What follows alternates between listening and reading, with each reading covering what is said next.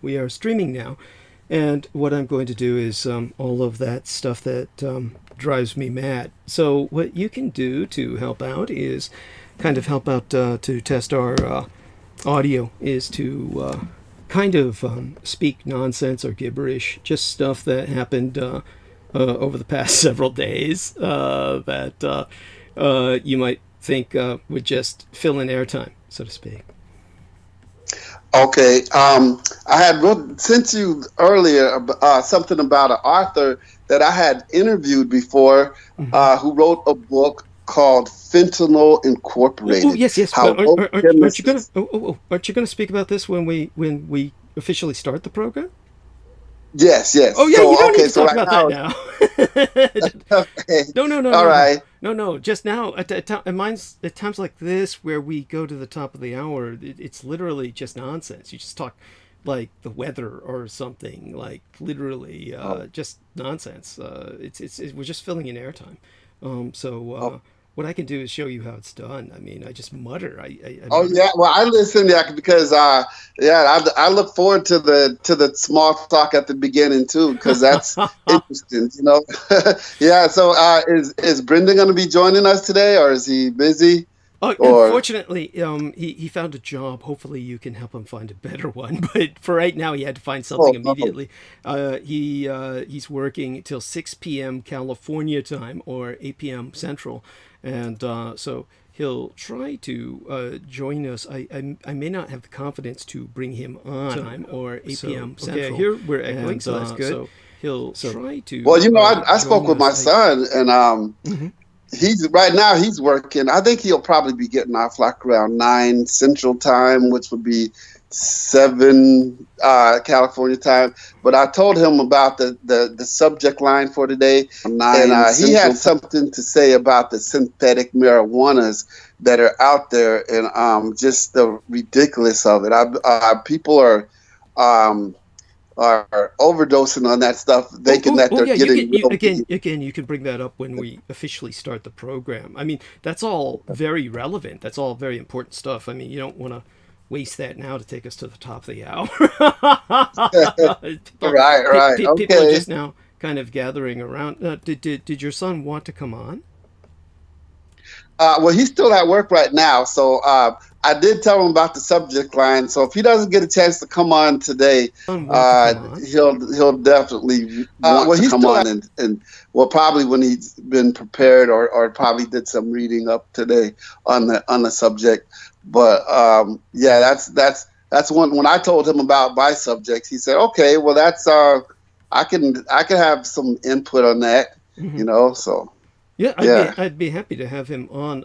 Like, does he have a Skype ID? I would have to, we'd have to do this during the week sometime. We couldn't bring him on Yeah. tonight because I would have to like Skype friend him, so to speak. So Yes. we'll do that soon enough. Give me just a moment But here. Uh huh. yeah, yeah, he's the one who actually taught me how to use this Skype. Yeah, my son is so computer savvy that when I got one of them child locks to lock him out of the computer, I locked myself out of the computer, and I had to get him to get me back in. You know what I'm saying? When he was a kid. Yeah. That is typical. That is typical, and it's quite funny. Yes, it's funny and it's scary at the same time. Oh my God, God knows what else he was seeing and what else he was getting into, and I'm sure, like everyone else, he gets scarred for life by what he finds. Let me see this. Okay, and give me just a moment here to. Everybody's gonna hear me putter. And all right, live at burning bandwidth, and so we've got that set up on the link. Okay, so let me see this now live, and burning bandwidth now I cut and paste that, and then let me publish it, so to speak. This is the part that is, as I say this every time I come on, this is the worst fucking part of production. Okay, so at least so far it's working, and let's hope it works this smoothly. The rest of the crap that I have to do with when it comes to these links, and so let me press this button, And in the meantime, there's something that you could talk about that's casual to take us to the top of the hour.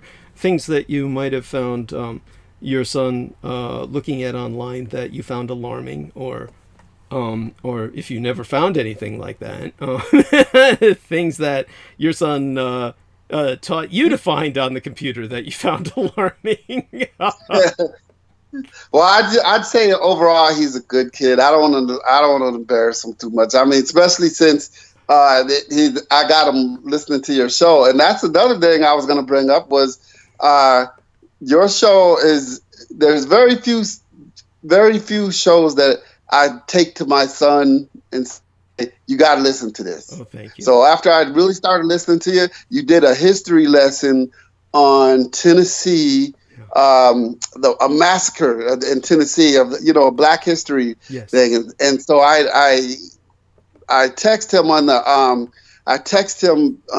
Facebook Messenger, and I said, "Here's a history lesson for you. I want you to listen to this." Uh-huh. And it was important for me for him to hear your show, and when you do a very good in-depth history lessons. Oh, thank you. Thank you, sir. I deeply appreciate that, and definitely appreciate your introducing your son to myself, and God bless him. I'm so proud of him that he's got that managerial position, and of course that keeps him so busy. And of course we're both leery that you take up any of his time in supporting you through the challenges you're dealing with right now. But since it seems like you've got the stage 2 as opposed to 3 and 4, I'm actually optimistic that your challenges are a little less than what I had assumed them to be. I always assume the worst. And so maybe it's best to stay where you are, where your son can help you and you have access to the swimming pool. And so let's, obviously we'll take this. That's one thing I have to ask my doctor, though, because I guess the chemo is going to be like intravenously, and then he wants to put like a catheter in me and then just like keep it in there. And I don't know if I could get in the swim pool with that. So I got to ask him ask. Yeah, ask him, of course, and then we'll find out. It's if anything, I could go soak my feet or something. But the guy who owns the guy who owns the swim pool is just like so. He's a good guy. He says, you know what, I want you in here, and just if you can come in and at least do 20 minutes or an hour. You know what I'm saying? Just get in the pool. Don't worry about anything. Don't worry about paying. Don't worry about volunteering. Just, get in the pool. Right. So I volunteered last night, and, I usually volunteer on Saturday nights. And I do a class. I actually do like a cardio class and I got to show you my class. I need to make a good video of that. But I need to show you my cardio class. I'm telling you, Douglas, if you're already fit and skinny, this will just get you nice and cut and slim. But if you need to lose weight, and taking one of my classes in the water will definitely help someone lose weight. That's yes, that's true. Of course, I don't know who's going to drive out there to your area to to do that. But if people live in area, yeah, that would be. And this is, I believe, a public swimming pool. It just happens to be owned by someone who served and right. And I've never seen nothing like it, because it's not like because I've been to public swimming pools before, but this is almost like a storefront. If you drove past it, you would never know that there's 2 big swimming pools in here, and basically they're heated pools, they're therapy pools, and on Mondays the VA goes up in there and does a little does some little exercises and stuff. And then they also have on Tuesday, Star Therapy goes up in there with some of their clients and does some, stuff in the pool. Right. But I notice when people do it for work, they don't seem like enthused. Like you never see them like real excited. It's like, oh boy, here I gotta go get wet, get in the pool. Man, I love doing that type of work. If I could be a physical therapist or something instead of a truck driver, if I was making money as a physical therapist, if I could go back in time and do it and get a pool, I would actually own this pool and then do this. You know what I'm saying? I can Yes. do it all day. Yes, I Yeah. understand. I mean, I can't personally relate because I am probably leading a terminally sedentary lifestyle myself. But my mother was like that. My mother was very physical, and she loved swimming, and she loved dancing and singing, and was very active, and that was a profound part of her life. So obviously, through her, I can understand your passion, and it's deeply appreciated, of course. I think that it's wonderful. I myself would be one of those people who just would be, as you said, rather. Well, I don't know if I would be. I mean, actually, the pool would be such an odd experience for me because I haven't done such a thing in so long. I mean, did a lot of it when I was young when my mother forced me to, and then after that when I was an adult, yeah, maintaining my physique. But then, as I got older, and emphasis on the old, it just wasn't doing it anymore. And beyond that, of course, with all the time I spend in drag, if I started getting cut and buff and ripped, obviously I couldn't pull that off anymore. There's nothing more aesthetically bizarre than someone cross-dressing while they're built like an Olympian. So there we have that. As it is, I just maintain my soft and flabby body, and how would I say it? Well, some people would say it's skin and bones, but anyhow, I'm weighing more now than I ever did in years. Probably more than I've ever did in my entire life, at about 160 pounds or so. So, at any rate, we are coming very close to the top of the hour, and let me check the live dashboard and see if anyone's in here with us. Lena Crane says, hello, Derek, Douglas, Sarah, and Paco. And Sarah Shields says, hi, Lena. Good evening, everyone. Derek Talley says hello. And, of course, he's kind enough to promote my site. Lena Crane says, for your information, all the links for John Warrington, Daniel Arola, and George Knight are now on DouglasDietrich.com. They are in the footer of each page under fan pages. And Sarah Shields says, thank you, Lena. We all thank Lena. Oh, God bless you, honey. Love you dearly. Couldn't do any of this without you. We are now officially at the top of the hour.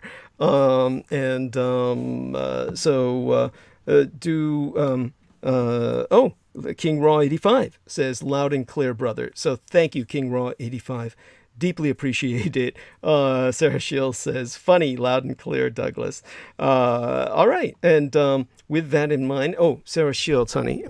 There, forgot that for you. What I'm going to do is ask our dear Mr. Derek Talley, who is with us, to just be patient, because I'm just going to go through the blurb. And Derek, as you know, this takes a good 20 minutes. So if you yourself, Derek only, this applies to, need to do anything, go to the bathroom and come back, or just kind of, put more water in your smoothie that you made or anything, and then come back in about 20 minutes, that would be fine. Otherwise, you can just sit and listen and kind of close your eyes and wait until I wake you up again. All right, I got it. Okay. Well, thank you so much for your patience with this. At any rate, to everyone who's been kind enough to join us, we are officially starting transmission of Critical Omissions this Epiphany day, and this is Epiphany by the real calendar of Christendom, which is the Julian calendar, the Julian calendrical system of the original Byzantine Church. And so I want to remind everyone who has come here that Mein Kampf, my struggle, be thine own. Contribute to the struggle at showsdt.com/donate.html, which be acronymous for Hypertext Markup Language, where we now be accepting contributions via PayPal, Holdings Incorporated on Shows showsdd.com. All due acknowledgement be unto our own personal hero, our dearest English brother in battle, who be Team Thrax, Dietrich's or Dragon's ultimate post-episodic producer and our final productions archivist at showsdd.com, as well as the YouTube Maggot channel property manager, which you can subscribe to his channel at youtube.com/c/Maggotaur. Maggotaur being spelled Maggotaur, he being John Henry II McMills Warrington. Friend and follow he via his Facebook timeline at facebook.com/John.War. For were it no for he, nigh all videographic works of the renegade military historian would have been lost. 'Twas he who saved nigh all the Douglas Dietrich videos published on platform provided by YouTube that would have otherwise been erased from all free public accessibility and monopolized for privatized monetization via Patreon by the openly sub-satanic welfare-supported white trash Pueblo, Colorado-based amateur sorceress and skunk whisperer Amber Rosedale, whose My Stick Warrior channel actively exploited YouTube to promote the Edomite thelema or will magic of Peter Simon Lavinda, a pseudonymous author of the Simon Necronomicon, published circa 1977 to children for years prior her exposure, and via his own so-called Dietrichology YouTube channel by the parentally aided and abetted violent alcoholic Eurotrash Canadian multiple sexual assaults offender Pavel Edward Prevara, who resided in his federally pensioned parents' Toronto domicile and aliases himself as Paul Edward via his Facebook timeline, whereon he hides still behind images of myself to friend underage boys' precepts predation, which you can find all evidence thereof on the homepage of showsdd.com for linkage thereunto. So this also serves as an alert and actung, a warning in which I ask the attention of all fans, friends, and followers for a public service bolo. Be on the lookout per pedopredator Pavel Edward or Paul Edward Prevara. You can find out all the backstory on the September 8th, 2019 dated episode of Critical Omissions entitled Deep Web Pedopredator Hides Behind the Face of DDD. This public figure, the former executive producer of the Critical Omissions program, who was caught red-handed attempting to archive my entire Google account after having hacked it via our co-managed Douglas Dietrich YouTube channel, be an identified transnational cyber terrorist with a known criminal record in intimate partner sexual violence, and has been confirmed to still be preying on young boys behind mine own image, even whilst brazenly self-promoting his LinkedIn corporation ad as self-employment expertise as simply JAP, J-A-P all uppercase. Paul Prevara referencing himself on LinkedIn as a data engineer for then producing my program makes little sense beyond hyperbole, and the citing of JAP as his employer, or rather his field of employment, as he be presenting himself as self-employed, thereby indirectly but publicly self-asserting his unemployability, makes no sense at all beyond the intended entendre as ethnic slur against myself, JAP otherwise being acronymous for a software, Java Anon proxy, which you can find out more about at Fresh Meat, linked via freshmeat.sourceforge.net/projects/anon. Oh yes, thank you, Lena, for bringing to my attention that there be a typo in the title for tonight. Let me see if I can address that on the live dashboard. And there we are. It's the 19th. There we are. And so thank you, honey, for bringing that to my attention. So many things to deal with. Hard to keep track of this. And so in terms of Java non-proxy, it be similar to Tor, or TOR in the uppercase, which is acronymous for the onion router, as in multi-layered, which itself be likewise exploitable in hiding and encrypting IP or Internet protocol addresses by moving through multiple routers, a dark web tool employed throughout the pedopornographic industry precepts pederast predations. JAP being similar thereunto, but JAP itself being relatively new, released in December of 2016, as well as concurrently deployable to hide web browsing. Paul Pravara thereby openly promoting himself as a data engineer in the realm of child exploitation and baby rape, advertising unto others his own ability to deep dive into the depths of deepest darkness and assist others in such.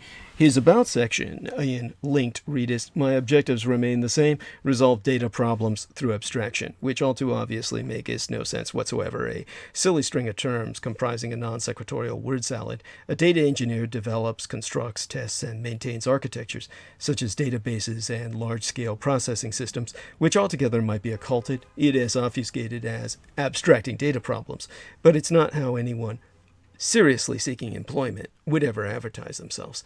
Instead, Polyboy the pedo presumes any potential contractor to read into, as in to interpret, his pithy About statement as, I exploit JAP to resolve data problems, it is transmission of questionable data through abstraction, which implies cascading and mixing the data streams of multiple users in order to further obfuscate, it has to cult the data to outsiders, which be what JAP does. Both Polyboy, the pervert from Prague, and his foreign-born Euroslut handler Agnes Maria Shrakzinska promote themselves as hackers. It would be self-evidently stupid to advertise oneself as such via LinkedIn by all common sensibilities, but they have been emboldened by the Temple of Set to hide us in plain sight, Polly's entire linked entry being utterly senseless by any conventional rationale other than within this context. Ergo, Paul Pedoperv Pravara, be advertising more than meets the eye. Anyone doing a search on LinkedIn for JAP in the uppercase, all letters specifically, in disambiguation from the ethnic slur with an uppercase J and lowercase a and p, which in and of itself would simply pull up anyone's profile who had worked in either a Japanese restaurant or on the Empire of Greater Japan itself, will come across his page, and most likely not anymore, with the nebulous statement of resolve data problems through abstraction, it as via encryption, being the key. Anyone who wants help in questionable tasks requiring JAP now be directed to his page, and his page alone. His critical omission of blatant hypocrisy won't speak his volumes in of and for itself, being that he refuses to explain it in his openly published public statement per myself as to why he still misrepresents himself by hiding behind the photograph of a quote-unquote liar, which you can see on facebook.com/PI342, instead of his own flaccid face, for reasons won't be all too obvious.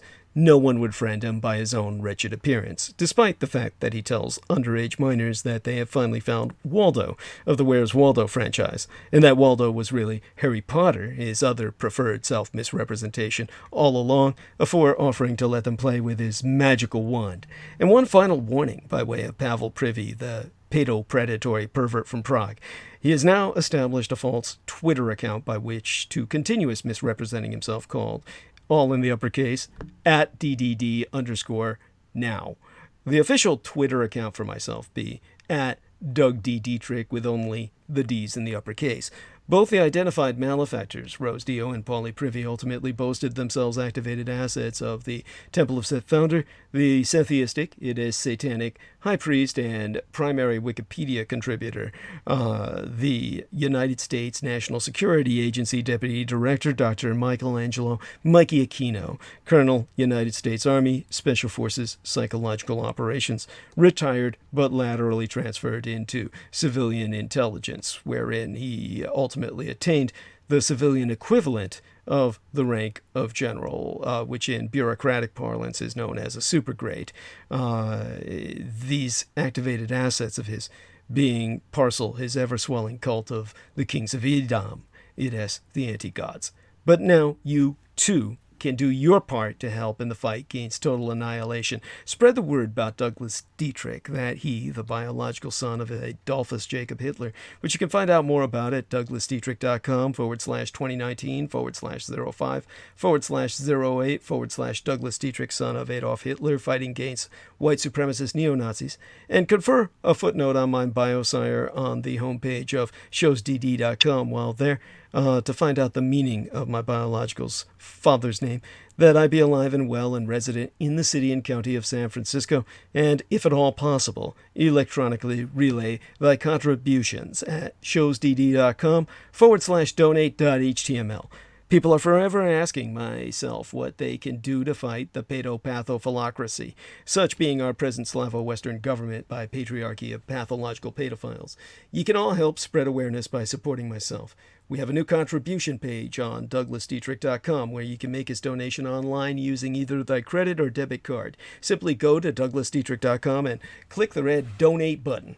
All sponsors will be granted exclusive electronic access to both my videographic and audio recorded archives through to this year from the 2011th year in our Lord, the very year mine own late and sainted matriarch, the Grandma Dame Diana Linzu Jin, Takabayashi Hideko Dietrich, was murdered, assassinated nigh immediately aftermath Sanjuichi Sensemi, the 3/11 terror attack against the Fukushima Daiichi, or Big One cluster of nuclear power plant facilities on site, the 7,000 islands of the greater Japanese Empire, when 'twas deemed by much Native American cosmological reckoning that the first rays of the dawning of the sixth world broke upon us, and magics could again be worked conjointly with Mother Earth to redeem the folk upon her.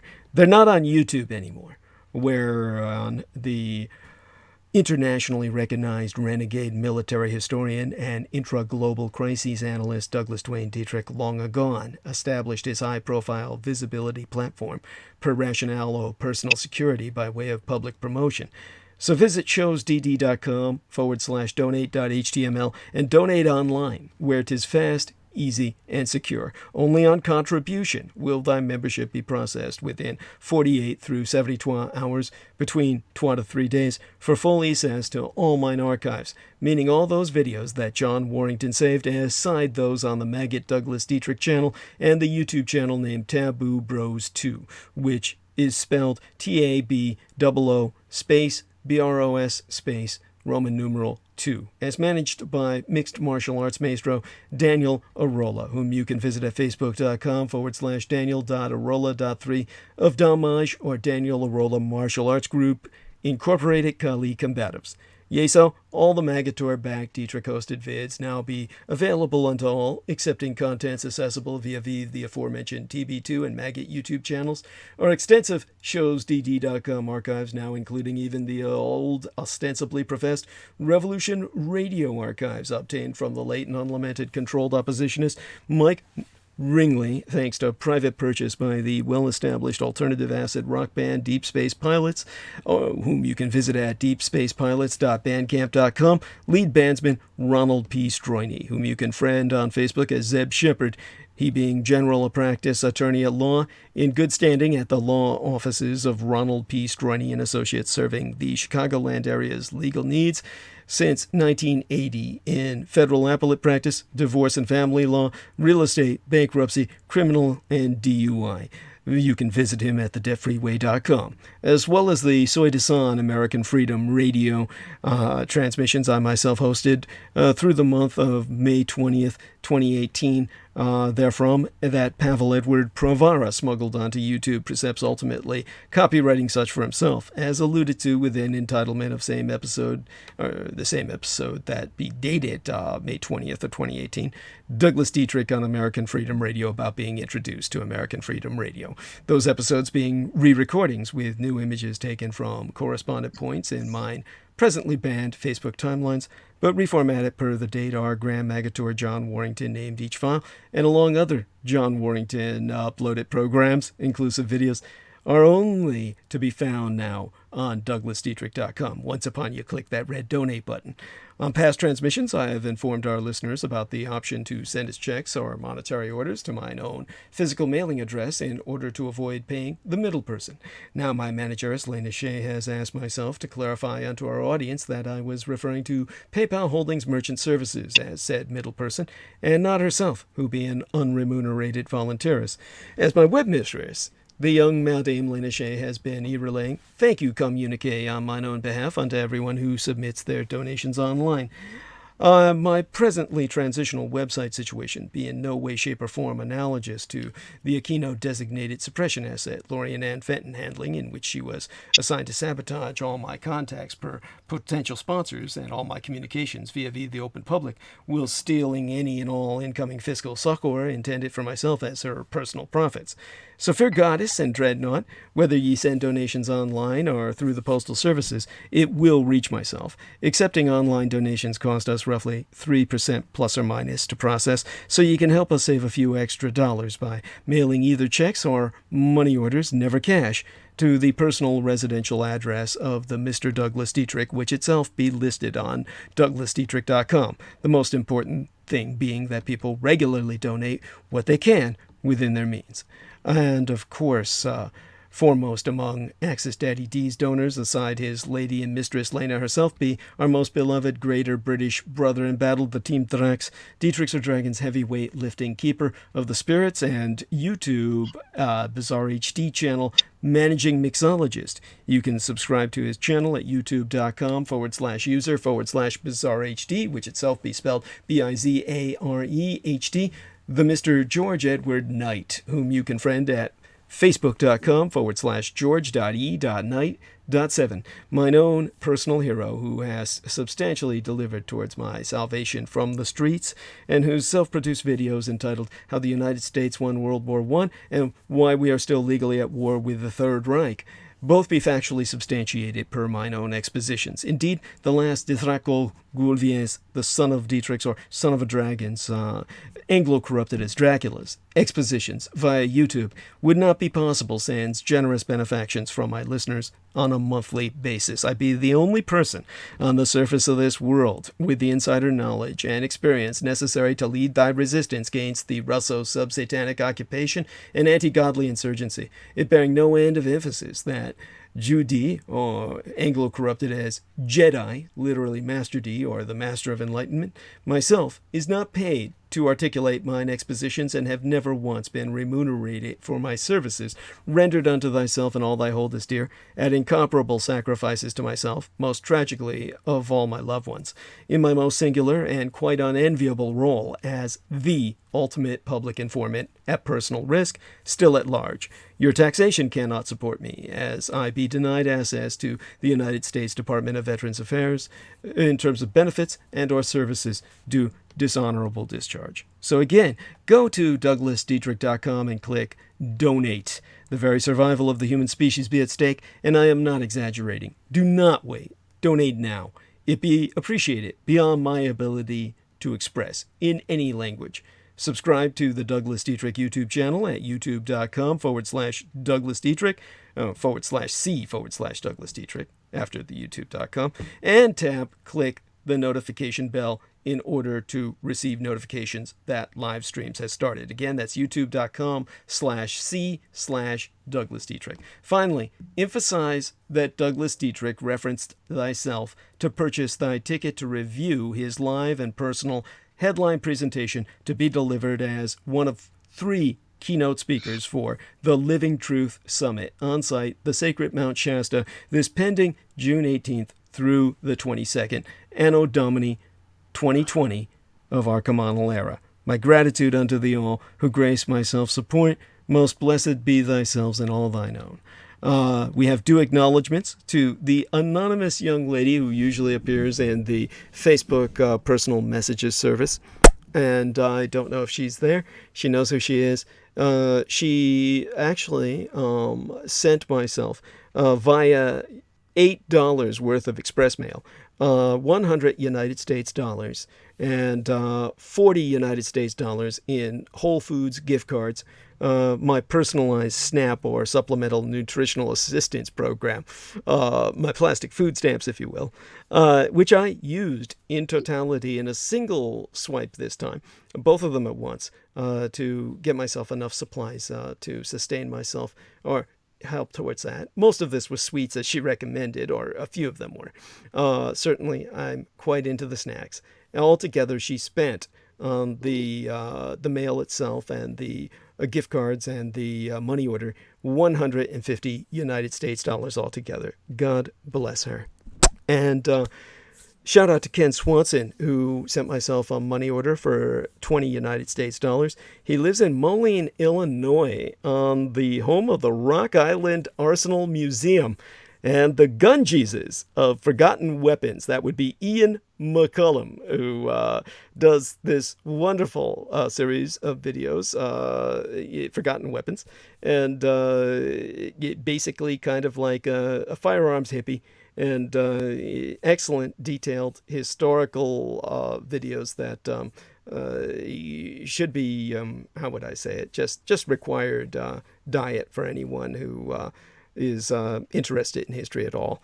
Now, in terms of another shout out, Pecon Mireles, I will bring up what he said for Brendan when he's reviewing this. He said, I live in Flint where there be an ongoing water crisis, as well as many financial scandals with the politicians lining their pockets with the water funds. There's a rise in autism since 2015 here, and it's being linked to the water. I'd love to share a little history on it with you if you're ever up to it. It goes along with yourself and Brendan's convo on Wednesday. So I hope to have Pecon Morales on with us in the near future. You're going to have to make certain I have a Skype contact with him.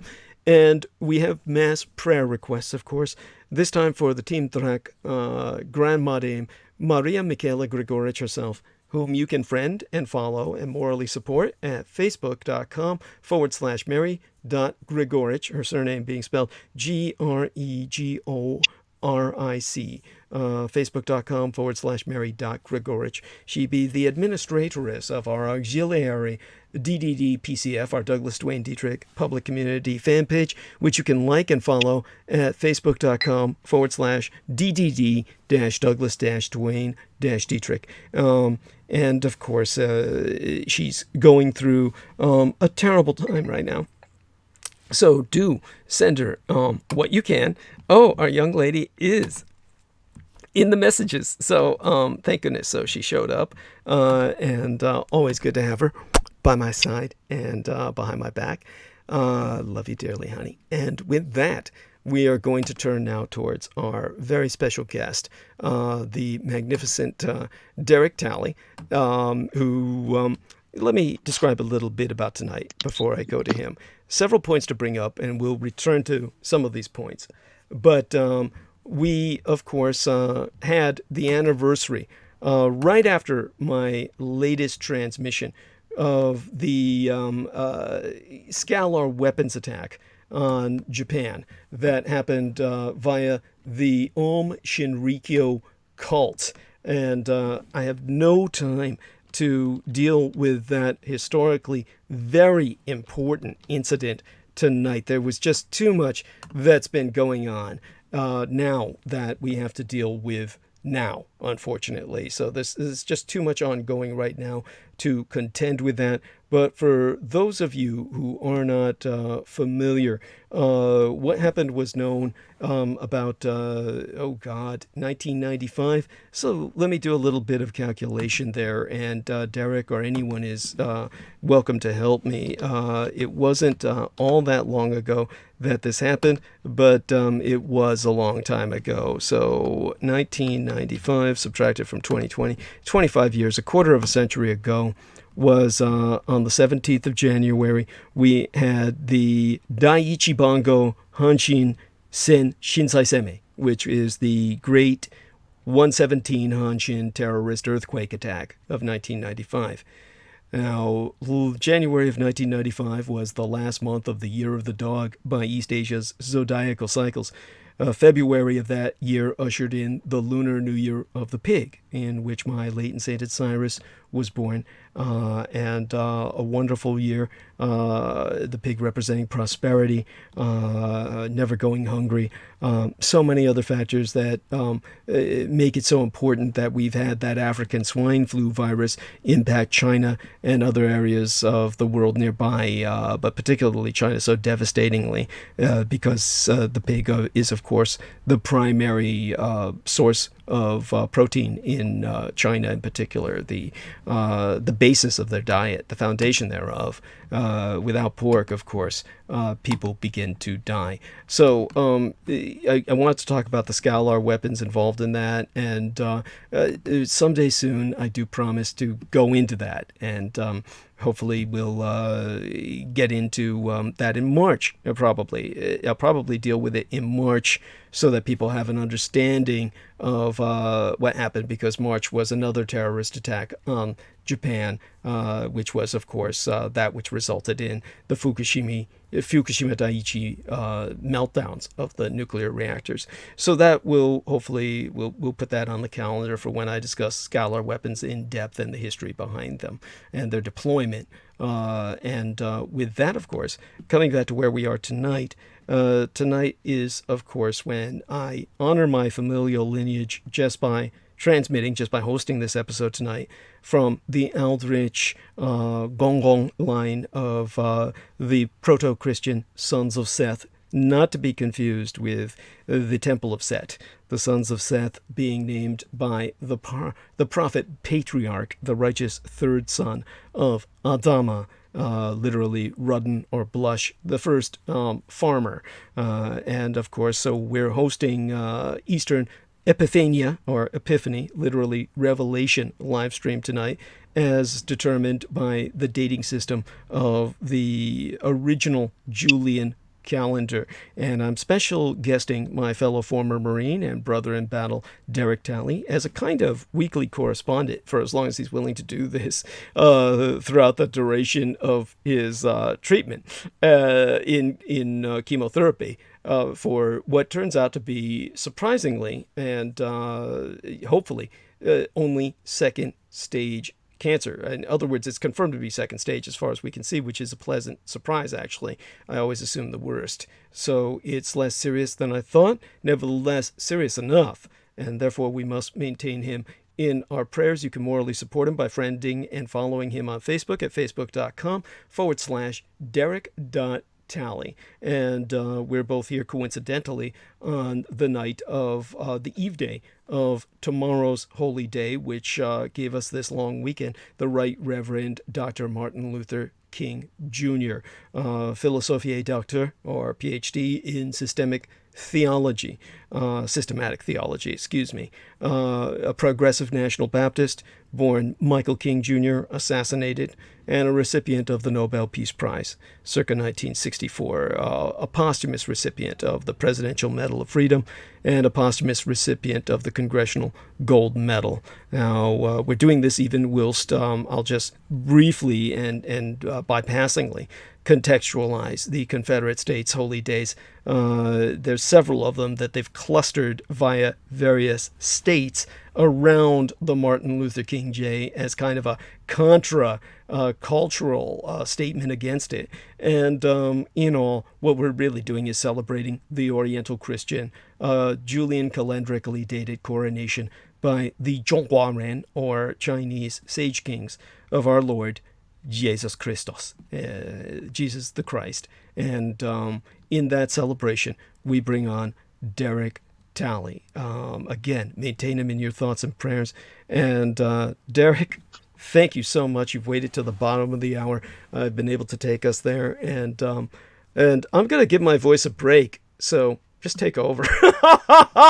Tell us everything that you were prepared to talk about, and carry on. I pray you're still here. I pray you've come back. Oh yes, I'm here. I'm here. Okay, wonderful. God bless you.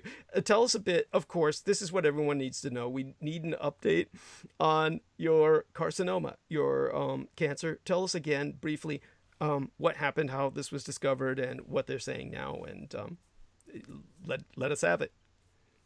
Well, they gave me a PET scan, and the doctor that went over the PET scan with me the next day said that it is a stage 2 cancer. And by the way, just so people don't think that you saw a veterinarian, PET is an acronym, all in the uppercase, PET, for positron emission tomography, which is a nuclear medicine functional imaging technique that be used to observe metabolic processes in the body as an aid to the diagnosis of diseases. It it deploys a radioactive drug, a tracer. Literally, a little radioactive bullet is shot into the blood vein of Derek Talley or anyone else who undergoes this, and it reveals how your tissues and organs are functioning as it travels all around your body and is followed by the monitor. And the scan can sometimes detect diseases before they show up on other imaging tests. So this way, people don't think that you saw a veterinarian and a PET scan. I mean, you've got to remember to kind of articulate these terms for. So go on. Right. Yeah. Well, it's kind of interesting. I've never done one of those before, and they had to give me a shot of I guess the thing that you're talking about, that is the bullet that goes through the bloodstream that they could watch through the nuclear imaging pictures. I'm going to hope they explained all this to you. Did they not explain this to you before they did it? No. It is a matter of fact. After the PET scan, I kind of got worried because the people who gave me the PET scan were like real upbeat, like when I first came in there, and they're all, we're going to give you a shot. We're going to give you a shot. You're just going to sit here for an hour, and after this hour, we're going to take you and put you through the machine. So it's like they were like real like happy-go-lucky, upbeat. And after the PET scan, after they saw the results, and I said, so what does it look like? They were like, well, we can't discuss it with you. You'll have it discussed by your doctor the next time you see him. And everybody, and it was when it was over, everybody was so somber and it was so quiet, and everybody had their heads down and walking. And I'm all, damn. That's so fucking unprofessional. That's so fucking. It's like a bad hoax. So go on. Yeah, I was like, wow. What did they see? I was like, well, look, man, just tell me what it is. Just break it to me. So. Of course, they can't legally do that, like but yeah, go on. Oh my God, that's awful. That's awful. That reminds me of a story I had once myself, but another time I'll share that. But go on. Yes, actually, just to give you a hint, there was one time I was tested for AIDS. I was concerned about that. Then the motherfucker, the MD, he pulled the same shit, kind of, but it was all at once. He said, "Oh, come on in," just looking like, he was just really downtrodden. "You better sit down," and then like sitting down. "Oh God, I got AIDS. How did I get AIDS?" And then he said, "You have pneumonia." And it was just, what an asshole. What a fucking asshole. I mean, pneumonia is, comparatively speaking, at my age, it was like nothing. I mean, it's just antibiotics. But anyhow, go on. Yes. So.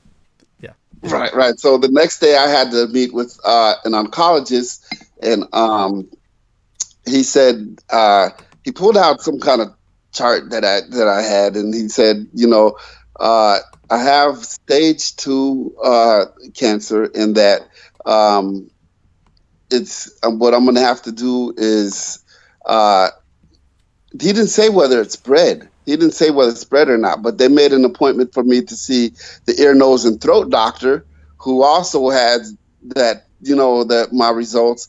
And he says he can't tell if it started in my tonsils, because originally they said, well, they all agreed that the fact that it spread to my face and neck is secondary, but where did it come from originally?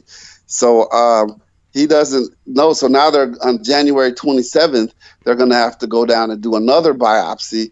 And he said a lot of gross stuff, Douglas. I didn't get a chance to talk to you yet, but he said the left side of my tonsils looked like they were dead, like it was dead tissue. And originally, the hospital that I go to, that I've been going here since I've been in Tennessee, they originally thought that my tonsils were removed, because they asked me, well, have you had any surgeries? I said, the only surgery I ever had was in 9th grade. I have my adenoids removed. So they assumed that I had my tonsils removed when I told them I have my adenoids removed.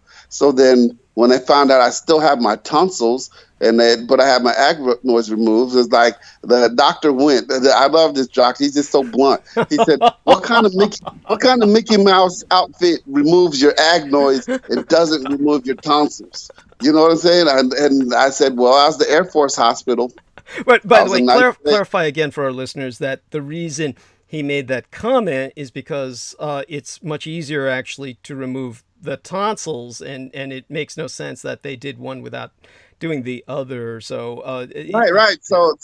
They usually go together. Usually, if you need your tonsils removed, they move your agnoids. If you need your agnoids removed, they move your tonsils. But the agnoids is the hard part. right. If you can remove the agnoids, Why you not the might as well tonsils? remove Yes.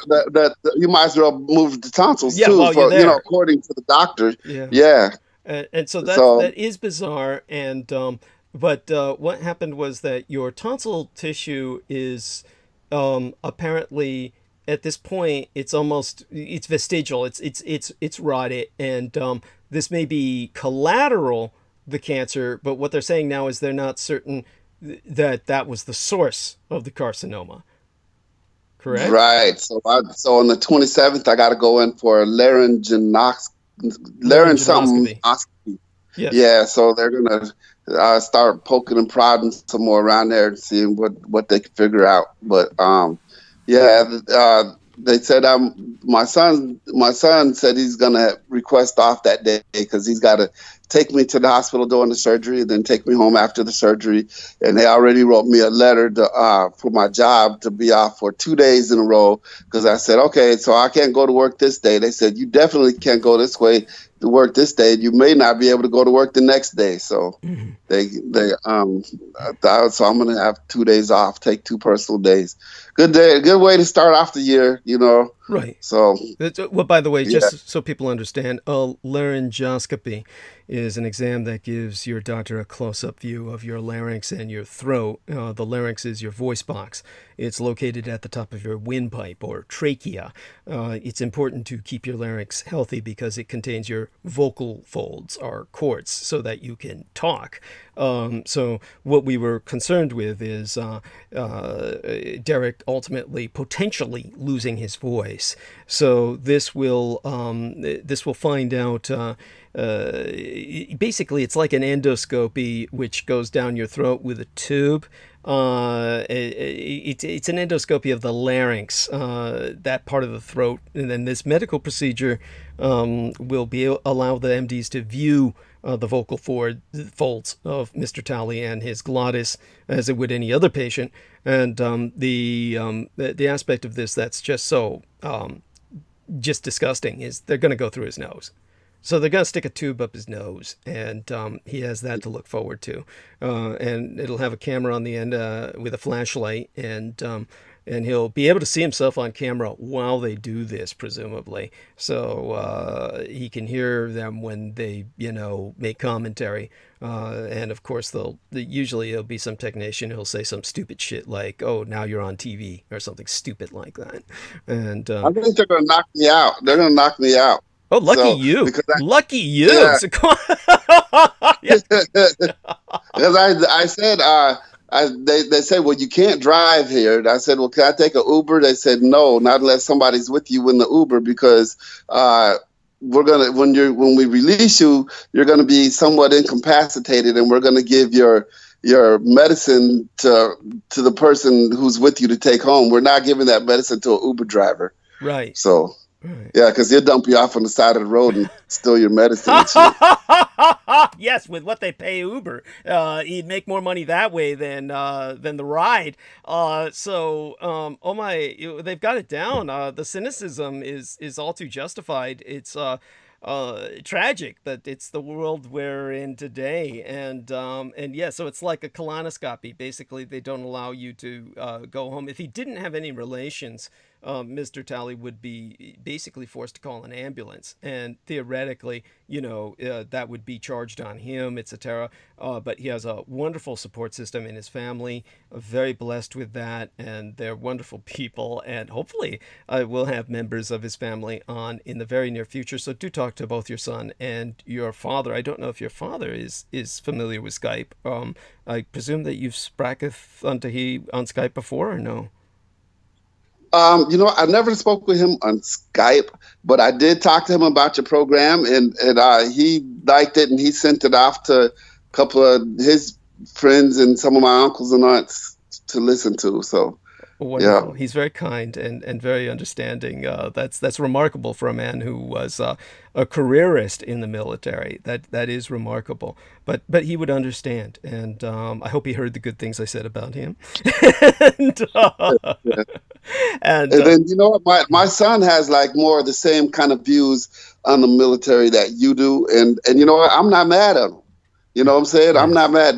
Hey, it's you know, when I was younger, probably I was like a little bit more gung ho, but I woke up a whole lot without even knowing the half of the stuff that was, you know, that was going on. You know, something just always didn't sit right with me and yes. everything. So you Well, know, I believe that anyone who has any real sense of awareness usually comes out of the military pretty much scarred by the experience, if not some kind of trauma, then at least by just the sheer level of corruption they encounter, and just the sheer, just the entire demotivated, I don't give a shit attitude that most people encounter most of the time. They begin to wonder how anything gets done at all. Now, of course, both Derek and myself were in the Marine Corps, which is supposed to be, as the term he used, gung ho, which in itself is a term that bears some deconstructing. But it's one of those things where, yeah, even in the Marine Corps, believe me, you encounter quite a bit of just people evading duty, just people kissing ass, this just corruption and just the kind of things that ultimately you'd have to be one dumb son of a bitch to come out of it saying, "Yo, this was great. This improved my life. This is like there's not too many people that it's worked out for, and for those that it does." Well, you'll hear a bit about what I say about the Oscars tonight, and that'll give you some parallel to what I've already said about the military. So take us into what you were. Oh, by the way, did you hear what I said about the poor young Australian actor who had died recently, the star of American Horror Story, the Australian born, but he was the son of a woman I had a crush on when I was younger, and she starred in V, the television series, which you might remember from the '80s. Does that ring a bell with you? yes, but I did look up this unfortunate incident. Harry Haynes, Yeah. Did you and find out what he may have died of? Or was it an opiate, or what did you find? they just said I don't know if they updated the story because I saved the CNN article, and Mm-hmm. it says Harry Haynes, American Horror Story actor, dead at 27. Mm-hmm. And the article says Harry Haynes, who played roles in titles including American Horror Story, has died at age 27. His mother, Jane Badler, has announced. Badler, who herself was starred in both the 1980 original and 2009 remake of the science fiction drama V, said on Instagram that her son died on January 7th. On January 7th, my beautiful son died. He was 27 and had the world at his feet. But sadly, he struggled with mental illness and addiction, she wrote. A brilliant spark shone bright, too short a time. I will miss you, Harry, every day of my life. And that was just so sad. And she was in Hayes himself was in an episode of American Horror Story, has parts of TV series such as Sneaky Pete. I've never seen that. And then there's another one called the OA. He played more prominent roles in the independent movies that he starred in 2015 drama The Surface. A Battler said a memorial service for Haynes will take place in Los Angeles. But one thing about the CNN article that I read the last time, they actually had a suicide hotline Mm-hmm. link to it, which now that I see the update, I don't see that suicide hotline link in the CNN article that I'm looking at right now, because I saved this article because they had the suicide. Oh, here it is: how to get help. In the U.S., call the National Suicide Prevention Lifeline at 1-800-273-8255. The International Association for Suicide Prevention and Befrienders worldwide also can provide contact information for crisis centers around the world. So we know that it appears to be a drug overdose, and I don't know whether they included that because they thought he may have been on purpose overdose. But Right. my condolences goes out to the family, and Right. that's a horrible thing for any parent to ever go through. So Yes, yes, and thank you for finding out what you did. I deeply appreciate your following up on that. And we don't know exactly what drugs were involved, but it does bring us to the subject that Derek Talley is here to educate and enlighten us about tonight. So he's been investigating the opiates, and we are in the middle of what they keep telling us is an opioid epidemic, and certainly I'm not going to argue with that. So Mr. Talley himself. Now, what was your involvement? I know that you had essentially your own transmission that was going on for quite some time. Is that how you met the author that you interviewed? He was on your show, or what? How did this happen? yes, Ben Westhoff. Now Ben Westhoff is a music editor. I told you originally I had the Christian podcast. So from the Christian podcast, some buddies of mine who wanted to do a music podcast, just like interview some of our favorite underground artists, because there's a lot of shows out there for the big mainstream artists, that sell out or whatnot. But we have a lot of we listen to a lot of underground stuff. I mean, half of the people on my playlist that I listen to music wise, I could pick up the phone and call them. Well, And so these are like some of my buddies. Even my son makes a lot of music, that I listen to as far as instrumental goes, and then sometimes he'll sell beats. But Ben Westhoff is the music editor for the Los Angeles Times, and he actually got catapulted into writing about the drug scene. That's not something he intended or wanted to do, but it made me think of you, Douglas, because the reason he got catapulted into writing about the drug scene is because when raves were the big thing happening yes. in the LA scene, they said, well, let's give this to the music editor and make him go do this. So he ended up, writing about the rave scenes and what was happening at the raves. And I remember, Douglas, how you had to do security for some of these raves and how you had to confiscate a lot of those eyedroppers Yes, and the yes. different stuff I that mean, among so you much had. others, yeah, among so many other things. So yes, please go on. I mean, you have an excellent memory, and don't get me started because I'll just go on with horror story or just story after story. But definitely, your friend was basically forced into the drug scene by the music scene. The music scene, of course, is very much was part of that whole rave scene, and people just immersed themselves. It was total environmental immersion in a party that effectively was like an urban Burning Man kind of scenario. You were just like you were in this party, and it was taken up the block, so to speak, or a very large house or warehouse or construction site, wherever it was being held in. Los Angeles is one of the places that served it well, that kind of scene. San Francisco was another, and were specific places like the Concourse south of Market, which used to be an aircraft hangar or was originally intended as such. So yes, please go on. And so this man came on your show. You essentially know him personally, and I'm assuming that potentially you could even bring him on here in the future.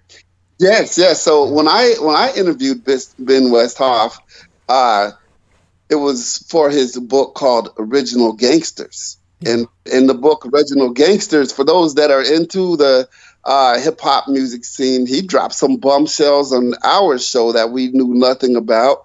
As far as the music scene goes, about we all know about the death of Tupac and the death of Biggie, but we didn't know that they were such good friends before they became enemies. That Notorious Big had actually went to Tupac at one point and asked Tupac to be his manager, and Tupac encouraged Biggie to stay with Puffy because he said, you know, Puffy's going to take you places. I would be patient and I would stay there, and that would be in your best interest to come over.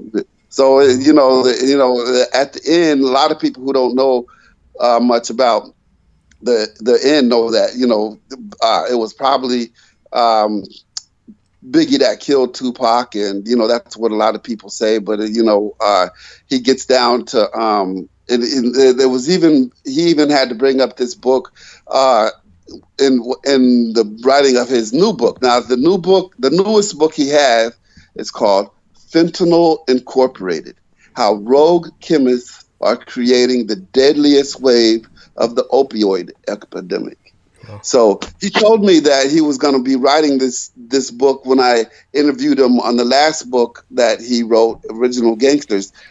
So I've been looking for them and waiting for him to come out with his books. So now that I'm finally getting around to reading it, I'm halfway through it. I want to finish it first. Maybe if we can get him on next week, I'll be finished by the end of the week next week. But he put himself in danger. This is like a CIA operation. He at one point even pretended to be a drug distributor and flew to China and sat and talked with some of these chemists and chemical makers about how he can import some of their drugs to the United States. But he did it with the purpose of getting the information on this book. Right. Right. So. This is incredible. This is incredible. Yeah. So he did an excellent and very in-depth job of this book. Some of it's kind of over my head. After I finish it once, I may have to go back over it again and take some special notes about different things. But he starts with telling you that this is not something that he really intended to do, but he was kind of thrown into it just from the music scene, and he does extensive research about the history of all these drugs, the history of LSD, the history of the opium, and he'll bring you from the history all the way up to the present, to the different ways that these chemical companies are sneaking their product into the U.S. right through customs without even being, detected. Wow, that's amazing. And so, in terms of my stereotype, my stereotype of the opioid epidemic was the first thing that I think of is the disgusting white supremacist mouthpiece, Rush Limbaugh. And he's like one of the first examples of kind of like the painkiller addict who basically was exploiting his illegal immigrant maid by threatening to send her into deportation, send her to immigration, the IHS, etc. All of the various ways that he threatened her was that he could ultimately destroy her life. Or ultimately have her imprisoned for life if she didn't do as he said. And so he got her to get all kinds of prescriptions for her husband, who was also an illegal immigrant, simply working his ass off in whatever contract work he could find, housing, construction, whatever. And as such, it was easy for him to get painkiller prescriptions because, of course, many people in that kind of position wind up with back injuries and any number of other injuries and require a lot of painkillers. So he was just piling up on all kinds of prescriptions that went straight to Rush Limbaugh, who was just inhaling this shit And so it's just beyond hypocritical and disgusting. It's so typical. It's just so typical. So my stereotype with what else I know with like his pioneering that was then you had this sudden explosion that I had this kind of methamphetamine lab kind of impression was what I was getting. So it struck me as a kind of white person's drug, like a white person's like indulgence that was ongoing with mostly like I was thinking of like poor white Rust Belt kind of environments that this would be most rampant in. So is that the case, or is this way beyond that? This is beyond ethnicity and class, or tell us. Well, that I think you hit it on the nail because right now it's not in any way being like the crack epidemic, because the crack epidemic, whatever the politicians say is these people are animals. They need to be put away. We need to, we need to compare like however much little crumbs of crack. They need to go away for 9 years compared to just the same amount in powder. No jail time at all, or just a couple of months. There's 100 to 1 times on the sentencing, and so all of a sudden it's like, okay, well, it's a health issue crisis, but they're not really by doing this, they're really not helping the people that are being addicted to this drug. Not to mention that there's a large percentage of people being addicted to this drug by that start off as prescriptions, start off by an injury or something, a wrestling injury, a car accident. People who would never have been drug addicts if it weren't for those things, and then the doctors prescribing them and getting very large kickbacks from these pharmaceutical companies Yes. to just dump this onto the public. And so there's so many dynamics and nuances to this, and I think Ben Westhoff does a good job in tackling every angle Right. of this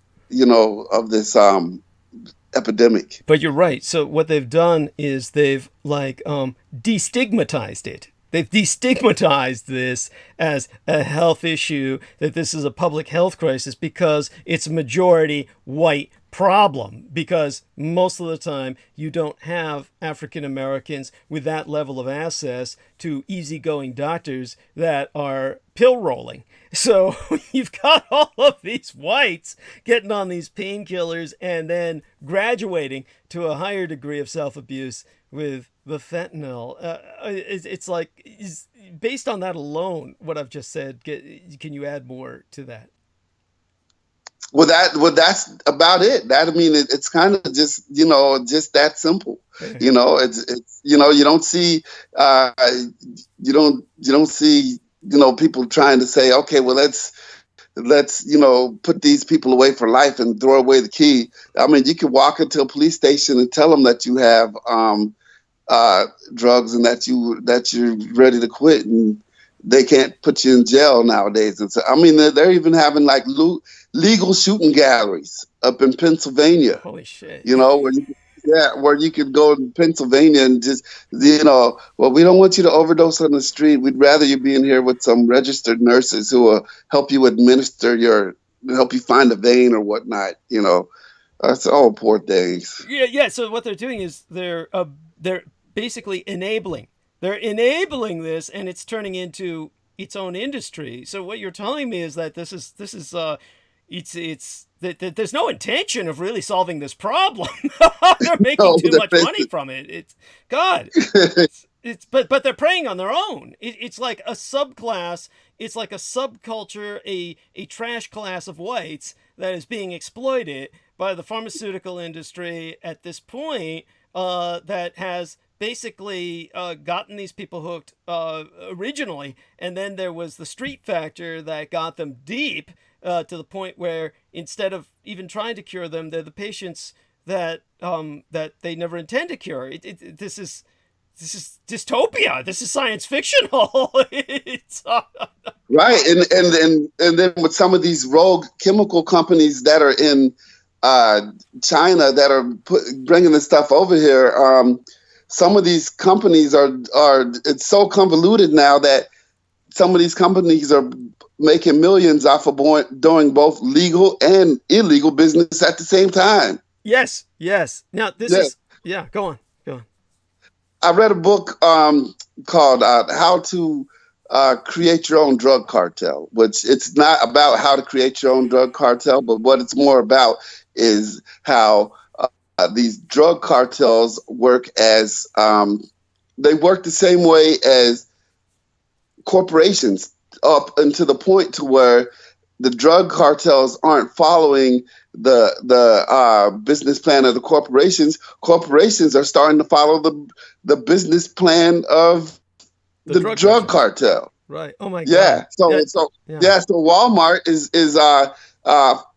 the Sinaloa cartel start. You know what a monopoly is, right? Yes. A monopoly is when you are the only. Well, the Sinaloa drug cartel started what's called a monophony, which is a kind of monopoly in reverse, to where you're the only customer. So you may have multiple people you can buy from, but you are each one of their only customers, and you set the price, and they have no choice to sell but anybody to you. The Sinaloa drug cartel started that, and Walmart looked at that and loved it, and so now they have that same kind of things with their farmers, so that they could set their prices and say, okay, we're going to give low prices to the customers, and this is how much we're going to pay for it, and you have no choice but to sell us this at this price because you have nobody else to sell to but us. That's We're your only. incredible. That's astonishing. I mean, I've never even conceived of that. That's just thank you for educating us all on this sociological development that is literally so heinous as to be inconceivable to the sane and rational mind. It's actually it's not surprising to me, of course, that the underworld has now impacted the, shall we say, conventional world. The overworld, of course, would imply the super criminals that are considered legit. That would be like banksters, the people who run Goldman Sachs and the like, central bankers to an extent. But when it comes to the underworld, the narcotics economy is, for all intents and purposes, the economy. People just don't get it that when it comes to oil, grain, or everything that's on the market that people trade in and share stock in, the underworld really is a larger economy than all of that put together. It's insane. So I've tried to explain that in the past, but this, of course, makes so much more sense with the context that you're adding, and it's profoundly appreciated. So tell us what else in terms of when you speak of these foreign companies, when you talk about these companies that are doing both legal and illegal work. A great example is like I couldn't conceive, it just made no sense to me, that the Chinese would literally sell pharmaceutical drugs that were really plastic capsules, that instead of gel capsules, they would sell actual plastic capsules that instead of loaded with medicinals or any kind of powdered pharmaceutical, they were loaded with concrete dust and industrial effluvia. And I said, oh, come on, the amount of time and money spent putting that crap together, why even do it? You would think that with how cheap it is to make anything in China, especially during the 90s, during the boom, why would they bother to do something as underhanded as that and kill their clientele? But it all turned out to be true. The communist Chinese were doing this. And so people looking for cheap pharmaceuticals, and we're getting them online because the pharmaceutical prices are just astronomical in the United States, higher than anywhere else in the fucking universe. And people were literally unable to afford their meds, so they went to these options and were dying on the basis of these poisons. okay, there's something there that I'm still quite not grasping. It doesn't make economic sense to me, but there's something going on with that, and I have not yet gone the route where okay, this is an intentional like kind of subversion. It just to me it's still puzzling, and so maybe you can add something to that that would make that make more sense, and then add to that whether or not you think that this is, in a sense, a kind of communist conspiracy in the strategic sense. Do you think that this is like an assault on the capitalist Like a system? But payback. A payback. Yeah, you're thinking the same. You're thinking the same thing I'm thinking. We're about to take it to the same place. It's almost like a payback. It's at the very least, China's just kind of saying, "Oh well," and turning the other, turning their eyes and saying, "Well, this is what happened to us," back in General Chiang Kai-shek, Air America, all that stuff back in the days when they had when they were forcing the opiates onto the Chinese. yes, You yes, know, so I at the very least, China's indifferent to it. right, Because if they wanted to schedule, China is taking some steps to schedule some of these drugs, and that's another term that I learned. It's been around for a while, but I'm learning the difference just from reading this book about the different scheduling of drugs. Like for a drug to be scheduled, that means made illegal or made a controlled substance. Schedule 1 being a drug that has no medical use whatsoever and only used to get high, or in a Schedule 2 drug being a drug that does in fact have a medical use, that's not illegal if it's prescribed, but can be abused by those who can get a hold of it and don't have a prescription to it. So, right. yeah, China is taking some steps to schedule drugs, but they usually wait till like 10 years after America asks them to schedule a drug. So, Right, right. And so thank you. I mean that gives us the geopolitical aspect that I so crave, puts it in historical context. And what else is your impression about all this, and what is it you think when your son does come on, hopefully sometime soon, like you said, we might bring your friend on. What's the name of himself and his book again? Give us the name of both of those. We'll try and bring him on next week okay. if he's able. Go on. Yeah, his name is Ben Westhoff. The first name Ben, last name Westhoff. Ben Westhoff. And the book is called Fentanyl Incorporated. And the subtitle, How Rogue Chemists Are Creating the Deadliest Wave of the Opioid Epidemic. And you'll find another interesting thing, Douglas, is that a lot of these chemicals are stolen from pharmaceutical companies and real chemists. So you'll have a real chemist that does real research and creates real drugs, and some even put their names and stamp their names on all of their experiments. And some of these drugs will never get released. They'll do some medical experiments, and for some reason or another, they'll say, okay, well, we can release this drug, but we're never going to release this drug. And then they'll be surprised to find out that their very formula was stolen and now is being sold on the street. Right. Called something else like bath salts or the potpourri or the different names that they give them. But you have real legitimate chemists who are having their formulas stolen by street chemists, and there's no way to ever know, even if the street chemist makes it perfect, there's no way to ever know what the dosage is. Right. So you could buy some fentanyl. By the time you get fentanyl in the United States, it's been cut so many times. If you get it from the Mexican drug cartels, it's been cut so many times that it's only 7% fentanyl, and that's still enough to kill you. Right. See, fentanyl is very potent, and there's like thousands and thousands of like alternate ways that they could change the formula. Right. So when one becomes illegal, all they got to do is change, slightly tweak the formula here and there, and all of a sudden it's not illegal because technically but yet it'll become more potent than what it is that that they're trying to make illegal.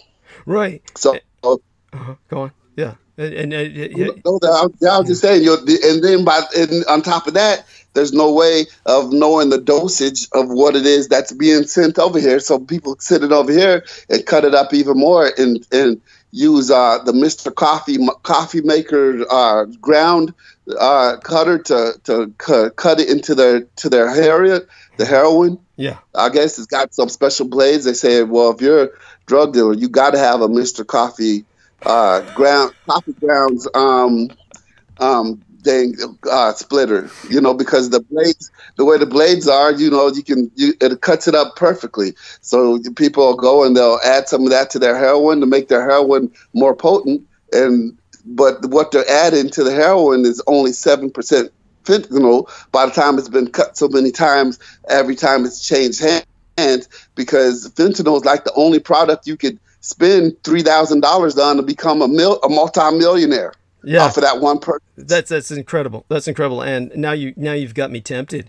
Oh my God. And of course, this stuff is so potent that police doing searches where they've stopped people and are doing a pat down. And just so people understand this, your average police officer really doesn't wear gloves during a pat down. And for this reason, there can be, there's all kinds of horrible things that police can do and have done if they're corrupt. There are corrupt policemen out there. There's different things that police do. They have tricks that I've personally seen with my own eyes, where I served, of course, with law enforcement and with security enforcement. And you have these idiots that carry pins, like literally large needles that are not syringes. I'm just talking about like a sewing needle. And the police officer will carry that and they'll give the order, don't move, or you'll be considered a threat. You just don't move. And then while they're patting you down, they'll take the pin out and they'll just jab you real hard. So you'll suddenly move. You can't help it. And you move. And then that gives them the excuse to shoot you. And this can happen on camera and it will not be detected. The people will not know this. This is a perfect way to kill people. But police have done this. This does happen. Now, on the other hand, police also get ambushed. Passive ambushes can occur where the policeman is doing the pat down, and honestly, they have gloves for policemen. They make these different types of gloves. They're not Kevlar because Kevlar is pierceable. A bulletproof vest, just so people know, is not knife proof. Blades, ice picks, they'll go through a Kevlar vest like it was butter. These different gloves that they provide for police officers, you're fucked either way. If you get something that's actually semi-protective, it's useless. It renders you useless. You cannot conduct a search or a pat down with gloves. You feel nothing. You put on the medical level gloves, the fine gloves, the hand condom. You've got these little disposable gloves like you see in the medical industry. You try to feel somebody down with that, you really still can't feel shit anyway. Honestly, the only way you can find anything in a search is with your bare hands. So police will search with bare hands. And some will use gloves. In that case, they aren't really serious about finding anything. And those that don't use gloves, there are people who will put syringes that they've used, dirtied with their AIDS-ridden blood, in their pocket so the policeman will get poked and thereby potentially contract HIV, etc. There's different passive ambushes conducted by people who are criminals. And so either way, it's a very dangerous world. It's a dangerous situation. But it brings to mind the police officers who were searching people for narcotics, and they literally had fentanyl in their pockets. And the policemen were just absorbing, just by picking up the fentanyl with their fingers, absorbed it epidermally, meaning through their skin, absorbed it through their skin, and they almost died. They almost died. These are police officers. And I believe maybe one or two of them came very close to death, if not dying. This can happen. You can die just by Yeah, it epiderm. happened in Ohio. In Okay, Ohio, thank you. the first overdose. I don't think it was a death, but it was considered an overdose. A police officer overdosing off of fentanyl that just got on his skin. Yeah. And even with the users, it's dangerous when drug dealers don't tell, when they say, okay, I'm just going to put some extra fentanyl in here so that it can give my users an extra high, and I can kind of cut it down with some baby powder, and that way they can get that high or whatnot. But when they do that, there's, like I said, we don't know what the doses are. They don't know what the dosage is. So you could have a whole bunch of people die just from the drug dealers, experimenting. But I have an article here from drugabuse.com, and it says first responders worry about accidental fentanyl exposure. Right. And it says first responders must now follow a specific protocol when they encounter fentanyl. Fentanyl is known to be 50 times more potent than heroin, and a speck the size of a few grains of salt can kill. So, yeah. All it takes is a pinhead. All it takes is a pinhead of, and if you've never smoked it before, because that some people smoke it, some people shoot it up. So, if you've never done it before, or if you haven't done it in a long time and you've built your tolerance up, and then you've gone a long time without doing it, and you know that you pick back up from where you left off before with your last tolerance, because you think you still have that tolerance built up, it'll kill you on the spot. Incredible. I mean, it's a miracle that there's not more deaths than there are. So, can you address the number of deaths that there are? What are the death rates? I mean, I'm certain they must be some pretty staggering statistics. This is the reason why people are alarmed, and because so many white people are dying, they're taking this as a crisis as opposed to a gift. So, it's so bad that coroners for a while there, especially along the East Coast, and that's another thing I need to address. It is right here in the middle of the book where it addresses that. But you'll see most fentanyl overdoses happening on the East Coast, east of the Mississippi River, and less west of the Mississippi River, except for it's starting to rise now, and there's a reason for that. But there's the article here I have says 70,237 drug overdose deaths occurred in the United States in 2017. The age-adjusted rate of overdose deaths increased significantly by 9.6% from 2016.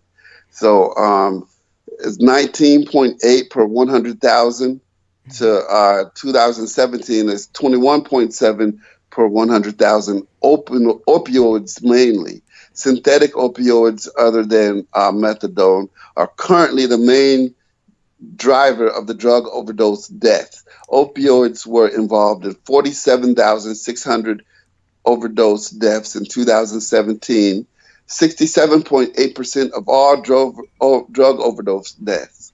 So these synthetic opioids and these synthetic drugs, they're the main cause of the opioid deaths. Thank you. I really appreciate your acquired expertise on this. You've done a great job, and I'm going to bring on Brendan Zoget now. He's gotten off of work, or I spoke to him briefly while he was at work. He sounded like he was in a prison, so maybe he just turned himself in to get 3 hots and a cot. But let's see if they allow Skype access, and let me see if I can add him here. Brendan Zoget says he's away, but we're going to find out, and that way he can help in his own way to add some depth to this. After all, he was There we are. Now, you spoke of rogue chemists. Oh, here's Mr. Blue Honey. Yes. And Oh wow, Douglas. yeah, that's we've got the other Hello. expert from the other end of it. Yeah, talk about them shady white guys, you know. That's pretty funny. Yes, yes. So do me a favor, young man. I'm going to have you take over and have a talk with Mr. Tally while I take a short trip to the restroom.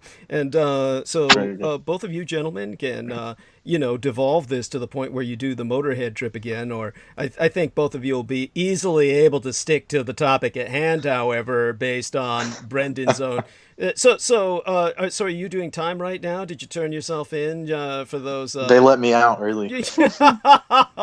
That was, Or right on time, depending on how you look at it. yes, yes. Oh my God. Hopefully Derek can provide some connections to rescue from that pit. You know. Oh my. Right, yeah, I was looking into his connections, so I appreciate that. Wonderful. There is one in Sacramento, so Oh, thank God. Oh, I'm thank working God. on it. Wonderful. Oh, that's. Right. Well, hey, Brendan. Hey, feel Hey, free to Derek. drop my name. They love me. That company loves Right me. on. You go over there. And make sure you tell them. Right on, dude. I'm definitely going to. You have no idea how much I appreciate it. Like Douglas said, it's like all these retail jobs are like prison. Might as well get paid better. Yes, yes. He's like, he was in some cafeteria or something. I swear to God, it sounded like the prison canteen. Anyhow, I'll leave you gentlemen to share memories of such environments. And I'm just kidding, people. Neither one of these men has ever done any time. Okay, that's Right. Yeah, but yeah. At any rate, I'm gonna go mute, and Okay. I'll be back in about 5-7 minutes or so. Both of you can take over, and thank you so much. Yeah, no worries. Okay. So, hey, how are you doing? Doing good, Derek. Nice to talk to you. And I was listening a bit, so I got some of the background of what you're talking about, and I think you were hitting it on the head, doing it right, doing it justice, because like it's crazy. Like a lot of people don't understand like the whole, I don't know what to call it, the underground, so to speak, of it. So yeah, But that's I was telling Douglas about my friend Ben Westhoff, who wrote the book called Fentanyl Incorporated, and he right. subtitled it "How Woke Chemists Are Creating the Deadliest Wave of the Opioid Epidemic." Right. And this is one of those. I think the reason the book is so good and so in depth is because he went into it reluctantly.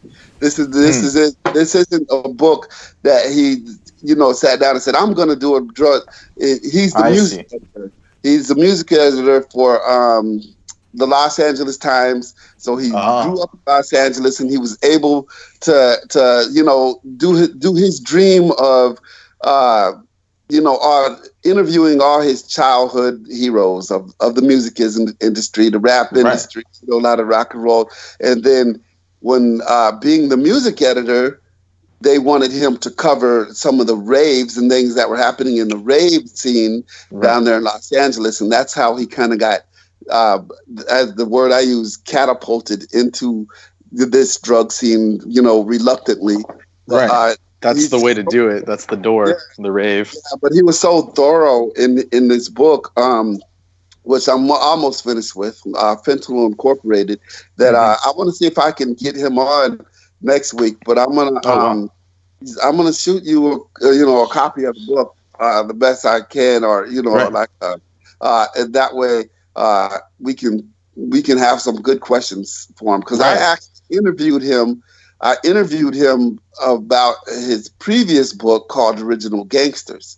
And for those that are into the gangster rap scene, he dropped a couple of bombshells in the interview with me, letting us know, because I don't know if you know too much about Biggie or Tupac, or what happened. I definitely know a bit, enough. Yeah. What kind of bombshells are we working with? If you want to go there. Before they became enemies, Biggie asked Tupac to become his manager because he was going to, and Tupac encouraged Biggie to stay with Puffy, because he said Puffy's got your best interest in mind. He's gonna keep you going places. But Biggie was ready to leave Puffy and be managed by Tupac, which I kind of wished happened. Who knows? Right. Who knows what would happen in history if that had happened? You know. Do you think that would have possibly like saved both of them, or what do you think? Like, I think so. You know what I'm saying? Right. That's me. I agree with my that. hopeful thinking. You know, So Right. Yeah. Right. It was wild, and like, just from my observation, is like they were talking about like, basically the real shit. They got into the point where they were actually talking about, which they always were, but I feel like towards the end they were talking about real social change, and then I don't want to say that was why they died, but perhaps, it got a lot more positive, and then that was it, That's my view of it. Yeah. Yeah. They were talking about actually changing how effed the situation is, and then of course no one wants that, especially the record companies. Yeah, the record companies want drama. Yeah. Yep. Yeah, they need to keep them. They're invested in those prisons. They need them filled. Exactly, and like, correct me if I'm wrong, but didn't they actually meet up again? Like previous to them getting killed, like they actually, basically met up. And what you're saying is during that time, that's when they were thinking about working with each other. Right. Because I've heard stories that before they died, something like that. Enemies. Yeah, before they were even enemies with each other. When they were when they were on good terms with each other, before everything turned sour, before Tupac was shot, Biggie went to Tupac and said, "Hey, I want you to be my manager." You know what I'm saying? And Tupac said, "Hey, I'm flattered, but I think you should stick with Puffy because he's got your best interests in mind." Wow. So who would have dunked that? But Ben Westhoff broke that. On when he interviewed me, I'll shoot you a copy of that interview. Because that sounds gnarly. Like, I'm interested. Yeah, because as you know, like when my very first podcasting gig, or when I first started podcasting, I did a Christian podcast, and so with me knowing all the technology from that, some buddies of mine that were into the music said, "Hey, we want you to help us to get started with this podcasting thing and website because we want to interview, some of our own." So we ourselves have interviewed some of our own favorite artists, such as K Reno, Big Mike from the Ghetto Boys. We spoke with Bushwick Bill, and we didn't get a chance to interview Bushwick Bill, but we interviewed Jukebox, the original Ghetto Boy before the Ghetto Boys was just Ready Red. We interviewed DJ Ready Red before he died. Wow. Yep. So with a lot of I didn't realize you were into that stuff. Yeah, hell yeah. Yeah. So you'll love our site. Yeah. Well, we're some cool laid back dudes, man. Yeah, I'll send you some. I'll send you. It's graffititalkradio.net, by the way. Graffiti Talk Radio. Yeah, but I didn't come up with the name. But when my boys came to me and said, "Hey, man, we want this site," and I said, "What do you want to call it?" They said, "Graffiti Talk Radio." I said, "All right, you got it. Sounds good." Right. Then I interviewed. I don't know if you know any Chicago underground rappers, but Buck from Psychodrama, Stax Malone from the Snipers. Oh, wow. So a lot of the drum awards, a lot of the guys who I knew, I was telling Douglas, most of the people who I listened to, I could call them up on the phone, half of my playlist. Hell yeah. I'm not into the mainstream. I'm not into the Jay-Z. I'm not dissing anybody, but I'm sorry the way you said that. all the big mainstream artists, I'm really not into those. I'm more into the underground. Right. No, I get that. Yes, and as people can tell, I'm back now. I was going to say I'm sorry, I was just so overwhelmed by the. Oh yes, if you have any links that you wish me to incorporate into the promotional banners from this point forward, such as what is it called, Graffiti Talk Radio? Yeah, graffititalkradio.net. Yes. Then make certain to give that to me in the private messages, and I'll incorporate that into the promotional banner along with your name, which is in there amidst all the text. Your name is in there. I didn't add Brendan this time because it was just so overwhelming. I really didn't know Brendan was going to be with us because he, had to go and get himself employed. Poor bastard. But Right. yes. With that, I'm so glad to see both of you hit it off in the on the music scene there. Something that I'm being deaf in my right ear. I'm fairly atonal, so I'm kind of left out of the conversation on that one, I fear. But other than that, with what Brendan said, he said that what you were speaking of brings to mind the so-called research chemical drugs. So tell us a bit about that, Brendan, what you're alluding to. Right, before we got off track a bit, but what he told me was really cool, Douglas. It was really cool stuff, actually. Oh, understood. And appreciate it. And yes. Right, I appreciate Derek for that. And then basically, when you guys were talking earlier, Derek, about how the chemists had their stuff hijacked, right, or their information or whatever, their researches, that reminded me of basically in the 90s in the rave scene and whatnot, up to now, even now you could find this stuff. It's called, they call it research chemicals. That's why I call it so-called, because it doesn't really mean anything. But research chemicals are these drugs that, by the way, it's as meaningless a term as some idiot claiming they're a researcher when they go online and find all kinds of conspiracy crap that they regurgitate. So, yeah, go on. Right, researching as in giving your clientele random drugs and hoping it works. Yeah, and they don't die, and they still buy from you. Yes. But basically, I've been exposed to these and seen them, in person. And basically, what they are is like analogs of various street drugs that are actually, I don't want to say they're good, but they're better than these, so-called research, because they're untested, literally untested stuff. Oh, hey, stop. Sorry. But that's his cat. But yeah, it almost knocked down some glass. But basically, they're analogs of, like, for example, like LSD or ecstasy. They're like analogs of it, to the point where, like, the average kid that's never done anything, like, they don't know the difference. So these people will try, and the drug dealers on the street will say, oh, this is all acid. This is like the best acid we've ever gotten, or something. Or like, even with that fentanyl too, like they'll tell them whatever they want to hear just to sell it. And then it has bad reactions, right? And just off the top of my head, I remember like something called like 2CB or 2CI, and they're basically sold as if they were LSD, and they definitely do a lot more harm from what I've seen. Wow. Like, literally, I know people that have done it, and they basically didn't stop tripping for like 30 days. Holy shit. Like, they were having like psychotropic effects for 30 days, and it like destroyed their lives essentially. From like 2CB and various things. So basically untested drugs that were stolen from chemists, like he's saying, and just sold as, hey, this is LSD or this is acid, or they even give it random names like bomb or M-bomb or, Yes, N-bomb is one thing that he speaks about through the whole book. The N-bomb. Yeah. Yes, what an unfortunate name, right. But that's exactly that's made its way through that Fentanyl Incorporated book. Right. So that's just what it reminded me of when you said that. So yeah, if that brings to mind anything else. Do you have Kindle, or do you read? How do you read it? Do you do like through Android device or Kindles, or do you do audiobooks? Because I was just going to buy it Kindle. And send it to you. Oh, really? I mean, that would be awesome.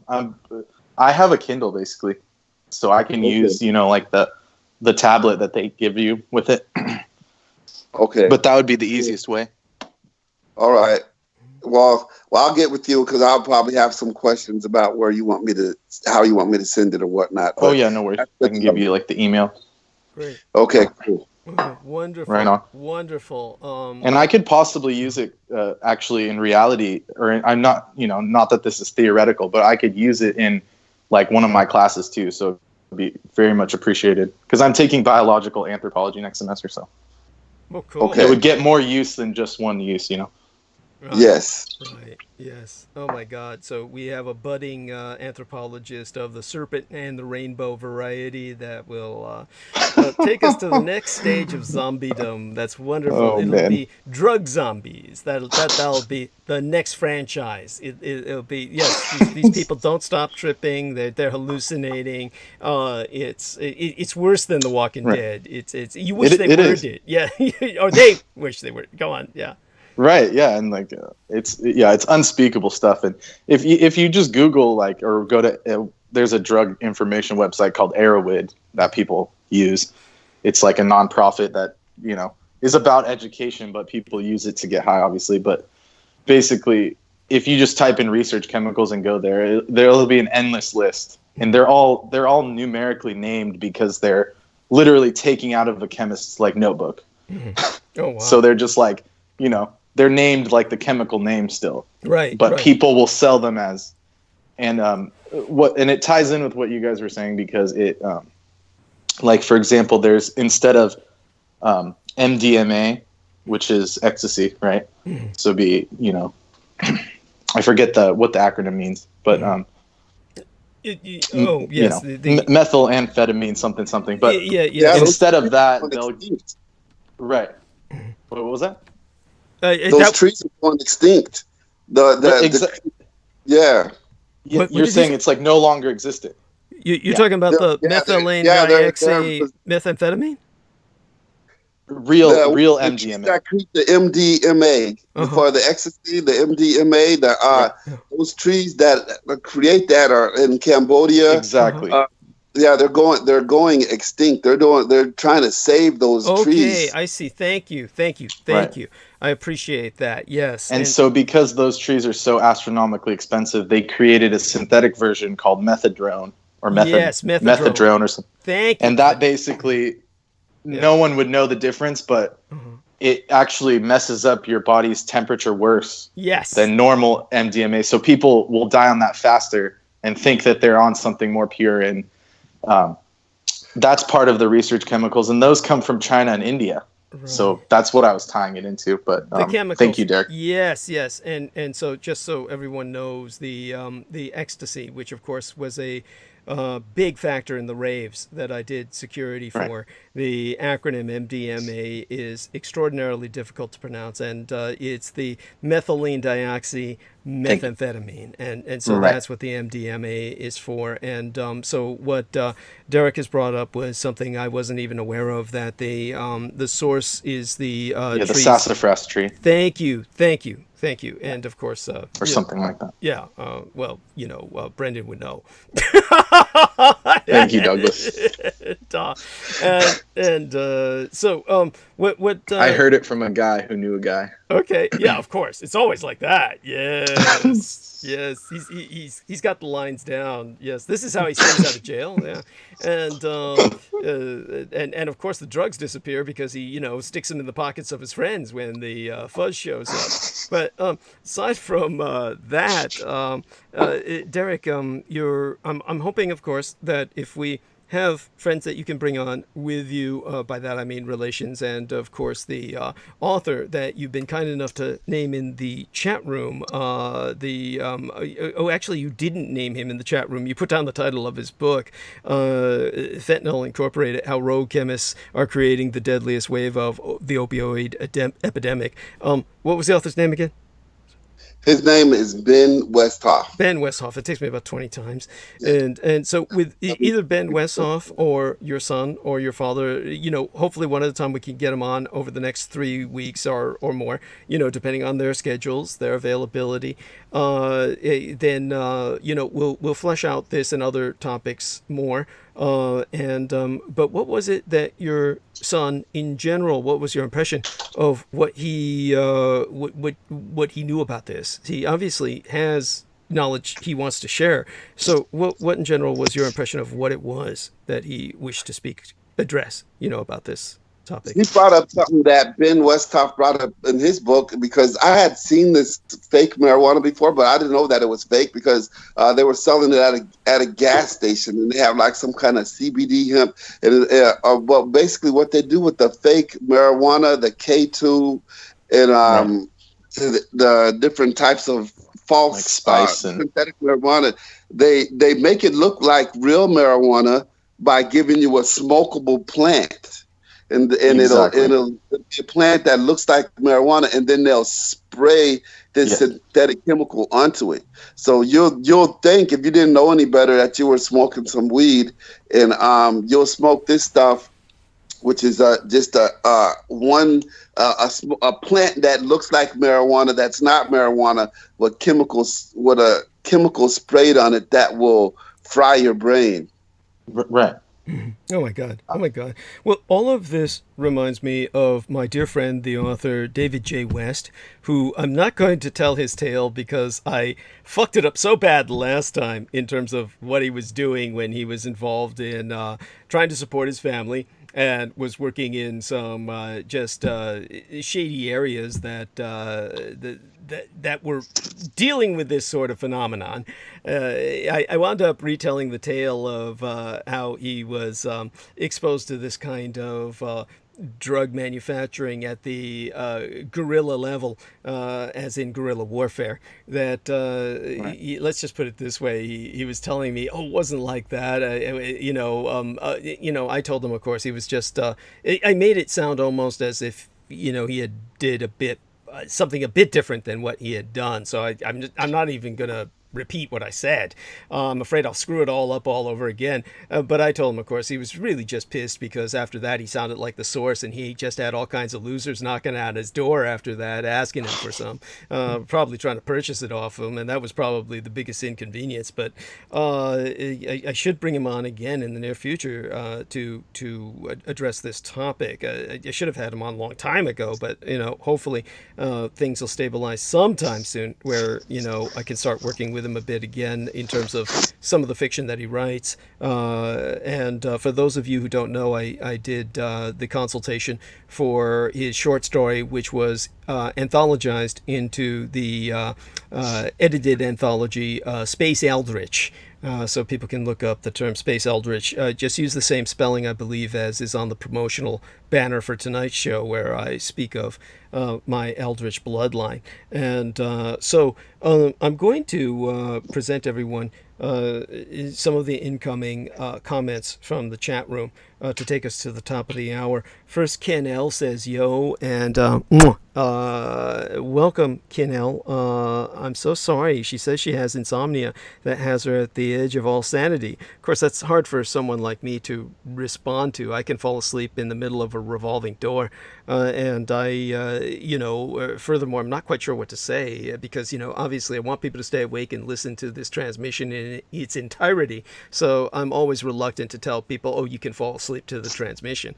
So aside from that, if either one of you, before we go on to some of these other comments, do either one of you have something to say to address her insomnia? Something that might help that you would recommend?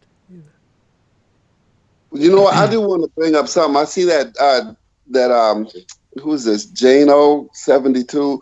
He brought up that fentanyl was first synthesized in the United States, and then he says they are scapegoating the hell out of China on this, and which we're really not. I mean, and if you look at if you read the book and how thorough it is, Ben Westhoff actually takes you around the world. Like the big thing that was going on in Australia at the time, where they were actually making some of these legal in order to have a regulation on them in the first place. So he's going around the globe on this one. You know what I'm saying? And yes, fentanyl was first synthesized in the United States, and so no, it was used as like a patch, right? Yeah, so we're not. I don't think anybody's trying to scapegoat China, but China has a role to play. I mean, we're not going to downplay the role that China has to play, but the U.S. is the biggest purchaser of it, and China is just helping us.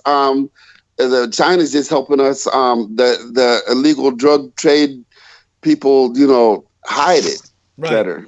Right, no, understood. And JMO72 is JMO Reese, by the way, and I can understand where he's coming from. And to that, I would say, I could see that, but at the same time, that's what I thought when I first heard about China just putting concrete powder inside of plastic caps instead of just giving real medicine in gel caps, which they can manufacture for pennies on the dollar. So it's definitely China is in on this to make money, and so obviously they're making money, and it is payback for the opium wars, and it's a complex dynamic, but China is definitely involved, and they're heavily involved. May I ask Mr. Westhoff his ethnicity? If he went to China, was kind of describing, just kind of presenting himself undercover, so to speak, as kind of like a legitimate rogue pharmaceuticals dealer, and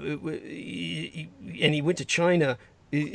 Obviously it helps a lot when one is white and they go to China and pull this off, because that would be the typical stereotype the Chinese would have of somebody who would be doing this. Is he black African American, or is he white? Or he's white. He's white, and as a matter of fact, I do have a picture of him on my website on the graffititalkradio.net.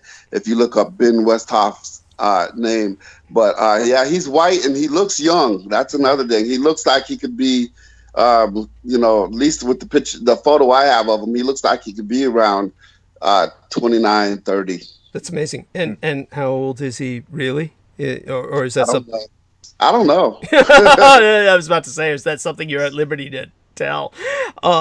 So let's go through some of these. We have a suggestion from Ravenator. Having trouble sleeping? Try some liquid magnesium spray after an Epsom salts bath. Okay, so Brendan's gonna. Yeah, I was about to say magnesium, and then like earthing, like putting your feet on the ground, like grounding, and then of course like melatonin. I mean, I'm sure they've tried it, but melatonin and like valerian root. Very like. There's various herbal mixtures that are very effective. Right, and by feet on the ground, you mean barefoot, yes? Yes, barefoot, yes. And so getting in contact with Mother Earth, and then this gentleman, Ravenator, also recommends the herb ashwagandha. Have you heard of this? At bedtime. Oh, yeah, ashwagandha, yes. Okay. And ashwagandha is an Indian herb, and yes, that would help as well. Okay, and obviously you don't want to be doing any of this before you drive, so. Well, the ashwagandha is fine, but not the valerian or the melatonin for sure. Okay, all right, and so along with the other everybody in the chat room, Lena Crane's got the thumbs up. Hey, honey. And Christoph Rimmel says, excellent reception over here in Europe. Hugs to my dear Kameraden. And Karen O'Connor says, all right, Douglas, from your number one Irish dub. Yeah, what's that, Brendan? I said ganz toll. Yes, thank you. Yes. Very cool, or all cool. Yes, there we are. And Karen O'Connor says, a Dubliner, in case you thought what a dub is. We are the Irish. Yes, all love to the Mullahs, too, from Dublin. Wonderful. And love you too, Karen, along with your husband. And so J-Mo goes on to... about the procedures. He says, what happens to people who know and have no one but need procedures? Do they just die for not having someone go with them? Oh, no, they, like I said, they make you call an ambulance to take you home. You can go there by yourself. Then they dope you all up, and then they force you to go home in an ambulance, which they charge you for. And so, and Sarah Shields brought that up. Yes, an ambulance would be necessary. And so, yes, then J-Mo brought up what we were speaking of earlier about, yes, they used to have fentanyl lollipops. Holy shit. Mostly poor whites. If it weren't, we wouldn't hear about it, right? Yes, media never gave a crap with non-whites involved. I'm not going to argue with that. Chiro says, chasing the attribution, Mr. X. Okay, Crypto Radio is interesting. Do you know Crypto Radio, Derek? Is this a friend of yours? Crypto Radio in the chat room? Crypto Radio? Not that I know of. Okay. He says, in San Francisco, police certainly wear bluer rubber gloves. Yeah, around after the arrest... They arrest the doter, they toss those gloves on the ground. If a homeless person picks up those gloves, they die if fentanyl is on the gloves. Ooh, shit, yes. And Chiro says, Fantasy Fentanyl M16 called it Novichok. Where are the Skripals, by the way? Yes. Oh, my God. Yeah, and then he's referring to the people in England, of course. And then Crypto Radio says, also, I blocked from me on Leavenworth 2 homeless in a Doorway, Smoke and Speed were found dead. It has fentanyl. Okay, it's okay. I mean, I understand what he's saying, but it's an Sounds like San interesting Francisco. way to phrase it. It's yeah, he's got a yeah, and then JMO says Novichok and fentanyl are completely different, of course. And then Chiro says, "Do you think Jano?" I mean, good God, it's Right. like If the Russians want to kill you, they don't want it to be fun. yes, thank you. And then he brings up the Skripals again. I mean, anyhow, so JMO brings up the Novichok, the Russian chemical agent used to kill people, such as the individual, the Skripals in the United Kingdom, and some other British civilians, collateral damage. And and JMO brings up it was Dr. Paul Jansen was responsible for the synthesis of fentanyl. So there we are, and then you get some back and forth that I don't need to relate between Chiro and Crypto Radio. Now Henry Solstice says some bizarre thing. Intense story about the drug to date about drugs. 30 days. That's right up there with the tree killing aliens. Okay, that's like some people they'll say something that makes sense, and then they'll follow it up with something that just discredits everything they say. All right. So I think, Daniel Arola, of course. Yes. And Chiro, of course, has to bring up Bayer Facts, IG Farburn, and the politics of murder, the industrial Nazi chemists of renown. I mean, it always goes back to the same shit. Get off it. Jesus fucking Christ. It's been done to death. No one cares anymore. Right. Daniel says, I sold a few squares of fake acid in the 80s one day to some classmates just to see which one of them fakes it. They truly believed they were tripping during class and I was just smiling. Yes, thank you, Daniel. That's that was productive. That reminds me of this one guy I knew, big white weightlifting muscle guy, kind of reminded me of Lou Ferrigno, kind of, but a lot more moderate in his politics. And Alan Budd, his name was Alan Budd, worked armed security. He worked armed security, and he had this thing where he got online and he would piece together these Frankenstein's monstrosities, these women that were obviously cut and pasted, biggest boobs, biggest hips, creating these obviously fake females, so he could get off on all the idiots who would try to approach them thinking they were real and try to propose to them. And it was like, okay, what a waste of time. What an incredible waste of energy and time. It's like, but not that I'm downing Daniel. I mean, he made some money off it, so it made more sense than what Alan Budd was doing. But it's and Daniel is saying, yes, China is notorious for bootlegging, you name it. Of course, yes, quite true. And he says, and Daniel adds his sleep remedy. If I want to sleep, I mix regular weed with hydroponic weed in a pipe to smoke. I get a heavier buzz from the mix, followed by a drink of water. Thank you, Daniel. That's okay. Yeah, there we have it. Okay, that's all that's there for now. With that, we are practically at the top of the hour. So did you share with any of us, Brendan, how you got yourself into this mess you're in now? Or, well, yes, I forgot you were starving to death. What, the job? Yes, that's right. I mean, yeah, basically it was the only job I could get in like a short amount of time, basically. Right. Oh, Henry Solstice makes some sense of what he said. A few shows back, there was the Asian aliens that tore up trees. Some people see some aliens with DMT. Yeah, but I mean, it wasn't my show. I mean, like, what are you on? Like, I wasn't talking about any aliens that were tearing up trees. It doesn't ring any bell with me. Of course, I do enough drugs where I don't remember everything I do. So maybe, but honestly, I don't remember that. But I think we were talking about like water and DMT. Maybe, I don't know. I don't know. Yeah, it's amazing what people hear. There are people who they hear things that I don't say.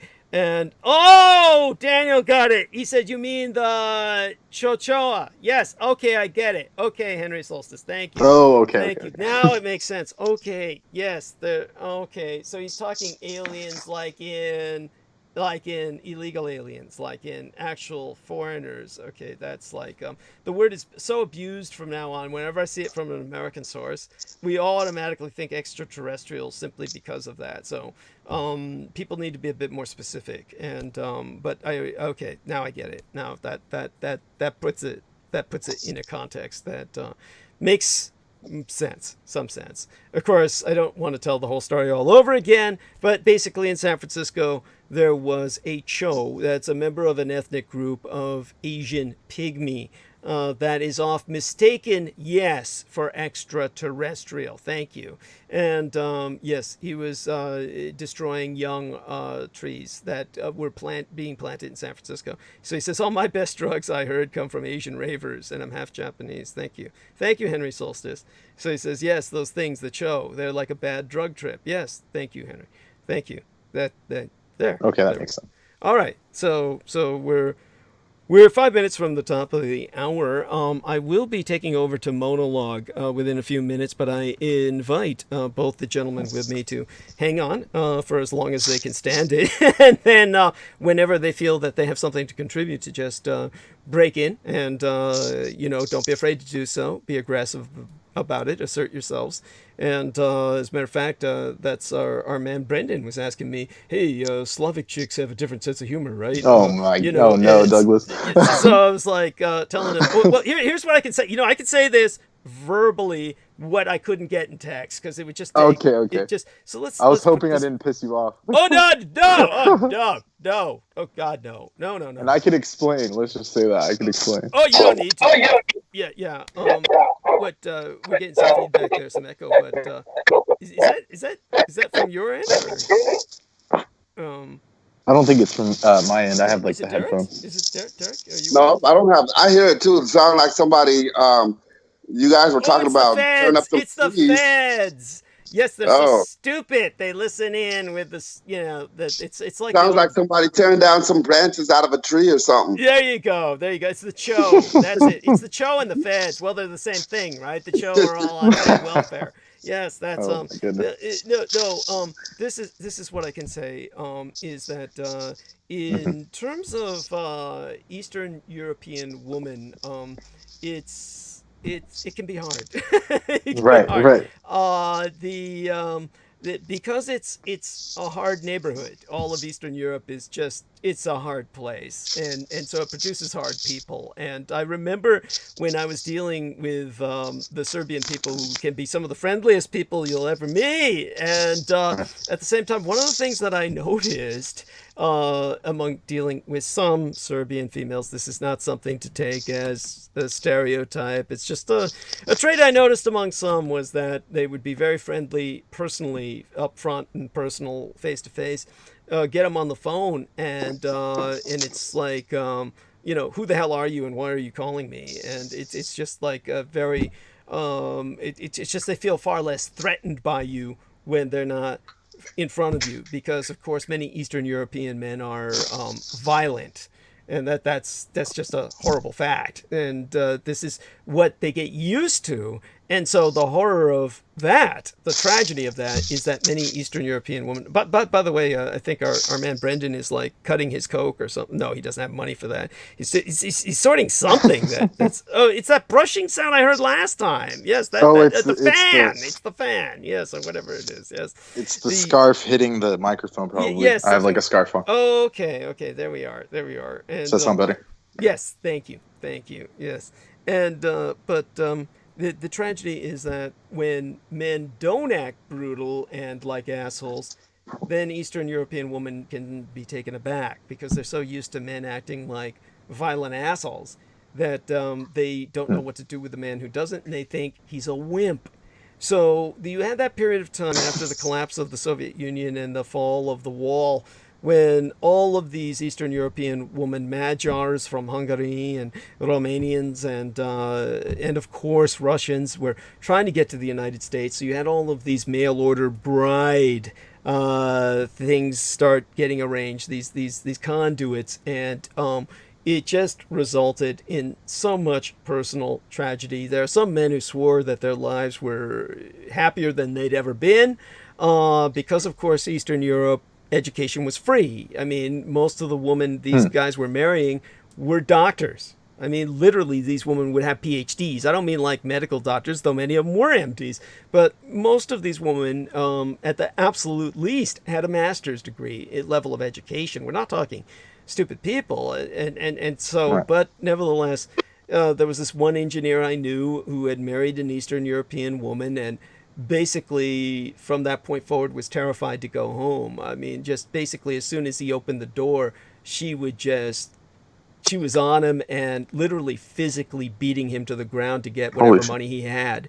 You know, just give me your money, because he wasn't this brutal asshole. And so as far as she was concerned, that made him just a wimp to beat down and take his money from him. And it's, you know, it's just, you don't want to be an asshole, but you're also dealing with people who are traumatized. I would say it's like intergenerational trauma. It's dealing with someone who can't. I'm not saying that's the norm. Now remember, of course, I'm very sympathetic to Eastern European people, so I'm not saying this as a attack. Right. And so hopefully that gives some context. As for the sense of humor, that does. Yeah. Okay. Good. But I could explain Sure. briefly. Like, oh, please. I just went to there's like a Russian store near my new job, and I went in there and got like some sparkling water, and and the chick, like, normally they're like super, I don't want to call them cold, but like they'll just sit there, they won't really talk to you. Yeah. But this time I was like spasibo, and she like laughed at me and like smiled. Yeah. And I was like, oh shit, because normally they'll just like look at you like, okay. So I was like, maybe my life is changing. Right. Yeah. No, that's great. But also I was wearing a scarf, so I kind of look more like Eastern European probably. Ah, interesting. So yeah. Yeah, that's I didn't look American probably to them or something. Oh, okay. Could be that she felt more comfortable. Yeah, that's possible. I mean, I find that when you speak anyone's language, then they appreciate it. And so even if you get the wrong language, so long as it's from the general area of the world that they're from, people, I see. Yeah, people appreciate it. And it could be a laugh in the sense that it was the wrong language, but it's, it could I mean, I'm pretty sure she was speaking Russian. It could have been Ukrainian, but like they're very similar. Oh, yeah. They're practically the same in many respects. But definitely appreciate you sharing that. And you probably did know what language she was speaking because, of course, Brendan studies linguistics in general. So like myself, he's probably picked up a pretty good ability to discern. And so the only odd one out's like Armenian. I don't know how to identify that. I never hear it enough. But there's a certain, all of these places have a certain look. You can kind of tell Serbs, kind of tell Armenians. The Serbs are like the thoroughbreds. The Armenians are extraordinarily beautiful people. I mean, they all have very attractive people that can come from these areas of the world. And but the one thing, like that Alen chick, chick. Which one? The Belarusian chick. Yeah, which one? The one we were talking about with Raccoon City and the no, from the see, that's what got me. I think that polluted my mind before I went to the store. I was like thinking about like Mila Djokovic. I was like, oh, my life is gonna change. But the chick from that YouTube video with that bald guy, how he takes the Belarusian chick everywhere. Yeah, don't even start. If you take us down that road, I'm just gonna start. Yeah, there's no point. Bitching. I'm just gonna start bitching. We will go down that road. We will go down that road in the near future, but not tonight. Yeah, I just don't have the stomach for it tonight. Yeah. And she's nice. I mean, the chick who's with Bald and Bankrupt, is that the fucker? Something like that. Yeah, Bald and Corrupt, or Bald and Bankrupt, I think. Yeah. Bald and Ex-Spy. Yeah.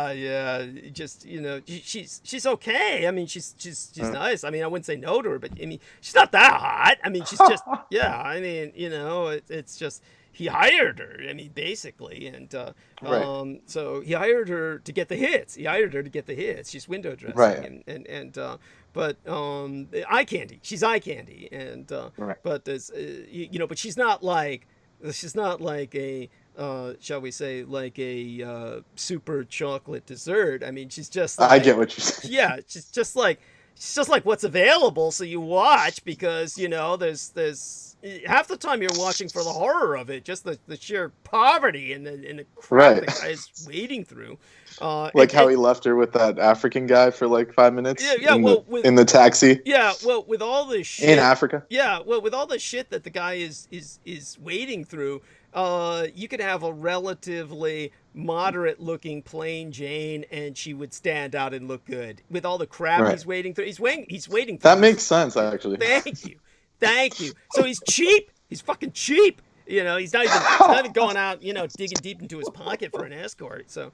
Oh my God. Okay, enough of that for now. Okay, yeah, that's fine. Yeah. So, but yeah, thank you for that. That's good perspective. There we are. I had two things that I wanted to bring up that was that you could segue into your segment with there, Douglas. The first thing was with Martin Luther King's birthday being celebrated tomorrow. Mm-hmm. One thing that I find helpful to bring up in addition to that is way back when the bonus army was gunned down in front of the White House. Yeah. Now, people brag on Martin Luther King for being nonviolent, and especially black people. I mean, the ones that don't understand. There's a certain YouTuber that I could think about that, whenever he brings up, man, I don't understand all that nonviolence. If it was me, you swing on me, I'm swinging back.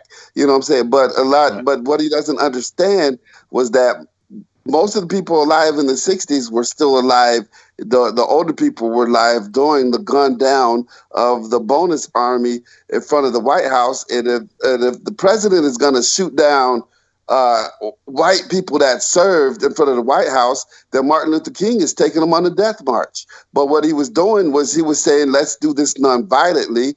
And so when they do gun us down and kill us, it doesn't look like it's a war, because if we pull out guns and then they pull out guns, everyone's going to say, well, they've got what they deserve. The blacks took America to war, and there was a bloody shootout. So I think it's important to bring up that bonus army killing. Thank you. Well, I think it goes well beyond that. But I think you're right. I think actually that probably would be the best example.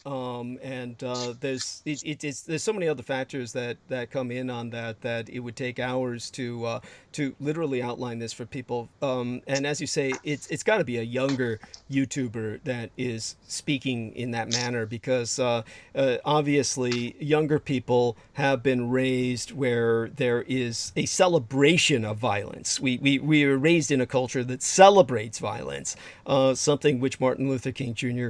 would find appalling. He would only shake his head and cry if he were to see what we have today. And far beyond the fact that racism is still extant, or just looking at just popular culture. And not only that, but also black men are encouraged to be aggressive for the sake of sports or other ways of exploiting their aggression, whether it's as service personnel or as even prison guards or law enforcement officers, etc. There's an association of violence with masculinity, almost as the very definition thereof, which is why I do everything kind of like in my own opposite way. It's almost like my own sense of rebellion by appearing as feminine as possible. So when we have someone like Martin Luther King Jr., he was dealing with a time where we were barely out of the American Civil War between the states. We had all kinds of people who felt that literally, oh God, I'm trying to remember the name of the asshole who was a publisher of science fiction, which of course anyone who doesn't understand this by now has no concept of popular culture. We're living in a world where science fiction was in its heyday. The original founding fathers of Heinlein and all the rest of these assholes, this was the heyday of L. Ron Hubbard and all that ilk writing science fiction. And this was all male dominated, and only men were reading it. And so we had many of the publishers actually publishing their own essays on how blacks were better off in slavery. And so and this was, we're talking the 60s and the 70s. So when you have this environment in which Martin Luther King was trying to do what he was doing, there were elderly people who were in their 60s and 70s who remembered being slaves. And if you're in these areas like Selma, Alabama, and exactly as Derek said, there's really no better way I can express it. Any resistance would have been viewed as war, and the whites would have just taken that as an excuse for racial genocide. So that Martin Luther King Jr.'s way of handling it was really the only way of handling it. But I also understand why modern and postmodern African American males, particularly younger men, find it almost impossible to relate to. Is that to them, of course, they look at that and they say, "Oh God, no wonder the whites gave him a holiday. Oh God, no wonder the whites like this guy. I mean, they could beat him up and he never fought back. I mean, who wants in on that?" And I can understand that too. So yes, we need to contextualize it. We need to put it into perspective. The blacks were in far too vulnerable a position and not nearly as well armed. In terms of up until probably the 90s, up until maybe around the year 2000, when things began to change in terms of balance, up until the point of the year 2000, if a race war had started, the whites were so overwhelmingly overgunned compared to the blacks that it would have been a massacre. Things have shifted in terms of the balance since then. Not because black citizens are arming themselves, but because black gangs are. So, yeah, that's and it's a different world now. But thank you for bringing that up. Was there anything else that you wanted to bring up, Derek? Oh yeah, you were gonna also bring up your New Year. Yes. I was interested in learning about that, but I do have a rhyme that I learned a while ago, and it goes with the different changing of the times that are out here, with the changing of the dates and the times. And there's two artists that had brought this up before in their songs, and I memorized one of them. But Gil Scott Heroin was one, and K Reno, the rapper from Houston, Texas, was the other. And the rhyme, the way it goes, is the one from K Reno. He goes, "Let's cut through the chase and put the zodiac in its place and warn people about the pagan gods deceiving the race." Now, when you say that you're a Virgo, are you sure that you are? Do you worship the constellation or the one who created the stars? Take months of the year. September is the 9th month, but I'm driven to inform you that the root word septo means 7. So how to get to be number 9? Somehow it don't equate. Hey, how can October be the 10th month when octo means 8? Like an octopus, an octagon, 8 legs and 8 sides, artificial names fitted through mythological lies, all named after so-called pagan gods in heaven. See, Nova means 9, but November's month number 11. Through the unfathomable abyss of knowledge I delve. DEC, Deca, means 10, yet December's month number 12. So before you try to test me, I insist that you do the research and see the calendar's been misconstrued. See, March was the first month. April used to be second. Right. May and June was 3 and 1st. So now let's do some checking. 2 months got removed, quintilis and sextilis. It's time we get this knowledge now before the effects kill us. Quint meaning 5, sex meaning 6. It don't stop either. They added July and August, named after Julius and Augusta Caesar. That's 5 and 6. September was 7, October 8, November was 9. Now you see it's all back in line. December was 10, January was 12, so go report this. February was the last month, plus it was the shortest. Right. Which, of course, the running joke is that's why they made it Black History Month, right? Please send that to me. I would like those lyrics if you could send them to me in private message or an email. by all means, send those lyrics to me. It's very important, and I really appreciate your bringing that up. It's all correct. It's all true, and it definitely the original calendars were far more reflective of nature, and of course were far more lunar. They were about lunation, and of course they were mostly 13-month calendars. There were different calendars for different cultures, but they represented the menstrual cycles that women have.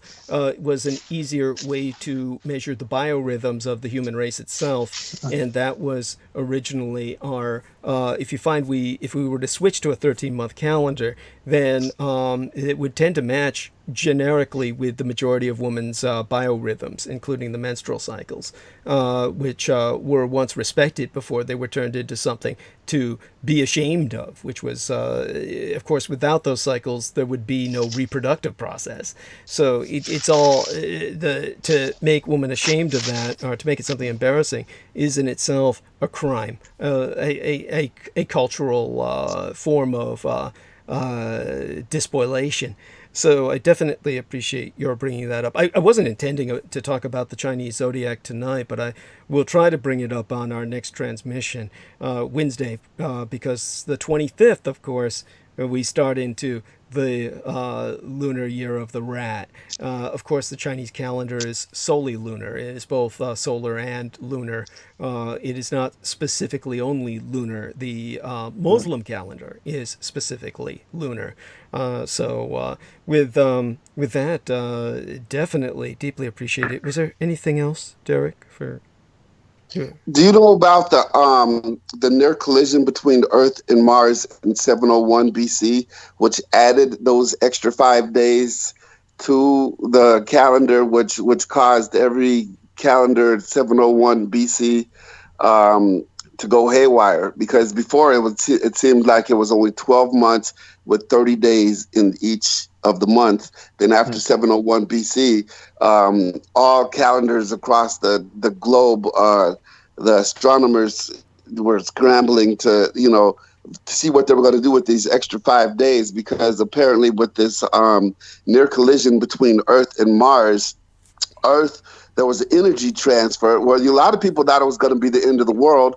They thought Earth and Mars were going to crash into each other, and then there would just be a wasteland.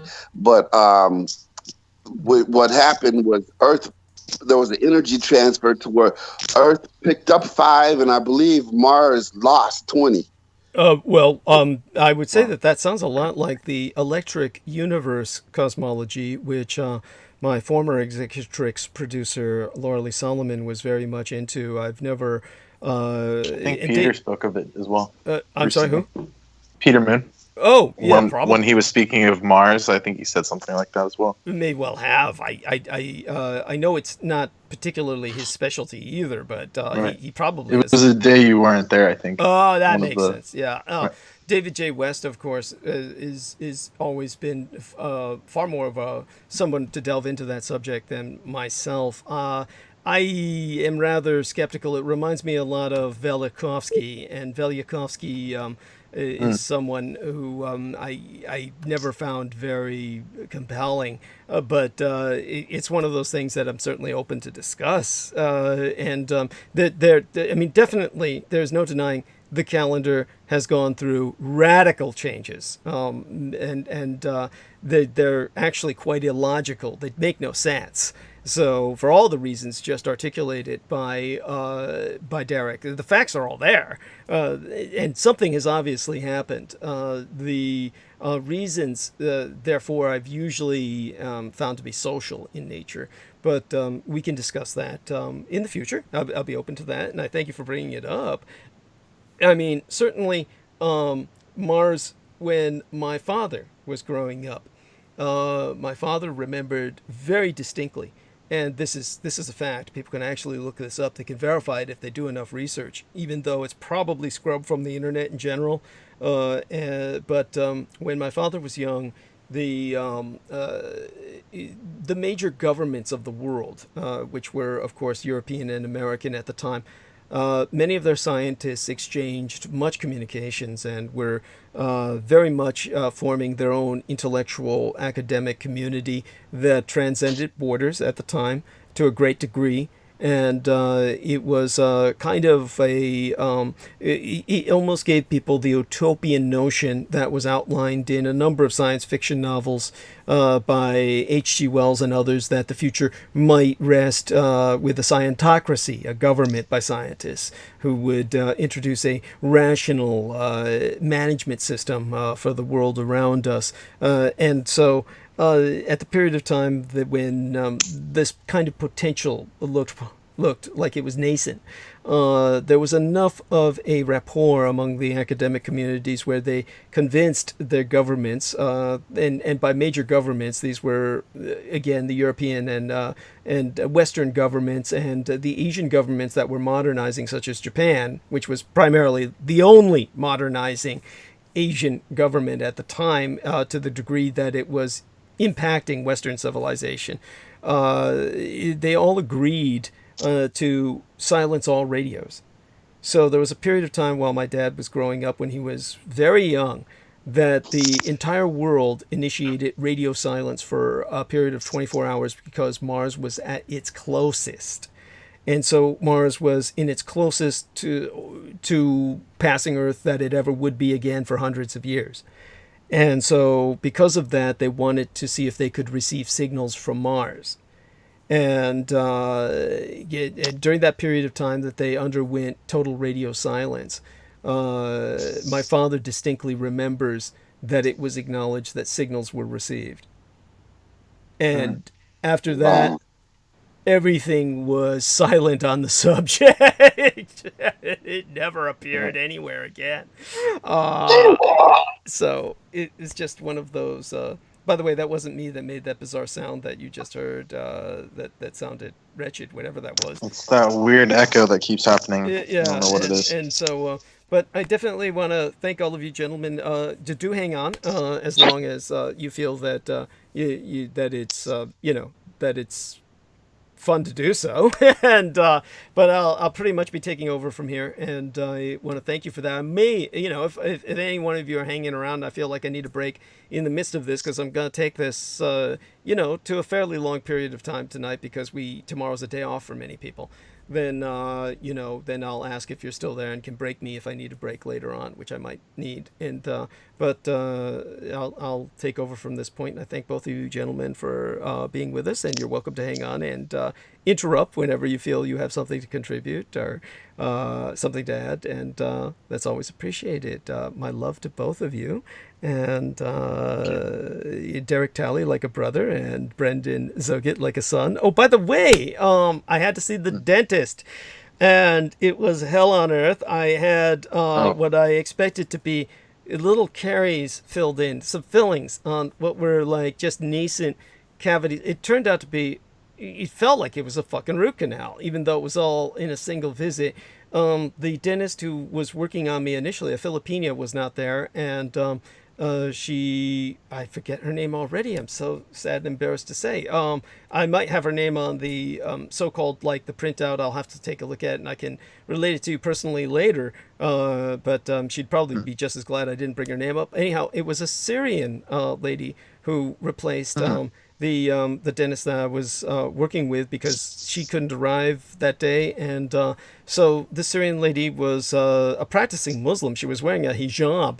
And I says, oh, yeah, my young executive producer, his name is Brendan Zogit. He's from a Syrian background as well. And she said, I've never heard of Zogit. And I said, I'm sure the name was changed. And I reminded her, of course, Arabic doesn't have any universal phoneticization in the English that's been agreed upon. And so she understood that and said, yeah, I'm sure. Right. So and it's like regional too. Oh, okay. Right. Yeah. So but that's interesting. And I'm pretty sure Bashar al-Assad, he's a doctor of dentistry as well for some reason. Oh, right, that's how true. That works. That's correct. Yeah. So was Slobodan Milosevic of Serbia. That's right. Do you know why they do that? Is that just something they were interested in, or I like, have no you know? idea. Something about dentists becoming dictators. I mean, it's like, Right, it's weird. yeah, what the fuck? Well, obviously they enjoy giving pain, so it's something to do with that, no doubt. Probably started off as interrogators or professional torturers, and moved up. By the way, the Syrian lady who worked on myself, hijab and all, was blue-eyed. Yes. Again, as many Arabs are, so people out there, just so you know, there's all kinds of blonde-haired, blue-eyed Arabs. Okay, it's give up the notion of these swarthy individuals that you think of that you used to see in March of the Wooden Soldiers and shit. Hairy ape Right. people that troglodytes. Your typical Westerner imagines turban wearing knuckle dragon troglodytes or something. But all right. Aside from all of that, Derek, thank you so much. That was wonderful. You were magnificent. And is he still there? Jesus, he didn't Yeah, I'm die. here. Oh shit! I'm here. It does scare Yeah, I us had like it up. that. I had it up mute. Yeah. Oh my God. And thank you. You were magnificent. I very much appreciate that. And I will speak to you more in the future of our mutual military experiences. Far more important than being in the military are growing up in military families and our access to bases, which you covered to a degree. But we'll see what other memories we can dredge up. And so definitely look forward to that in the near future. God bless you and your family. Do talk to both your father and your son, and give them my Skype ID, please, and tell them that or you can give me theirs, and I'll relay a friend request to them, which would be much more respectful. So do that later. You can send me their Skype IDs inside of the message box, or some way to. I guess I'll count on you to contact your father and potentially bring him on, and we'll figure out how that's done. You may have to have your son train your father how to use the Skype like he taught you. Is that possible? Okay. Yes. Okay, good. Okay, wonderful. And Right. Much love, Derek.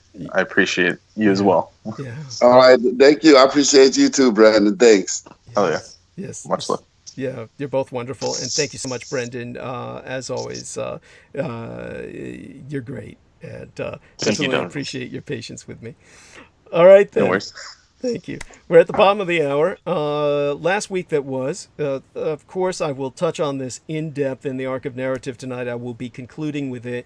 I really have to address a number of geopolitical issues. I will start off with some of the more pressing ones, and then kind of go into the Oscars nominations. And hopefully both Derek and Brendan will still be around. So if both of you can try to hang on till I start talking about the Oscars, you might have more to say at that point and if you do, just break in and say whatever comes to your mind. You may not have seen most of the movies that they've nominated, which would not surprise me, but you might have something to bring up in affiliation with what comes to mind. So and then after that I'll speak about the Australian fires and how that is basically some of the context of that in terms of the media control in Australia, where this is one of the reasons why the Australians have had such a hard time fighting their fires, is because of their goddamn media. So I'll go into the reasons behind that, and then I will go finalize tonight with talking of Taiwan. But to just start off, Tsai's victory in Taiwan is monumental. The defeat of the challenger Han Kuo-yu by Taiwan's incumbent president Tsai Ing-wen has sent relations with the mainland, already frozen, to Arctic levels. Tsai won on a platform to protect Taiwanese identity from Chinese intrusion, using advertisements explicitly comparing the Taiwan's fate to Hong Kong's. Han, in contrast, was outed as a sellout to Communist China. China has responded to Tsai's victory with insults and threats. It's likely to take economic action, as well as more active measures to disrupt Taiwanese life and politics. And U.S. service members were indeed hurt in last week's Iranian missile strike, something they claimed was not the case. 11 American service members were injured in last week's Iranian missile attack on Al-Assad Air Base in Iraq. United States military official did indeed whistleblow this to CNN, despite the Pentagon initially claiming there were no casualties. Now, in case you didn't know, casualties does not mean deaths in the military parlance. It means military personnel wounded. Fatalities means deaths. So the United States-led coalition fighting ISIS in Iraq and Syria has since confirmed that some service members were flown to Germany to be treated and assessed. In other news out of Iran, the country's president, Hassan Rouhani, claimed Iran is enriching more uranium and its nuclear industry is thriving more now than ever before. It signed the multinational nuclear deal circa 2015. Rouhani didn't talk specifics, but it's not an easy thing to hear as a trio of remaining powers in the deal, Die Neue Vereinigte Deutschland, the new United Germany, the French Republic, and the United Kingdom scramble to keep it unraveling after the recent spate of aggression between the United States and Iran. And of course, at this point, they're no longer even trying that. They have pretty much declared that Iran is in violation of the treaty. So we are now in basically very dangerous territory. Whatever the question, they're in. The answer is Trump. The Iran crisis illustrates that if there's little the president can do to alienate his supporters, there's just as little he can do to win over his opponents.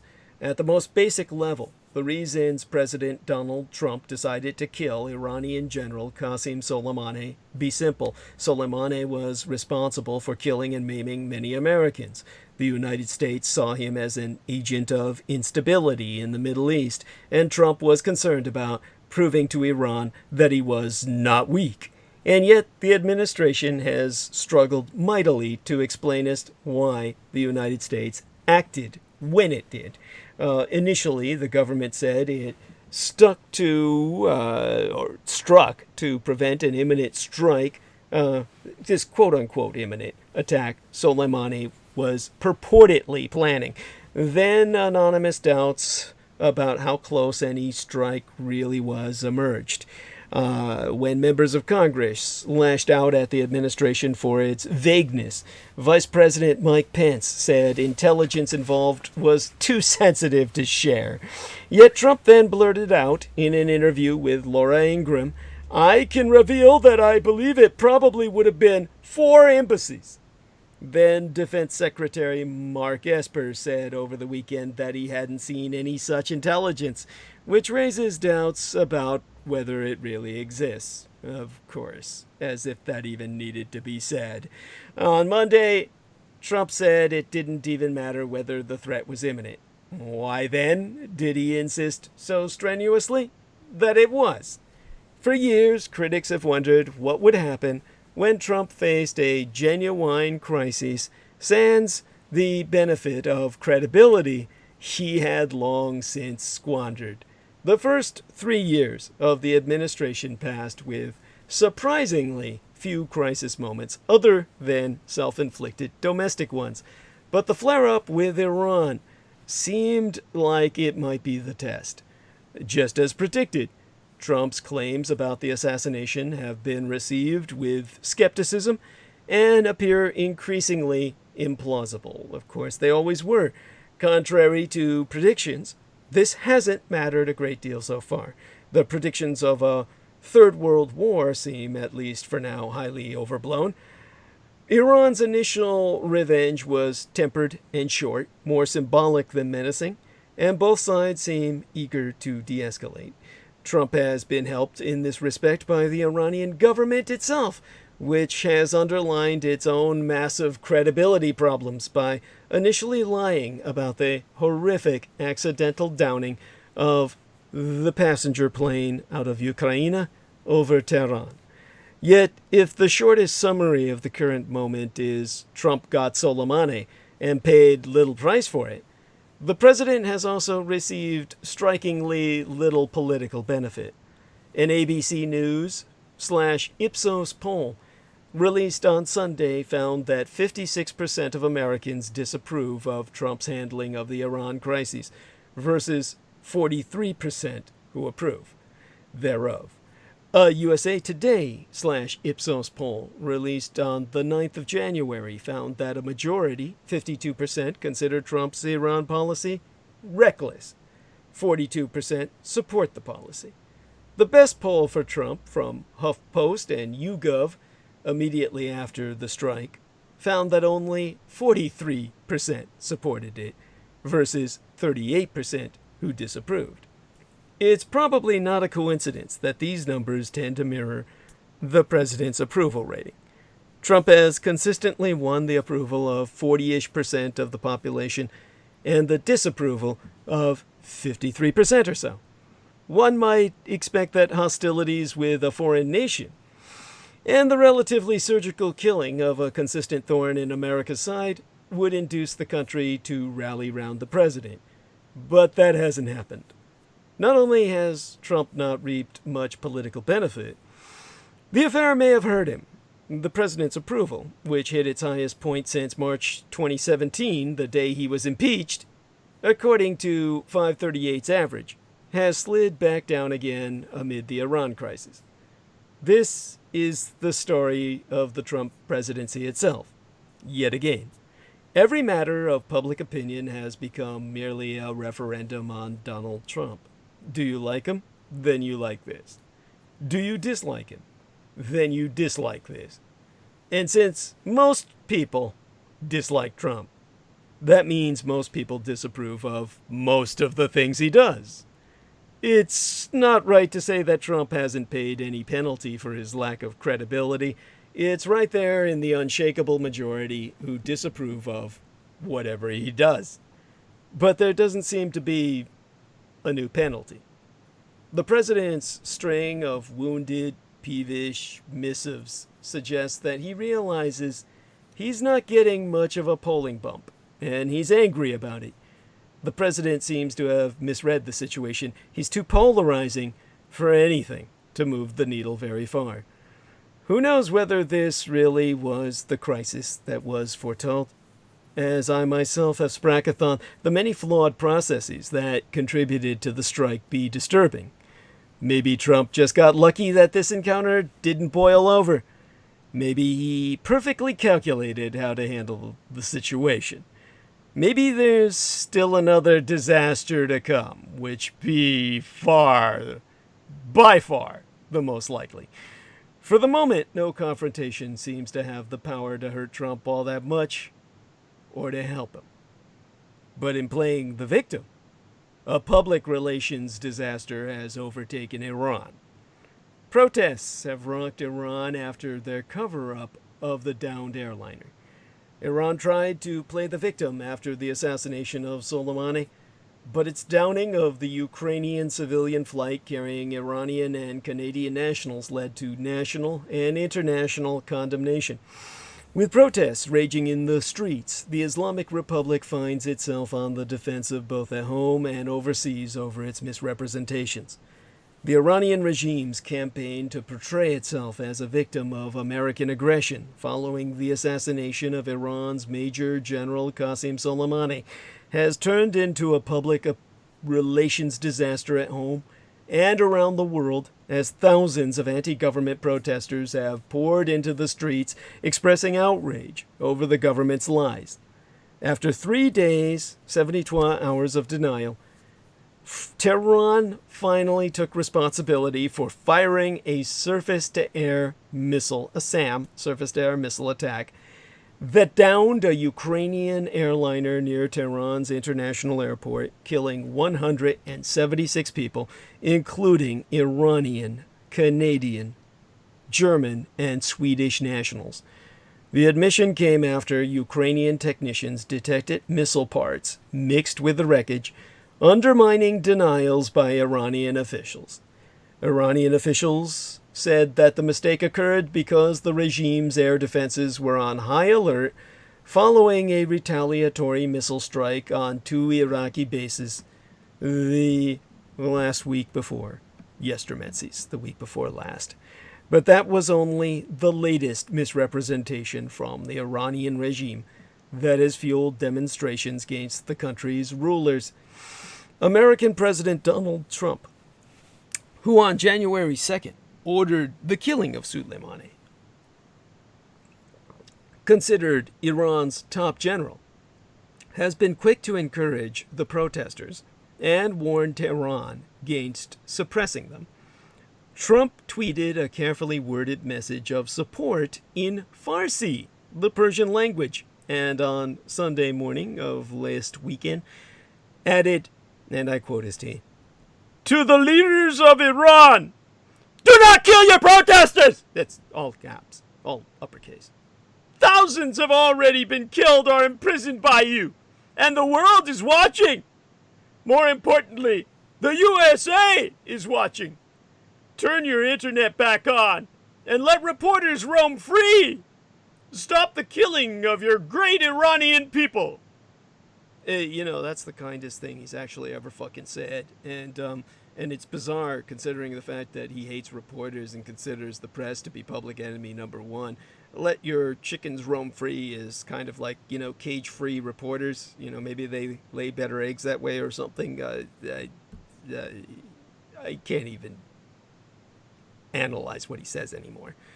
But for some observers, the spontaneous protests over the weekend mark a potentially lethal challenge to Iran's leaders, though the regime has managed to ruthlessly crush such demonstrations in the past. Early Sunday, last weekend, former United States National Security Advisor John Bolton, a longtime advocate of overthrowing the current Iranian government, tweeted, "Regime change is in the air!" But others cautioned that the Trump administration's policies towards Iran have little chance of ending in toppling of the regime, which has been in place for 40 fucking years too long by now. Hussein Ibish, a Middle East expert at the Arab Gulf States Institute, who argues the demonstrators represent only one sector of Iranian society, so says, "It's not going to happen." Now, Ibish observes that Trump's maximum pressure campaign has achieved more than anyone expected in establishing a deterrent and inflicting harsh economic pain on the Iranian mulacracy. But history has few examples of such external pressure, short of military intervention, bringing down a regime. In the past, he noted, such action only strengthened the rule of leaders from Cuba's Fidel Castro to North Korea's Kim Jong-un. But the sudden outburst of popular ire over last weekend stands in sharp contrast to the apparent Iranian national unity in the wake of the American killing of Soleimani, which drove millions of people into the streets of Iran for funeral processions. In contrast, protesters at multiple universities over the weekend reportedly chanted, "Soleimani is a murderer, his leader a traitor, and death to the dictator," a reference to Iranian Supreme Leader Ali Khamenei himself. Other protesters called for the resignation of top security officials responsible for both the accidental downing of the airliner and the attempted cover-up. Especially noteworthy, just days after the regime orchestrated funeral processions, was the apparent popular disregard for regime instructions. Videos showed students at Tehran's Shahid Beheshti University going out of their way to avoid stepping on American and Israeli flags that regime officials had laid out on the ground to be sullied. Another public relations body blow came when Iran's sole female Olympic medalist, Kimia Alizadeh, defected, saying she did not want to be complicit with the regime's corruption and lies. The latest wave of protests includes students and middle-class Iranians, a contrast to the largely working-class demonstrators who took to the streets last year. The size of this weekend's or the last before it, student mobilizations in particular, could be an ominous sign for the regime, given students' historical role as a vanguard of change in Iran. Alireza Nader, a senior fellow at the Foundation for Defense of Democracies, so notes that students brought them to power, and students can be part of the equation that takes them out of power as well. The protests, coming on the heels of a months-long demonstrations against Iranian economic mismanagement, only add to the pressure on an already embattled Iranian leadership. Iran's economy be in freefall, and the country faces a renewed campaign of economic pressure by these United States. Tehran has tried repeatedly to force European signatories of the 2015 nuclear pact to deliver some of that deal's promised economic benefits, in part by restarting its uranium enrichment and edging closer to building a nuclear weapon. But Iran's tactics so far have only made European countries more willing to kill the deal altogether. The grassroots anger has dramatically undercut efforts by Iranian officials, especially Foreign Minister Mohammad Javad Zarif, to portray Iran on American news outlets as the victim of a reckless American president and to curry favor with the Europeans. The message was also undermined by Iran's brief detention of Britain's ambassador to Iran in violation of the Vienna Convention on Diplomatic Relations. The diplomat had come out into the streets to take part in what began as a memorial procession after the airline disaster at a demonstration in the capital. On Twitter, the European Union's foreign policy chief, Josep Borrell, wrote, "Very concerned about the temporary detention of the UK ambassador at HMAT Tehran in Iran." I was thinking of HMAT like hazmat from the hazardous materials suits we used to wear in the military. Of course, we called that mop gear, which was a totally different acronym, but the hazmat suits are very like it. So the HMAT, when I take a look at this tweet, throws me off. So aside from that, Josep Borrell, the European Union's foreign policy chief, wrote, "Full respect of the Vienna Convention is a must."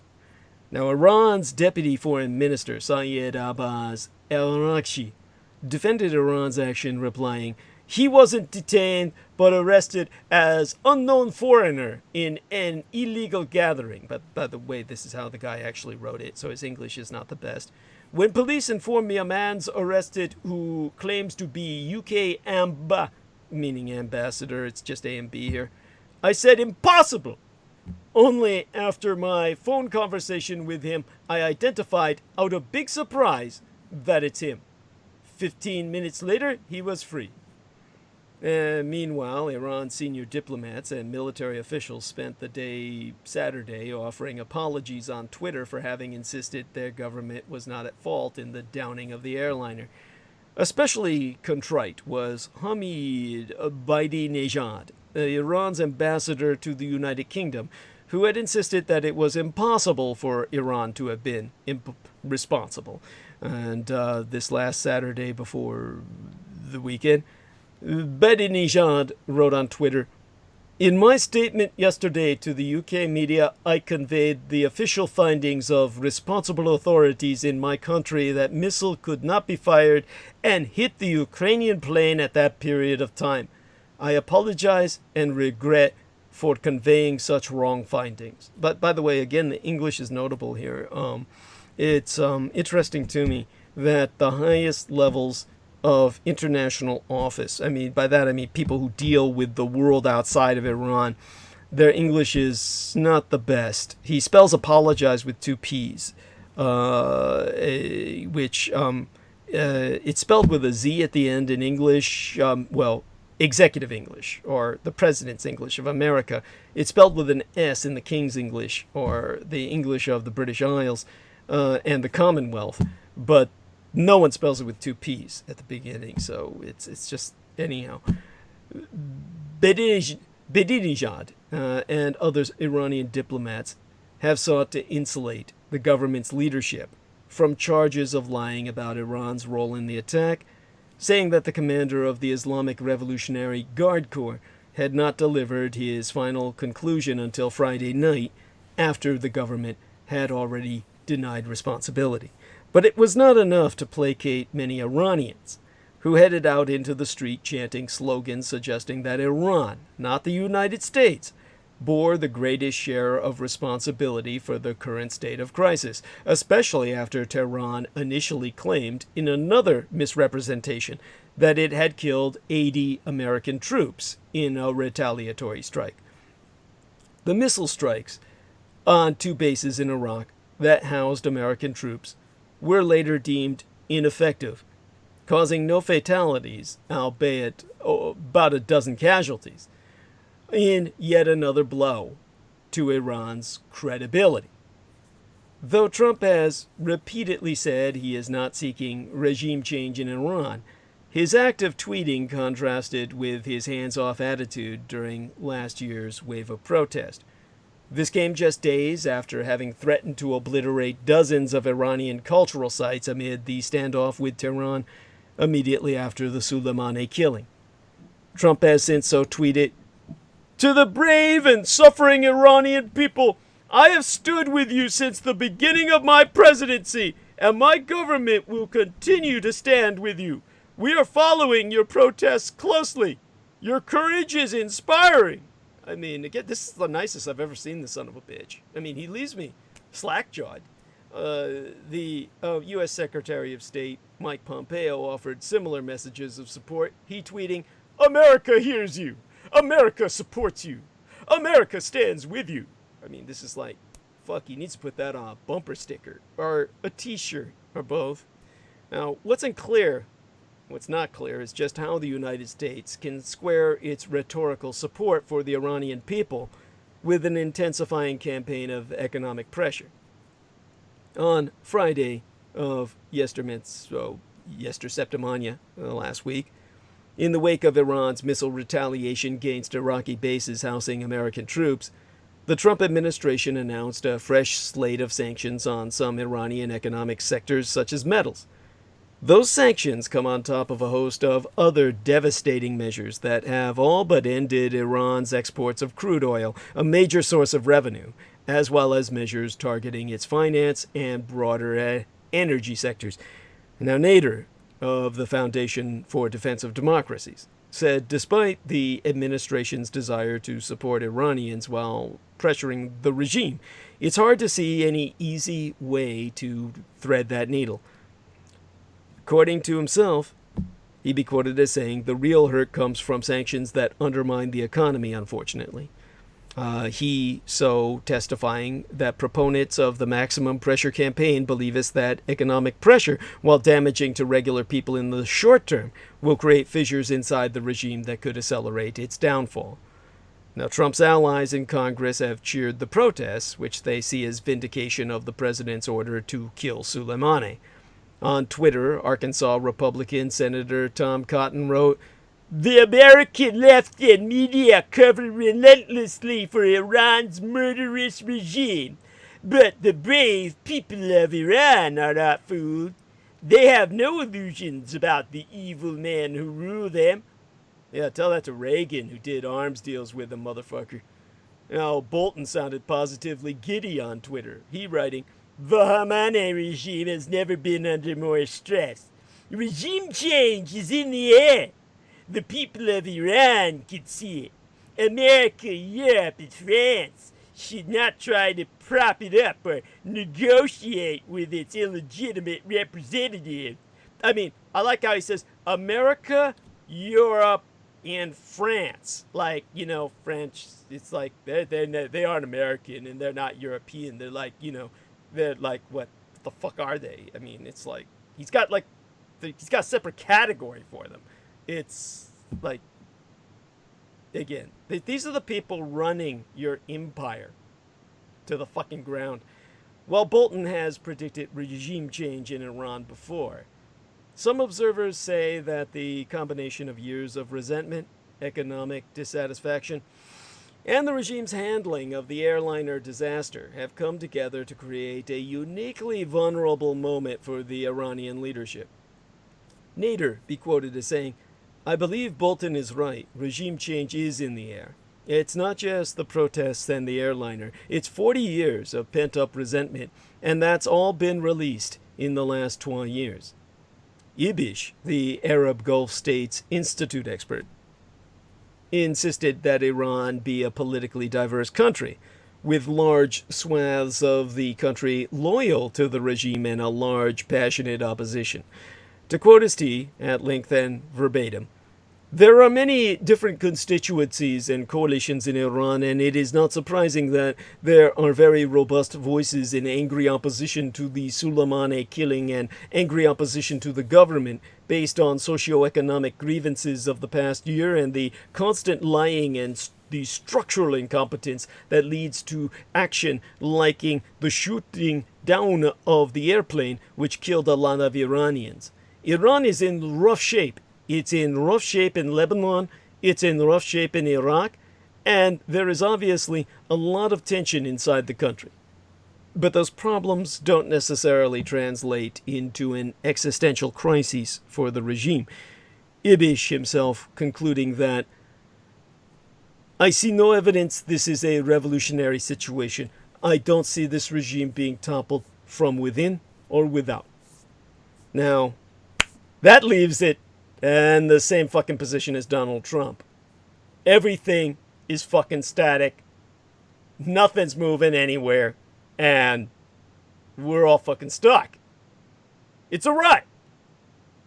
Times like this, I am not lying when I say I could almost hope for war. Now into this week's in. Google's parent company, Alphabet, passed the $1 trillion United States dollar mark on Wall Street, joining Apple and Microsoft at the tippy top, the pinnacle of the market. Also, none of us may have $1 trillion United States dollars, but we do have a long weekend. Which brings me back to Brendan for a second. Brendan, if you're available, do you have anything to say on Alphabet, aside from our constant analogies to this being Umbrella Company come to life from out of the Resident Evil video game? If he's still there. He might have gone, maybe his scarf got caught in the fan and he choked. Hello. There he is. Okay, I got dropped from the call somehow. Oh, well, I'm glad you were. But I heard what you were saying. Okay, so you did hear what I was saying. Yes. Yeah. Tell us about Alphabet and give us some context on that. Right. I mean, just from what I know, is like the Google company Google created this umbrella company. It's literally like an umbrella corporation that covers all aspects of what they create, from biotech to, because Google at one point they owned all these different companies, YouTube, like Picasa and all that, all the, the computer companies, but they created this umbrella corporation, which I equate it with the one from, to me, when it first came out, it sounded like Umbrella Corp, like Resident Evil, where they were like, basically ran the whole world and were doing effed up experiments. Yes. So I wouldn't put it past them that they were like on that same train of thought. Yes. And we're waiting for the virus to be released, and it may have happened in China, right? I mean, this is exactly. Yeah, I was going to say that. Like, who knows at this point? Yes. Oh my God. Thank you for that dystopian input. Is there any other observation you have to make on this? Aside from the fact that we finally entered the 90s dystopia everyone was expecting in the 80s. Exactly. Yeah, like that was just what it. Yeah, it's just like it finally happened and no one noticed, basically. Thank you. Like people still think, oh, it's Google that owns everything. I hear people say that all the time, and I have to tell them like, no, it's Alphabet. Yes, thank you. And they're like, what's that? Yeah, as a matter of fact, I was saying it was Google forever, and it's been. How old is Alphabet? How many years ago did this? I could look it up. I want to say it was around 2012. Let me see. Yeah, it wasn't that long ago. Yeah, Alphabet's not that old.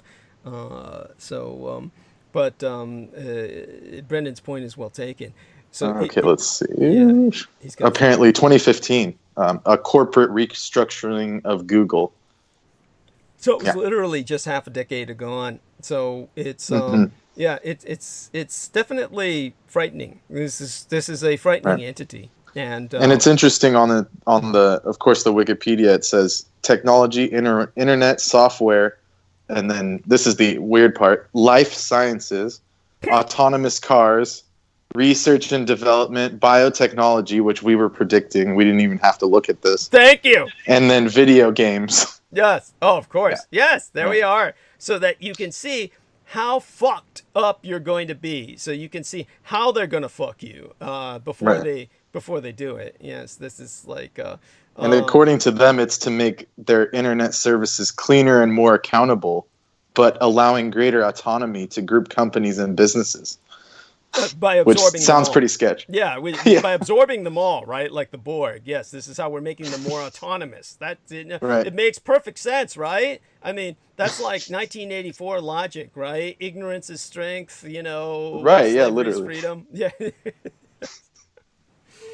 Right. Yes. So thank you, Brendan. But basically, the only reason that connects with Resident Evil is because in that universe, that's what that company was like a technology company, and they also had that other stuff. It basically ran the entire planet in that, right? If I remember correctly, in that series. Yeah, pretty much. It was like it was hard to tell because it was always the narrative was always from such a localized perspective. It was a worm's eye view of the universe. Right. So they would allude to Umbrella Corporation. It seemed to never suffer any repercussions for all the damage it was doing. Exactly. It seemed to be beyond, above the law. So it was above any kind of repercussion. So it would have to be in a position where it was essentially running the world. Yes. So do me a favor. I'm going to put my sweater on. And you know how cold it is. You were wearing your scarf before it got caught inside the fan and almost choked you. So take over for just a few minutes.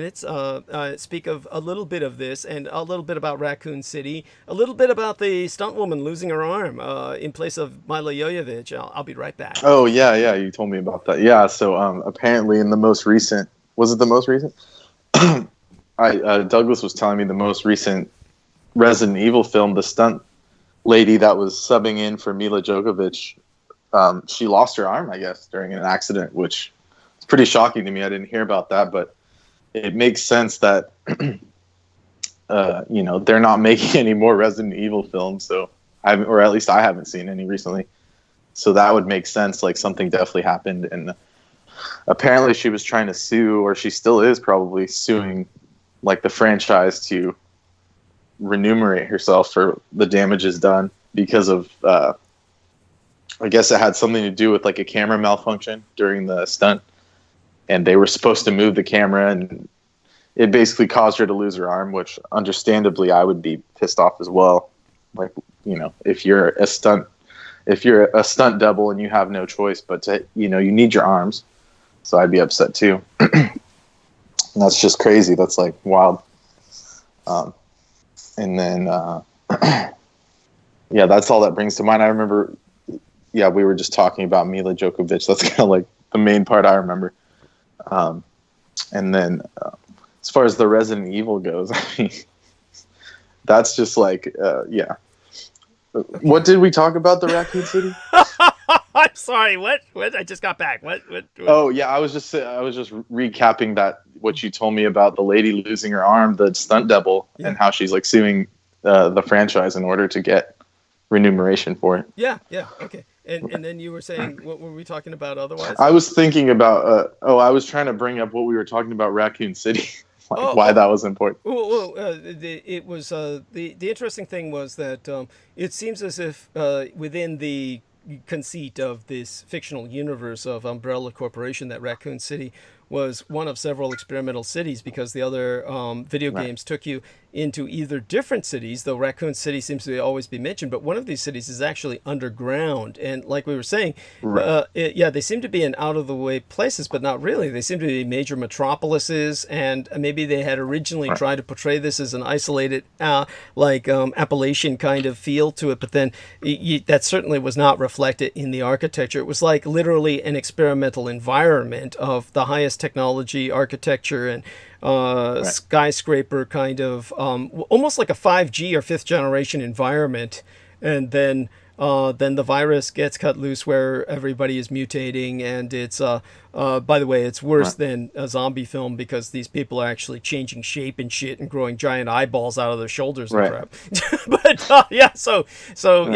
go on with what you take from that or what you remember about it. I mean, did you go through the entire series of games? I mean, I've played multiple of them. The one I remember the most because I played it recently was Resident Evil 4, but that had like a whole different storyline. Okay. Like they kind of branched off, and you were basically fighting like the Spanish version of the Illuminati, and they uncovered like some parasite that took over people's brains. But of course, they tied it into where Umbrella Corp, one of their scientists, ended up taking this research to them, and that's how they created like the zombie virus, is with this pathogen they found. So it's like a retcon, Exactly. Retrograde. Right. Yes, adding to the storyline after it's been written. So a prequel, and Exactly. Yeah, and definitely appreciate your adding that. Hopefully, you'll still be around in a few minutes. I'll get to the Oscars soon enough, but I do want to bring up an aspect about this holiday, which is important. And so, thank you again, Brendan. And, About the Epiphany.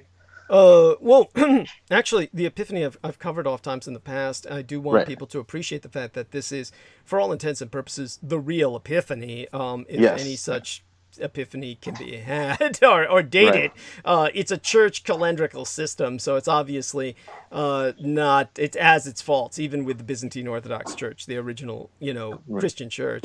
But nevertheless, it's a bit more true to calendar, true to dating than what we have now, the Gregorian calendar. And nevertheless, I've spoken of the Epiphany often enough where hopefully people will listen to the last several weeks and months, going back to Christmas, just a little before Christmas, to get what I've said about the Epiphany and the Sage Kings and my own ancestors. But in terms of the holiday coming tomorrow, it's this is what much more Americans are familiar with in the more immediate sense, and bears, I think, putting into some context so that people get an idea of. You're saying MLK Day? Sorry. Yeah. Oh yeah.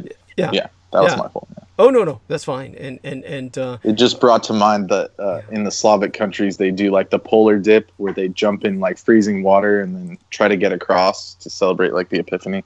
Oh God, why? I don't know why. I know they do that, but I've always wondered why. I mean, where did that come from? What is that? Yeah. Something that the northern countries do. They like jumping in cold water. Oh, it's awful. Yeah, they can have it. I mean, oh my God, it's thank you. Yeah, it's just another form of self-abuse. It's kind of like Derek Talley telling me about his swimming pool, and he says, oh, I gotta make a film of that sometime. All this exercising, and he says, yeah, I run it like a drill instructor. It's just like back in the Corps, side straddle hops. Yeah, all this stuff. Only we all do it underwater. I mean, to me, this sounds like Abu Ghraib bullshit. I mean, it really sounds like he's just like having a lot of fun torturing a bunch of victims and shit. The people don't know what they signed up for. Yeah. Oh, God. They're like, this is a real workout. Yeah. Then they get, Derek Talley, this black Captain Bligh, who's like, yeah, all right. Yeah, don't cheat your body by being slow. Yeah. I'm just kidding. Hopefully he's still listening. Yeah, that's But honest to God, if he puts a film together like that, basically I would take the segments of it, splice them, and we could do another expose on Guantanamo Bay and shit. And, and look what they're doing now. I bet you we could get the human rights groups all involved. He'll be on the United Nations wanted list and shit. And so there you go. Oh my God. Yeah, and he can have it all. He can have the pool. He can have the exercise. I mean, oh God. Anyhow, so there we have that. But of probably course, get shredded though. like ripped. Oh yeah, yes, that's what he was talking about. Yes, guys that are in base shape. This is what people keep telling me. Why don't you start lifting some weights, man? Yeah, why don't you got the base, frame for it. Yeah, you could, if you put some meat on those bones, you could like, you'd be buff and cut and rip and I'm like, dude, yeah. And then how would I look in a dress? Oh yeah. That would really, yeah, I could really pull it off then. That's the honestly, it's like there are some purposes that people have in life other than looking like the Michelin Mummy or something. So aside from that, yes. So this could be awkward. It's MLK Day. We're going to talk race, religion, and politics. Now, this extended Right Reverend Dr. Martin Luther MLK King Jr. Day, in which we celebrate this American hero in this weekend holy day of January 17th through the 20th this year. Bear in mind that throughout many of the southern states, they have their own competing or even antithetical holy days. As a matter of fact, Friday the 17th was Generals Robert Edward Lee and Thomas Jonathan Stonewall Jackson Day. Lee Jackson Day in the Commonwealth of Virginia, which may have been celebrated for its last time. There is some legislation going through that we have to wait on. I don't know if there's been results from it where they're trying to rid the state of its official holiday. And it's been over 100 years. This has been celebrated. People do take to the streets with their Confederate flags. And of course, on Monday, in the same state, we're going to have tomorrow the Virginia Gun Rally. Now, of course, I'll be going into this. Now, today, of course, still be Confederate Heroes Day in Texas. And it's Bo Lee or, Robert Edward Lee Day in Florida. Was all day today. Tomorrow, on the 20th, be Bo Lee or Robert E. Lee Day in Alabama and on the Mississippi. So this fucker gets 3 fucking birthdays. I don't know how that worked, but maybe it has a little bit to do with different calendrical systems. I don't believe the Confederate States of America tried to institute a different calendrical system, but somehow Robert Edward Lee got 3 birthdays. It's like he's kind of like Christ in that regard. There's an epiphany there or something. He got recognized in terms of his divine revelation or something manifest. And he had the archetypal appearance that the Westerners usually impose on God. The white guy with a beard. White guy with Was a white he born beard. on a leap year or something? Yeah, I have no idea, but I think I've heard that. They were basically doing everything they could to fuck up Martin Luther King, right? I mean, that's traditionally all the southern states had what they called Jefferson Davis Day. They celebrated that in opposition to Martin Luther King Jr. Then they had all these little breakup states with everybody doing the Bo Jackson Day and all the rest of that. I mean, I'm conflating, of course, Lee and Jackson, which is unfair of me. But in historical context, there are cultural reasons, of course, why this was inevitable and not necessarily all that negative. But nevertheless, we understand that much of the motivation behind it was indeed negative. And but here's the negative part. Gun owners are rallying in Virginia tomorrow. A big gun rights, as in rights for guns instead of people, is set for tomorrow in Virginia, and people are bracing for possible problems. Didn't the governor set up a state of emergency or something? Yes. Oh my God. Tens of thousands of firearms owners have been invited to Richmond to rally for gun rights in disambiguation of your right to live. The guns have rights. After elections last year put Democrats in control of state government. Since then, counties and cities across the Commonwealth of Virginia have passed legally non-binding resolutions declaring support for the Second Amendment. Governor Ralph Northam, a Democrat, declared a temporary state of emergency from Friday evening until Tuesday. So from the Friday evening into this weekend until the day after Martin Luther King Day. And he has banned weapons on Capitol grounds for duration of the morrow. To reiterate, the governor of the Virginia Commonwealth has banned all firearms and other weapons from Capitol grounds, a move that was upheld by a state judge after event organizers pushed back, claiming the ban restricted their rights. Now, of course, it's everybody's right to walk into the Capitol building on state grounds with firearms, right? I mean, that's something you and I just always need to do, right, Brendan? I mean, it's like, hell, you just don't feel like it's a day without, going into a government building, wielding a fucking firearm. Now, much of the concern here... Right, it's self-defense, right? Yeah, of course. Yes, after all, the politicians, they're muggers in suits. I mean, you Right. You take the That's guts. what they would try and say. Yeah, thank you. Yeah, you take the guts, the heart, the soul out of it. It reminds me of that JAG episode where they had the People's Court, and they were like, "You're from the government." Thank you. Yeah. Yeah. Automatically, you're a criminal, of course. Yeah, exactly. Yes. Anyhow, much of the concern here isn't about the guns. It's about the assholes bearing them. It's about the extremists the event is attracting. Northam has confirmed that state intelligence officials identified threats and rhetoric employed by violent groups and white nationalists in conversations about this very event. In fact, the FBI arrested 3 white supremacists on Thursday for firearms. Now, these are identified white supremacists, okay? I'm not calling them white supremacists just because they're white assholes.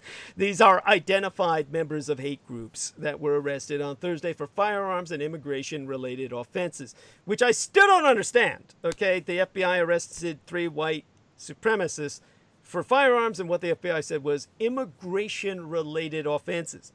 Okay, so, what are they trying to all immigrate to Russia?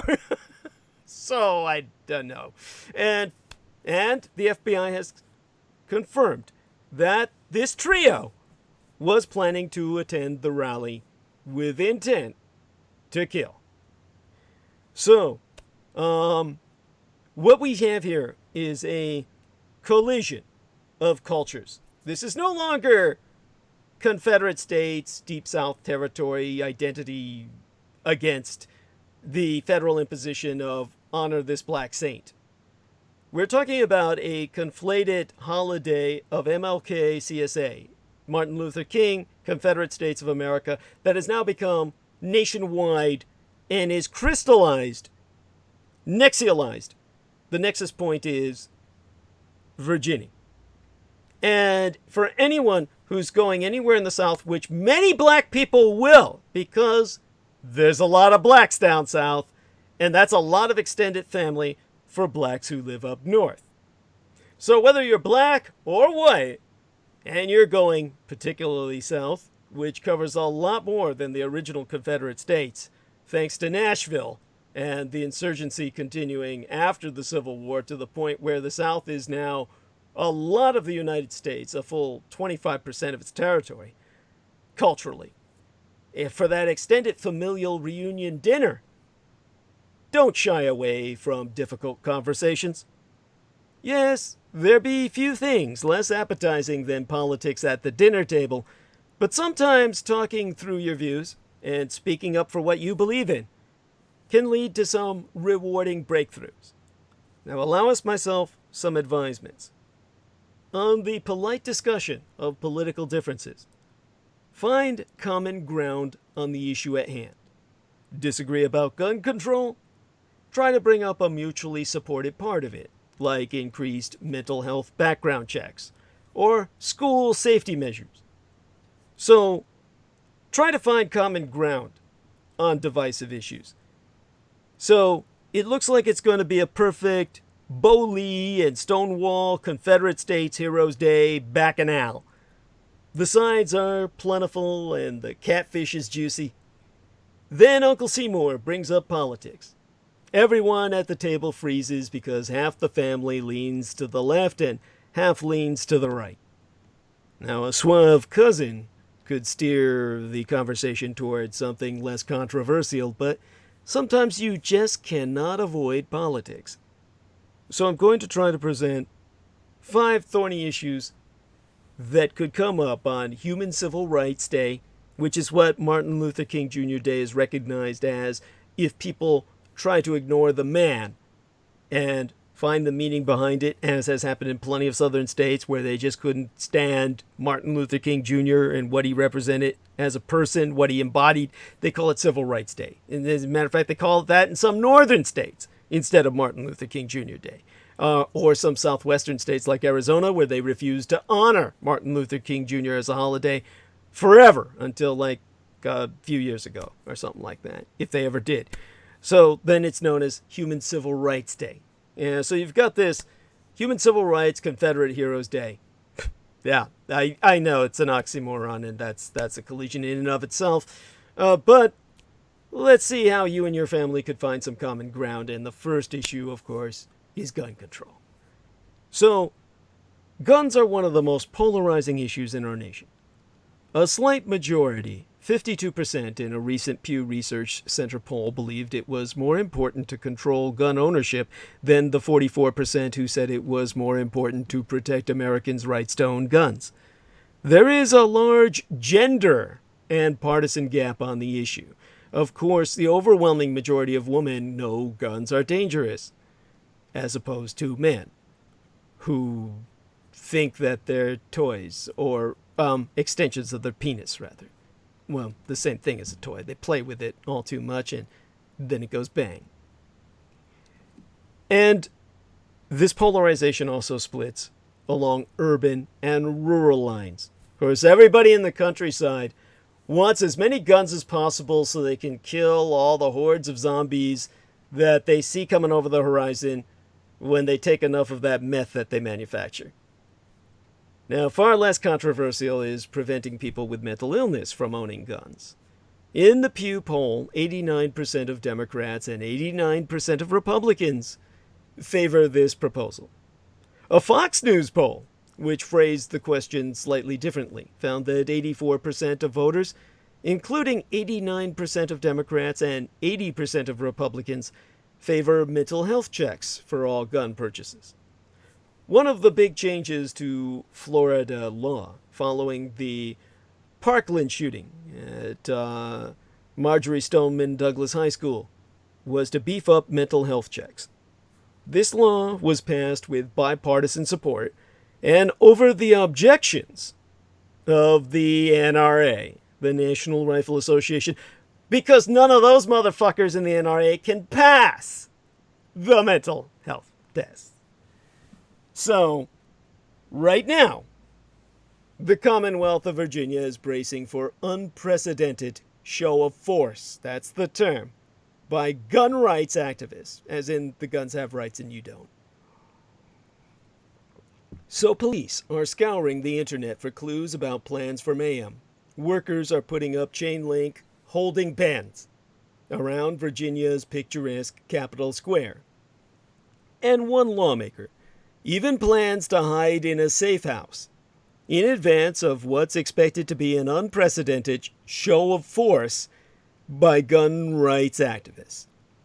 What be provoking their anger in this once reliably reactionary state is the new Democratic majority leadership and its plans to enact a slew of gun restrictions. This clash of old and new has made Virginia determined to prevent a replay of the Charlottesville violence circa 2017 ground zero in the nation's raging debate over gun control. The VCDL, the Virginia Citizens Defense League's yearly rally at the Capitol, typically draws just a few hundred gun enthusiasts. Well, gun nuts. This year, however, thousands of gun activists, as they call themselves now, terroristic maniacs, be expected to turn out. Second Amendment groups have identified the state as a rallying point for the fight against what they see as a national erosion of gun rights. Now, Timothy Forster of Chesterfield, Virginia, an NRA member who had one handgun strapped to his shoulder and another tucked into his waistband, as he stood outside a legislative office building earlier this week, went on record to bloviate that we're not going to be quiet anymore. We're going to fight them in the courts and on the ground. The illegal laws they're proposing are just straight up unconstitutional. So he's threatening civil war, revolution. This is, of course, sedition. Fight them on the ground? That is sedition. The man is your enemy, and he needs, dare I say it, to be shot. Now, the VCDL president, Philip Van Cleef, said he's heard from groups around the country that plan to send members to Virginia, including the Nevada-based far-right Oath Keepers, which has promised to organize and train armed posses and militia. Posses, by the way, are hunting squads. They're used to track bounty. That means they're planning on hunting people. This, of course, is illegal. It's not well-regulated militia as defined by the Constitution. It was entirely redefined by a bunch of seditious terrorists, now an insurgency of the fucking Russians. So extremist groups have blanketed social media and online forums with ominous messages and hinted at potential violence. According to a law enforcement official who spracketh to the Associated Press on condition of anonymity to discuss an active investigation, the FBI arrested 3 men linked to a violent white supremacist group Thursday who were planning to attend the rally in Richmond with lethal intent, plans to kill. Democrats have permanently banned guns inside the Capitol. And Governor Ralph Northam declared a temporary state of emergency Wednesday that bans all weapons, including guns, from Capitol Square throughout the rally to prevent armed militia groups storming our Capitol. He's right to fear. These gun rights groups asked the Virginia Supreme Court to rule Northam's declaration unconstitutional because, it's your constitutional right to storm the legally elected Capitol and kill everybody because the majority voted in people who you don't like. But the court on Friday, into this weekend, upheld the ban. Now, this be the question America must face. And here we're no longer being politically, shall we say, amenable. We are now facing this head on. We're out of the range of what you can do to prevent argument at the dinner table. And here is where I take over and tell you the real situation we're in. Gun violence is not somebody else's problem. The Dietrich key points here being that a pair of young adults were killed because they went to school in the city of Santa Clarita, within mine own golden state of California, mid-menses of the month before yestermenses, mid-month of the month before last. A steady stream of shootings maketh them virtually normal. And this is being redefined as the new American exceptionalism. And it be a contagious epidemic. Gun activists malevolently insist that background checks will never help. We, the people, the majority, must set the tone and standards with laws and norms. 'Tis our responsibility, 'tis your responsibility. To commence in reiteration, a pair of young adults were killed in Santa Clarita, the third largest city in Los Angeles County, within mine own golden state of California, on the Ides of November just prior National Native American Indian Holocaust Memorial Day morning weekend, because that pair of young adults went to school. The mass shooting perpetrated that Thursday, as dated the 14th day in the month of November at a high school in Santa Clarita, a suburb of Los Angeles, what constitutes in and of itself the 23rd largest city in mine own Golden Bear State nation of California. Be both a tragedy and a travesty on at least 12 levels. First, most importantly, or most profoundly rather, 12 young adults burning bright with hope for our future be dead. 3 others were critically injured. And the parents, relatives, friends, teachers, and classmates of both the shooter and his victims have all had their lives grievously changed. But this was not the first shooting in and around schools and colleges in America since the most infamous shooting at Sandy Hook. There have been many, all too many, the exact numbers differing depending on how you count. The other tragedy cum travesty, then, be that gun violence in schools, in workplaces, and across our communities has become virtually normal in America. It should not be. It cannot be.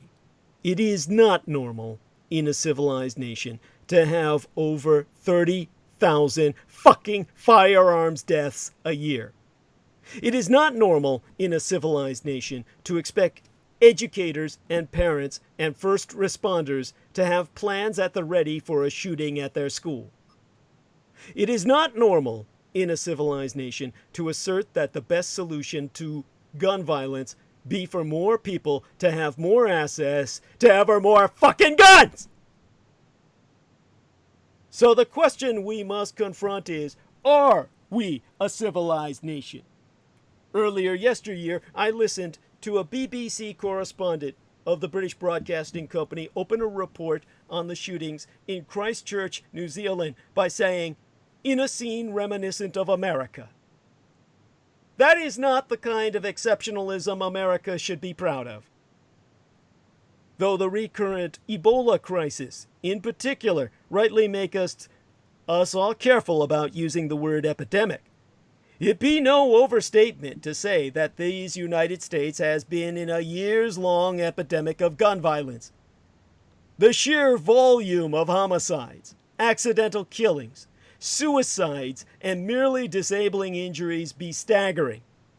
The number, both in absolute and per capita terms, exceeds by many times that of any other developed nation on earth. What also maketh this an epidemic be that it be contagious. The more it spreads, the more it spreads. The more that a minority of citizens block prevention and treatment, the less effective prevention and treatment becometh for all. To put it bluntly, firearms violence is orders of magnitude more deadly to Americans than Ebola ever will be. So what do we do about the public health crises of firearms violence? We have to turn to both law and norms. Many gun rights absolutists respond to the death and mayhem of a Santa Clarita or a Sandy Hook by saying that a particular gun law, say background checks for gun purchases, would never have prevented that tragedy. But when someone driving under the speed limit dies in a car wreck, we don't throw out speed limits and declare them an ineffective burden. We recognize that speed limits and seatbelt laws are part of an adult system of mature rules that reduce the overall likelihood of traffic fatalities. In precisely the same way, a requirement of background checks for gun purchases reduces the overall likelihood that people will die of gun violence. That's why in the state nation of California, I myself worked with other citizens to secure passage of a ballot initiative creating just such background checks. And it's why that measure always seemed to most people here not like tyranny but common sense.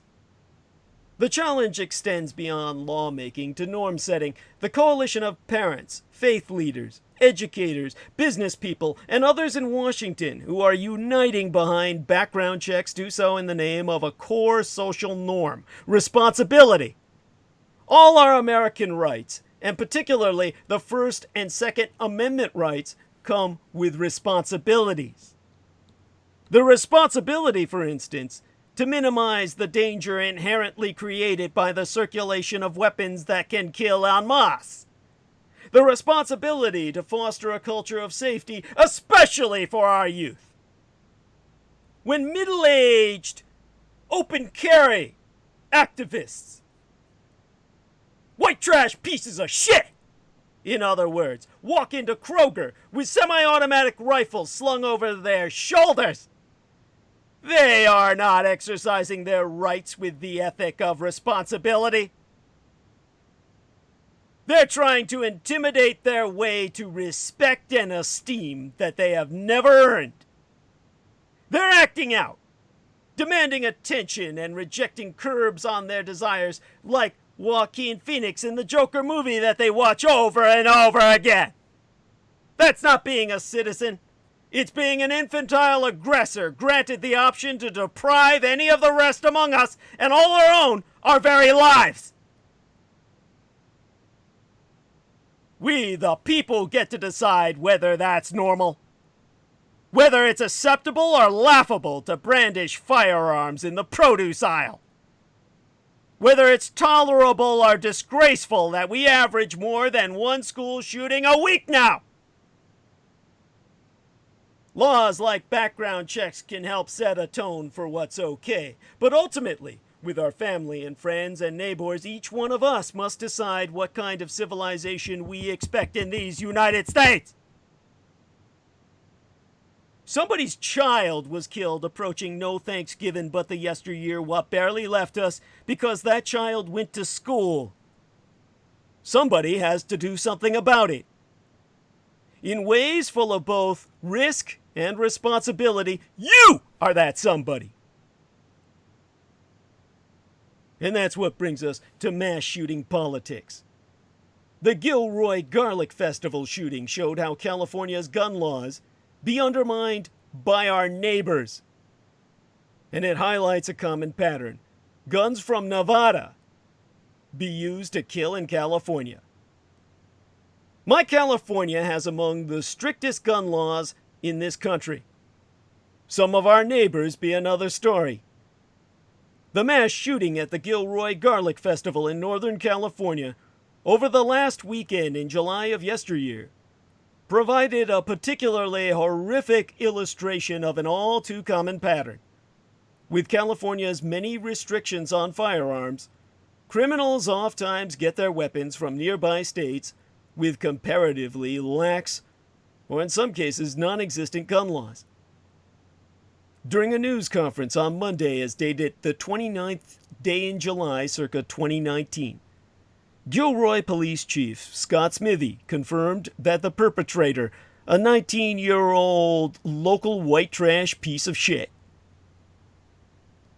used an AK, a Kalashnikov clone-type rifle, purchased in Nevada, to carry out a rampage that left a dozen people critically injured and 3 dead.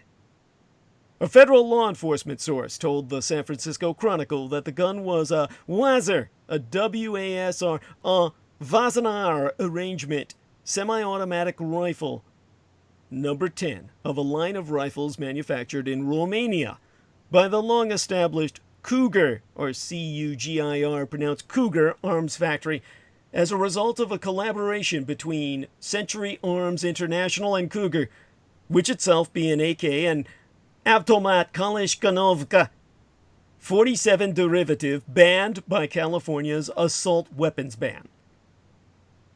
The shooter purchased the weapon from Big Mike's Guns and Ammo, a 6-hour drive from where he lived. Michael Christopherson, the white trash piece of shit who owns the store, expressed his condolences to the victims of the shooting on the company's Facebook page. Christopherson wrote that when he sold the weapon to the shooter, he had no reasons for concern, and that the shooter seemed so happy that he was happy. Via Facebook, Christopherson declared, I would never sell any firearm to anyone who acted wrong or looked associated with any bad group, like white power. Big Mike's currently sells WASR-10 rifles for around 700 United States dollars. Work a few weeks minimum wage and you can buy that with your first paycheck. California has among the strictest gun laws in the country. The state has universal background checks, waiting periods, and severe limits on the design and functionality of the semi-automatic rifles it allows residents to own. Late last year, lawmakers raised the minimum age for purchasing a rifle to 21 years. But nearby states like Nevada and Arizona have no such laws. As a result, these border states have become hotspots for gun traffickers and criminals eager to bring weapons into California. According to the most recent federal data available, the Bureau of Alcohol, Tobacco, Firearms, and Explosives traced 1,554 firearms from California crime scenes back to Nevada circa 2017. Only Arizona, which accounted for 2,185 gun crimes that year, and the crime guns used to commit those gun crimes, supplies more of California's crime guns. So when you source 2017 ATF firearms trace data, Nevada be a leading source of California crime guns. From Washington State came 392. From Oregon came 449. From Nevada came 1,554 firearms. And then from Arizona came 2,185. And 764 were ultimately traced back to bumfuck Texas. An analysis by 538 confirmed that across the country, firearms tend to move from states with loose gun laws to neighboring ones with tighter controls. California was found to have the third strictest gun laws in the country, behind only Hawaii and Massachusetts. The Gilroy shooting isn't the first high-profile criminal act in which weapons used in California were originally obtained from Nevada. Circa 2013, a former Los Angeles Police Department officer declared war on the police. In a manifesto, he bragged about circumnavigating the federal background check system by purchasing a short-barreled rifle and suppressor in Nevada. He'd later kill 4 people, resulting in a 10-day manhunt. Circa 2018, but the year before yesteryear, 3 Nevada residents were sentenced in federal court for orchestrating an arms trafficking scheme that moved dozens of weapons from Reno into my own Bay Area. These weapons, which were legally purchased in Nevada, drew the attention of federal authorities when the guns started appearing in robberies and murders. Research has also documented how the looser standards of our neighbors undermine California's stringent gun laws. Circa 2017, researchers at the University of California, Berkeley, released a study probing the potential link between gun shows in Nevada, where private vendors can sell to people banned from guns without putting them through a background check, and firearm-related deaths and injuries cross the border in California. The study found that in the 2 weeks following any Nevada gun show, hospitals in California within 2 hours of the border see a 70% increase in gun-related murders, deaths, and injuries. The deaths disambiguated from the murders as accidental, where the crime gun is left, oftentimes intentionally, in reach of a child, specifically so the child can put himself out of the parent's misery. And the parent can just say, "Oh my."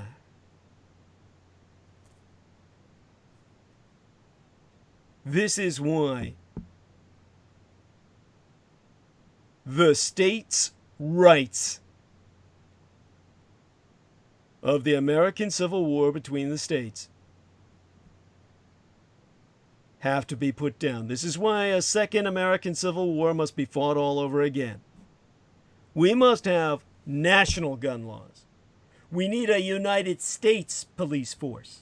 As I said, a draft for young females to create an all-female police force, because it's females who, in majority, understand the destructive nature of firearms, that they be inherently, intrinsically deadly.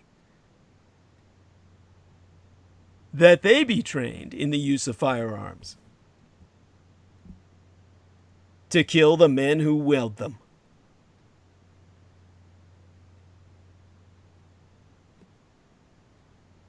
This needs to be done until enough men die that they stop shooting us. This is war.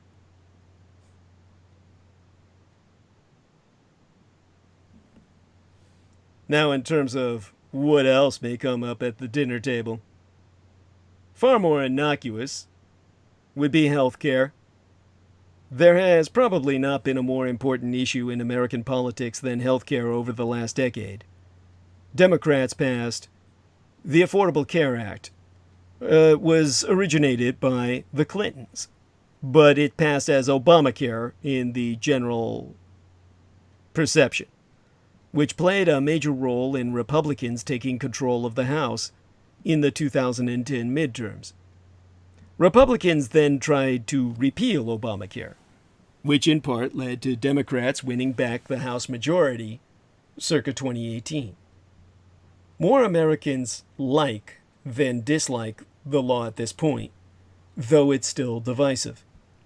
It's best to focus on the parts of Obamacare that tend to have much higher support. Specifically, Americans of all political stripes are for ensuring that those with pre-existing conditions get covered. In August, the Kaiser Family Foundation asked Americans how important it was to maintain the law that prohibits health insurance companies from denying coverage because of a person's medical history, and prohibits health insurance companies from charging sick people more. Overall, 75% and 72% respectively said it was very important. Even among Republicans, 58% and 56% said it was very important. So, that bit of ruffled feathers smooth. We turn to the Republican tax cuts. Some thought Republican tax cuts passed by this Congress were going to help them maintain their House majority. It didn't. The law has remained relatively unpopular, and it may have cost Republicans House seats in places where residents were hurt by them. It's best to steer to conversation toward a tax cut most people support. One reason the Republican tax cut wasn't popular was that most voters thought it was aimed primarily at the upper class. Americans are far more in favor of tax cuts in which the middle class would benefit for a change. During the heat of the tax cut debate, but last year, 60% of Americans said in a CBS News poll that they would like to see taxes on the middle class decreased. Unlike most other proposals CBS News polled, a tax cut for the middle class received bipartisan support with 69% of Republicans, 57% of independents, and 56% of Democrats in favor of one. And yet another sore subject. Be immigration. There have been few issues as polarizing as illegal immigration over the last few years. Indeed, when I looked at which issues generated the greatest difference in response from Democrats and Republicans, the yearning to build a wall along the United States-Mexico border came in at number 1. In an October CBS News poll, 76% of Republicans favored building a wall compared to only 9% of Democrats.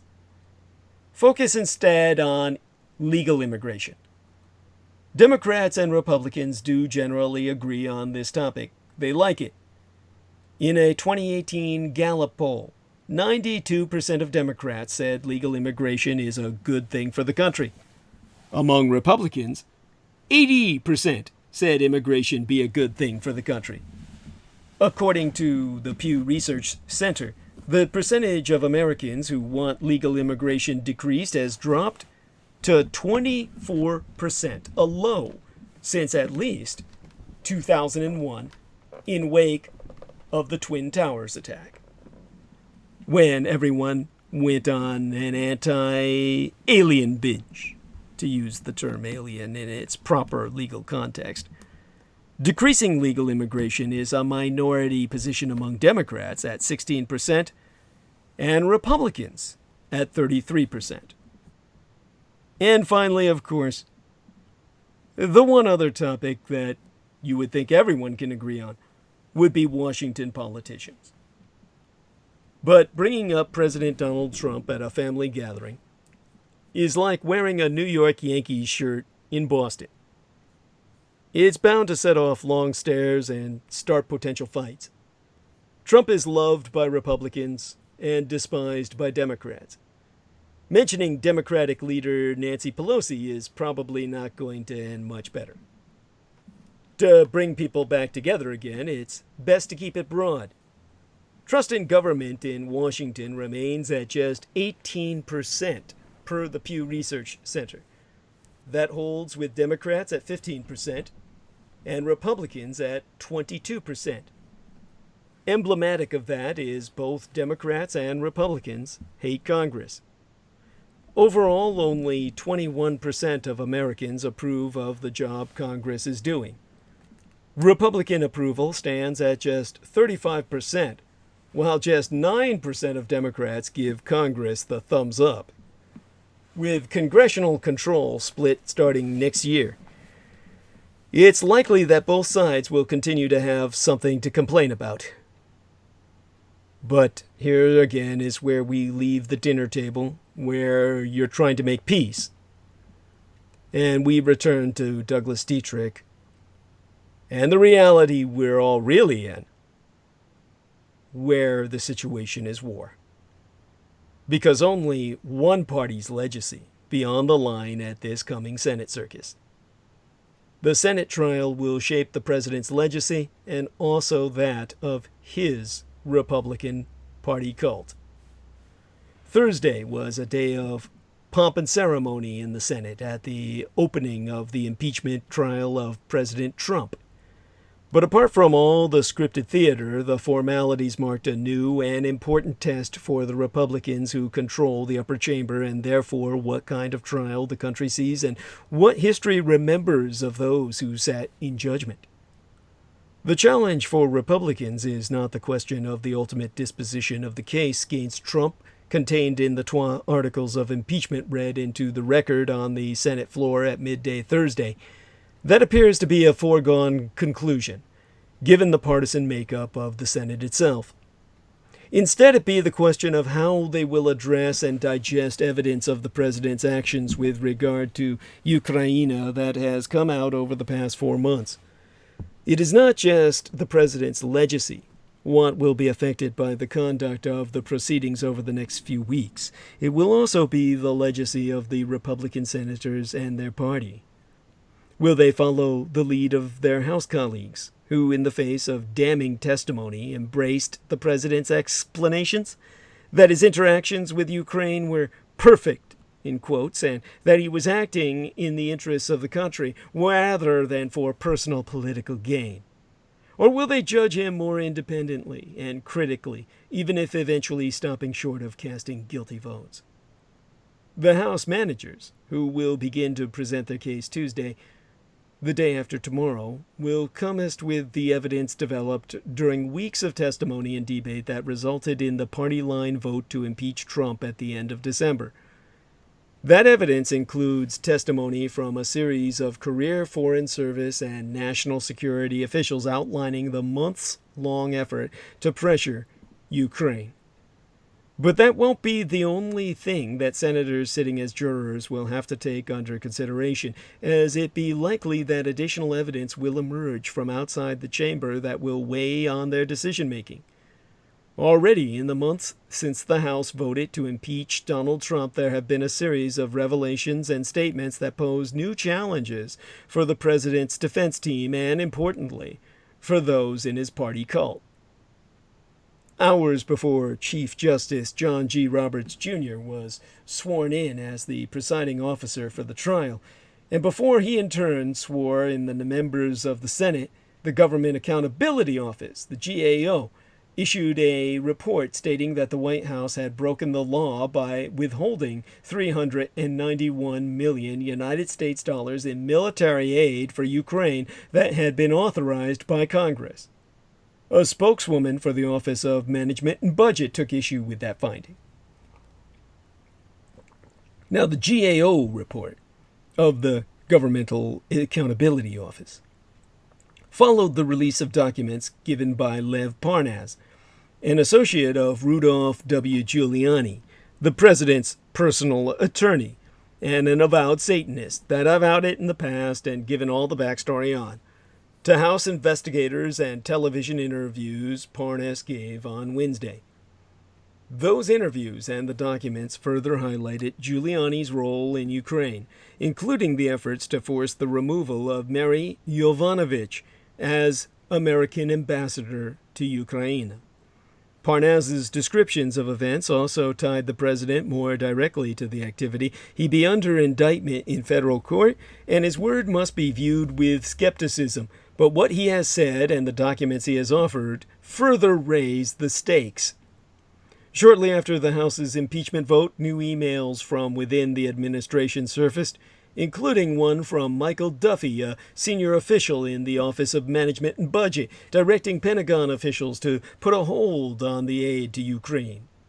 The email was sent less than 12 hours after a Trump phone call with Ukrainian President Volodymyr Zelensky, in which Trump had requested a favor: an investigation into a discredited theory about Ukrainian interference in the 2016 election, as well as into former Vice President Joe Biden and his son Hunter. There was also one other surprise during the interregnum between the House vote and this week's formalities. That was the statement from John Bolton, the former national security advisor, who said that, if subpoenaed, he was prepared to testify at the Senate trial. As one of a handful of White House officials with direct knowledge of the events under scrutiny, Bolton was offering something that has made Republican senators squirm. It will take 51 votes for any witnesses to be allowed into the Senate trial, which means support from at least 4 Republicans.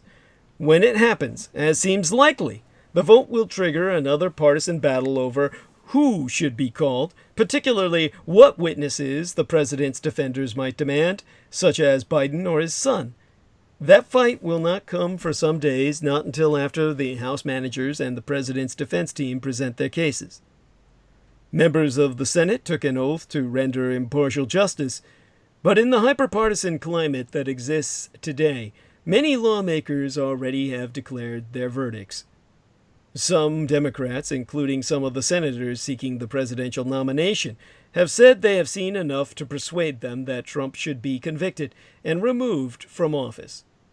On the other side be Republicans who have declared Trump not guilty, and Senate Majority Leader Mitch McConnell, the Republican from Kentucky, said weeks ago he was working closely with the White House in preparation for a sham trial. But if, as everyone expects, the verdict be a predictable acquittal on what is likely to be a vote that runs closely, if not exclusively, along party lines, the question of how seriously the evidence be weighed and examined be another matter. The president would have preferred a breezy dismissal, though that was never realistic. On Thursday, shortly after the senators had been sworn, he said he hopes for a quick trial, declaring the whole matter a phony hoax. Many of Trump's cult loyalists believe Democrats have been looking for any reason to bring down the president and treated the current impeachment process accordingly. What they did not do in the House was to effectively rebut the testimony of those career officials. Instead, they challenged that evidence on the basis that it was not first-hand knowledge, even as the White House blocked those with such knowledge from testifying. The Senate trial will give the president an opportunity for his team of lawyers to present a defense. Whether they accede to witnesses, particularly the White House officials who have not yet been heard from, be another matter. Being a Republican during the Trump presidency demands much. He himself be quick to anger at any Republican who strays from absolute loyalty, and at times has sought to punish those who have. Few have had the wherewithal to question him, and they have generally paid a price. Their examples have shaped the behavior of others in the party. That's a major difference between this impeachment proceeding and the one 2 decades agone involving President William Jefferson Clinton. That Senate trial ended in an acquittal, largely on party lines, but the year-long episode also included condemnations of the president's behavior by members of his own party, both what he did and that he lied about it. If Clinton's Democratic colleagues did not believe his conduct ultimately warranted removal from office, they nonetheless found it worthy of rebuke. That is one way to measure how those in the president's party handle the allegations contained in the 2 articles of impeachment against Trump, and ultimately the meaning of impartial justice, as defined by each individual senator. And that brings us to another case of judgment, which, of course, our dear brother Brendan has gone offline because his cell phone was essentially dying. And I believe that that's probably the case with our man Derek. If not, if he's still on the call, that's wonderful. And he's welcome, of course, to just join us whenever he feels that he has something that he can offer as an observation.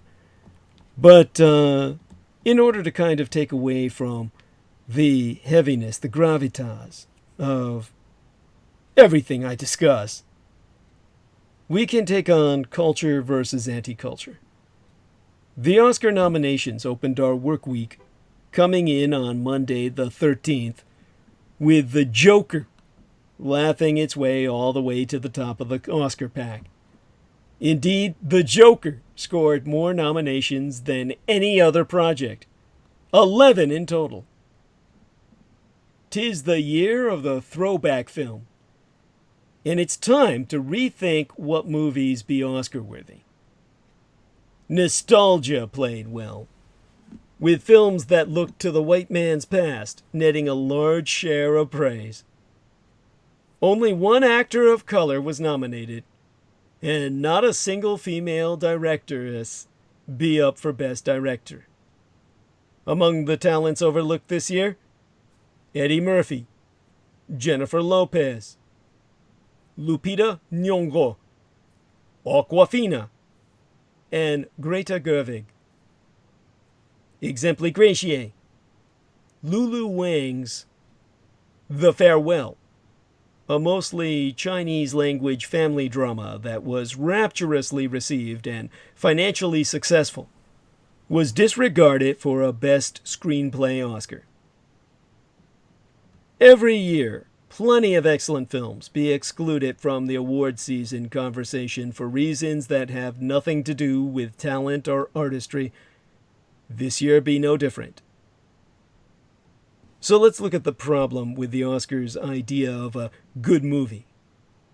In a scene near the end of this year's Little Woman, fearing that no one will want to read the book she's writing about her family, Jo March, played by Saoirse Ronan, says, "Who will be interested in a story of domestic struggles and joys?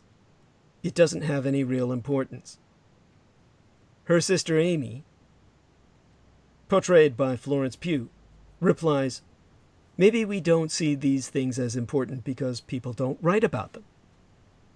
The question of what art gets to be lionized and revered is one that Little Woman's writer and director Greta Gerwig fixated on when adapting the work for the big screen. In analyzing her own screenplay in Vanity Fair, Gerwig said that while she worried this exchange between Joe and Amy would be too on the nose, it's one of the only elements she didn't borrow from the book or from the authoress Louisa May Alcott's other writing. She decided to include it. To quote she, "I still think we very much have an hierarchy of stories.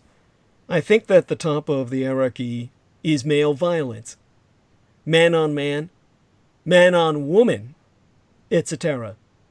I think if you look at the books and films and stories that we consider to be important, that is a common theme, either explicitly or implicitly." When the 2020 Oscar nominations were announced this week, Little Woman earned a spot in the Best Picture category and collected nods for Ronan, Pugh, and Gerwig's screenplay. But its recognition, which came without a Best Directress nod, was still a tier below the biggest favorites of the night, including Joker, The Irishman, with emphasis on the man, Once Upon a Time in Hollywood, Always the Nostalgia, and 1917. Movies about men and violence.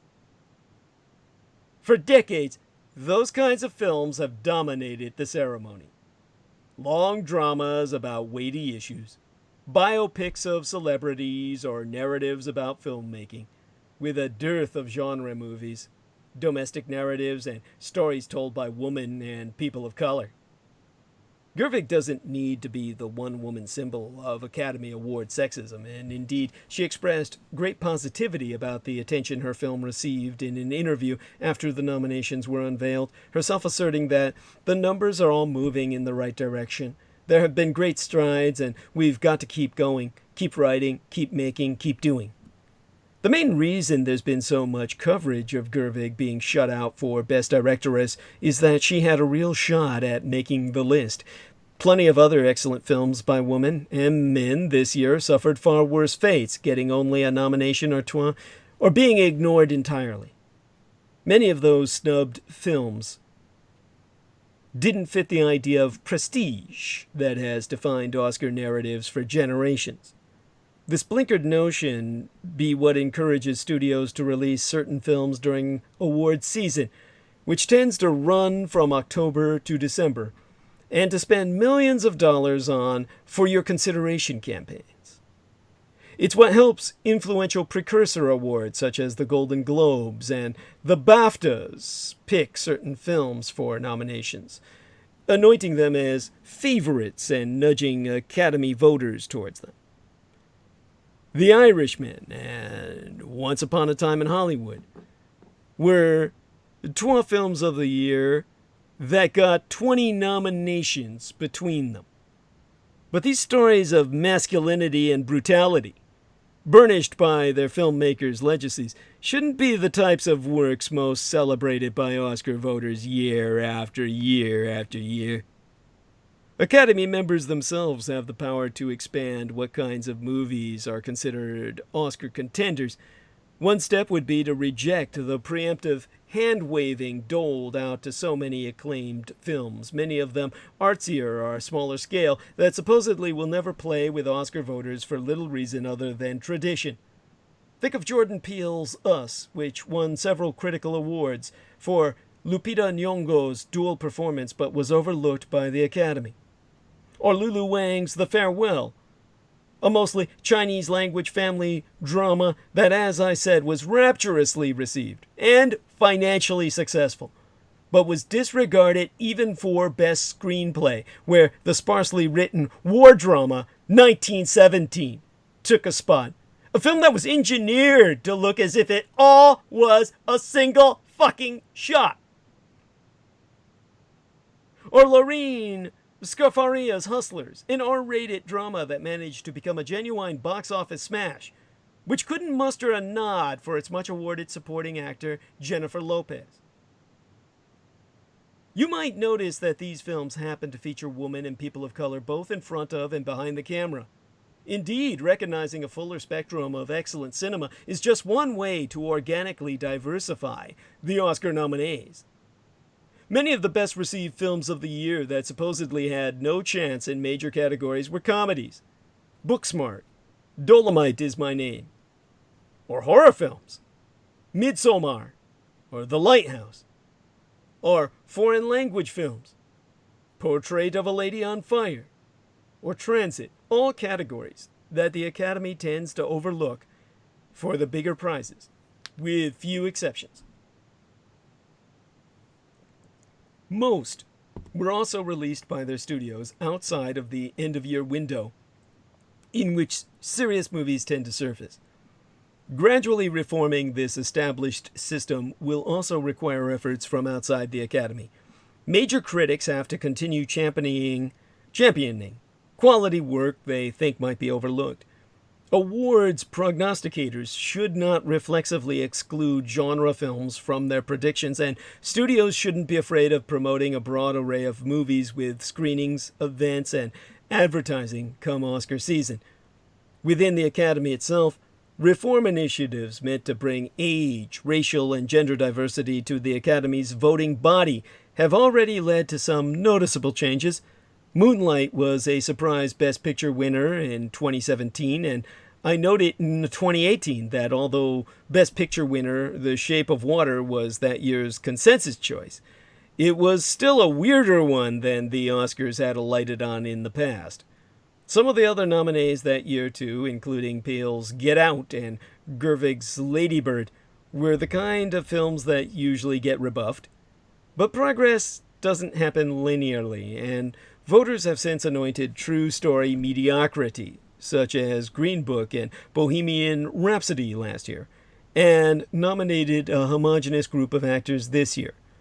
That said, the success of Bong Joon-ho's Parasite in many of the major categories is a very encouraging sign. In Little Woman, whilst trying to talk herself out of publishing her own work about domestic struggles, Jo argues, writing doesn't confer importance, it reflects it. And Amy responds, I'm not sure. Perhaps writing will make them more important. Cinema, too, Gerwig's film arguist, can confer importance on stories or characters that have historically been dismissed. The responsibility of the Oscars is to make great art more visible, and for too long the institution has settled for a narrow definition of what makes a movie worth celebrating. Rather than taking those old constraints for granted, Academy voters and the rest of the Hollywood ecosystem should be more empowered to celebrate genuine talent and artistry wherever they find it, and whomever it sources from. Now, Stephen King's comments about the Oscars explainest the Oscars. That author, who being an Academy Award voter, inadvertently captured why Hollywood's biggest ceremony faces a diversity problem year after year. It started, as it so often does, with a series of tweets from someone famous enough to need a social media manager. Early Tuesday morning, the author Stephen King logged onto Twitter to share his thoughts about the fact that the Oscar nominees, announced the day before, included no female directors and but a single actor of color. To quote his T, as a writer, I am allowed to nominate in just 3 categories: Best Picture, Best Adapted Screenplay, and Best Original Screenplay. For me, the diversity issue, as it applies to individual actors and directors anyway, did not come up. That said, I would never consider diversity in matters of art, only quality. It seems to me that to do otherwise would be wrong. And thus the usual forces were set in motion. Responses from disappointed peers and moviegoers alike, and an apparent backtracking of the ill-conceived comments within the same day. Acknowledging that the structural challenges that many creators face, King wrote, "You can't win awards if you're shut out of the game." For those who have followed the industry's responses to widespread calls for greater diversity, especially since the hashtag #OscarsSoWhite campaign began 5 years ago, cycles like this be a familiar part of the award season. after a Golden Globes that featured many presenters of color, but a primarily white set of winners. This year's Oscar and BAFTA Awards nominations didn't deviate much from a well-worn script either. Cynthia Erivo, the only Oscar-nominated actor of color this year, stars in HBO's adaptation of Stephen King's The Outsider, and offered an implicit critique of the author's tweets when asked about them on Wednesday. The Academy's perceived snubs of actors such as Us's Lupita Nyong'o and Hustler's Jennifer Lopez, along with directors such as Little Woman's Greta Gerwig and The Farewell's Lulu Wang, be as unfortunate as they be predictable. And comments like Stephen King's reveal a major reason why. Diversity is too oft-times discussed as something separate from, or even in conflict with, artistic virtue. It be treated as an abstract concept meant to materialize without industry gatekeepers and Oscar voters, such as Stephen King himself, challenging their own possibly narrow views and instituting different practices. Put more plainly, the lack of representation is regularly talked about as a problem, but one for someone else to solve and for other institutions to address. Consider, for example, the equivocal responses that prominent white filmmakers have given throughout the years when asked about the glaring demographics of their industry and of their own works. In 2016, at the height of the hashtag #OscarsSoWhite campaign's first award season, the industry veterans Joel and Ethan Coen answered a question about diversity with matching groans, with Joel telling the Daily Beast that the complaints overestimated the award's impact. "I don't think they even matter much from an economic point of view." So the rich Jew says, before adding, "Diversity is important. The Oscars are not that important." This, of course, be demonstrably false. Oscar nods and wins oftentimes influence what kinds of films get financed in the future and can even lead to stratospheric increases in salary, for actors in particular. At the time of the interview, the Coen brothers had won 4 Oscars and been nominated for 10. That Jewish nepotism of in the family, you see. Perhaps the most pernicious factor contributing to such deflections be the oft-repeated belief that the industry be an impartial adjudicator, or that things just pan out the way they do by chance. Stephen King is hardly alone in his views. Back in 2016, the second year in a row that saw the Academy nominate only white actors, the director Quentin Tarantino answered a question about the Hateful Eight actor Samuel L. Jackson not receiving a nomination with a mealy-mouthed assessment, later adding that his own films actually represented racial progress within the Western genre.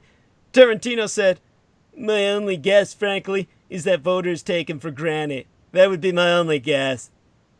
Now, Tarantino's latest movie, Once Upon a Time in Hollywood, which isn't a Western, has been nominated for 10 Oscars this year and was criticized for casting an all-white ensemble. But of course he's Jewish. Now, Tim Burton, who directed Jackson in another racially homogenous film, compared concerns about all-white casts with the existence of genres created precisely because of Hollywood's exclusion. In a 2016 interview with Bustle, he said, "I remember back when I was a child watching The Brady Bunch and they started to get all politically correct, like, okay, let's have an Asian child and a black. I grew up watching blaxploitation movies, all right, and I said, that's great. I didn't go like, okay, there should be more white people in these movies."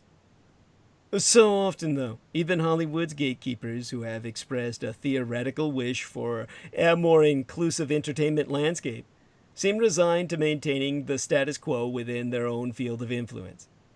Martin Scorsese, who in 1993 wrote a letter to the New York Times arguing that diversity guarantees our cultural survival, rejected a question last year about the lack of prominent roles for women in his films, while promoting his latest, The Irishman, with emphasis on that man again, which received 10 Oscar nods.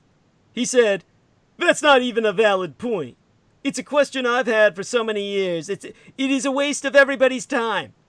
later adding that his films did include these sorts of roles. If a story calls for a female lead, that is. But mine never do. So it's a commonly raised point that storytellers should put the needs of the story first. Yeah, but one that oftentimes frames diversity as a chore, or in clinical terms rather than considering its narrative possibilities through an imaginative lens, which be what art is all about. Circa 2016, Joel Cohen of the infamous Coen brothers said, "You don't sit down and say, I'm going to write a story that involves 4 black people, 3 Jews, and a dog, right?"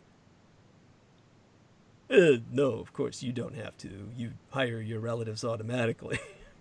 There are, of course, ways to shift the Hollywood landscape without radically changing one's own art.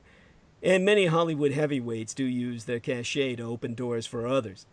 But the seeming reluctance of men such as Stephen King himself, Quentin Tarantino above all, and Burton, the forever child, to conceive of themselves as figures of influence obscures their responsibility to the broader entertainment community. Despite often being arbiters of both financial resources and soft power, these artists continue to place industry-wide concerns at arm's length. As David Sims wrote in Atlantic Magazine, Academy members themselves have the power to expand what kinds of movies are considered Oscar contenders. One step would be to reject the preemptive hand-waving doled out to so many acclaimed films, many of them artsier or smaller scale, that supposedly will never play with Oscar voters for little reason other than tradition. So until Oscar voters acknowledge and reconfigure their circumscribed visions of artistry, the rest of Hollywood and the movie-going public will be subject to the same wearying, all-white cycle of bleach. Constant bleach. The whitewashing of our world. So, breaking down the 2020 Oscar nominations. Todd Phillips' Joker be the biggest contender in an Academy Awards race featuring a single actor of color and no female director. The Academy of Motion Picture Arts and Sciences looked to the past for its 2020 Oscar nominations, favoring nostalgic throwbacks from established masters. The Irishman, Once Upon a Time in Hollywood. Handsome works set during the World Wars. Jojo Rabbit, or 1917. And a comic book movie rooted in the gritty crime dramas of the 1970s.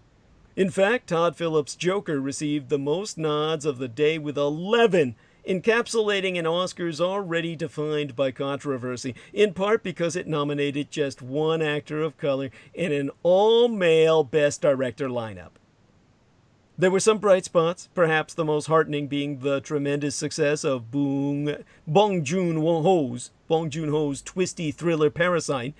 It received 6 nominations, including Best Picture, Best Director, and Best Original Screenplay. Astonishingly, it was the first Korean film to even receive an international feature nod. But after a year of critical acclaim and strong ticket sales, Parasite also managed to vault into the main category, where it be a threat to win.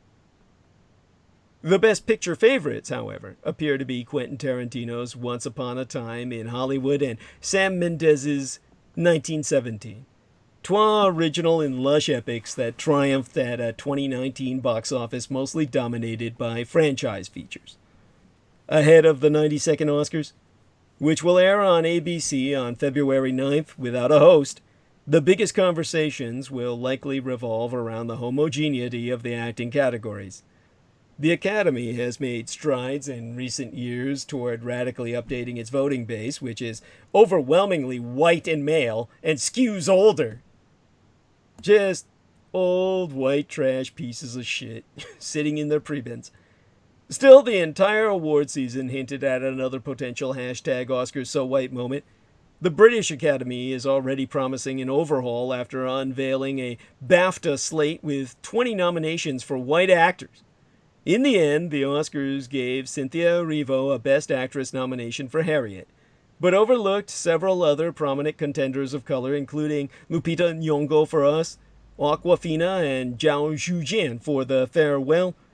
Eddie Murphy for Dolomite Is My Name, and Jennifer Lopez for the smash hit Hustlers. Then there was the all-male Best Director category with Greta Gerwig, whose Little Woman received 6 nods, including Best Picture being perhaps the most prominent omission. Only 5 women, Lena Wertmüller, Jane Campion, Sofia Coppola, Catherine Bigelow, and Gerwig for Lady Bird, have ever been included in the category in Oscar's 92-year history, with Bigelow still the only winner for The Hurt Locker, circa 2010.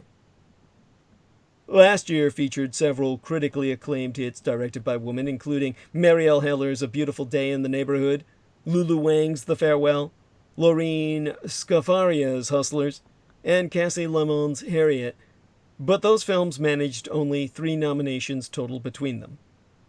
The Once Upon a Time in Hollywood, which has won the Golden Globe and Critics' Choice Award for Best Picture already, remains the safest bet for the top prize. Attention should be paid to the most nominated film of the bunch, Todd Phillips' Joker. It's only the second comic book movie to receive a Best Picture nod, after Black Panther last year, and it could easily sweep the technical categories, along with Joaquin Phoenix's expected Best Actor win. In an industry ruled by superhero movies, the Oscars have grown comfortable with giving them some of its biggest accolades, and Joker's artsy sheen, it was made on a mid-budget scale and be heavily indebted to old crime movies, helped push it over the edge. Joker also grossed more than $1 billion United States dollars worldwide. In fact, most of the Best Picture nominees were financial successes that have outperformed expectations at the box office. The notable exceptions, of course, be the 2 produced by Netflix, The Irishman and Marriage Story, which had limited theater runs before debuting online. Though both initially seemed like potential frontrunners, now the only major category where I'd predict a win for either be Best Supporting Actress, for Laura Dern in Marriage Story.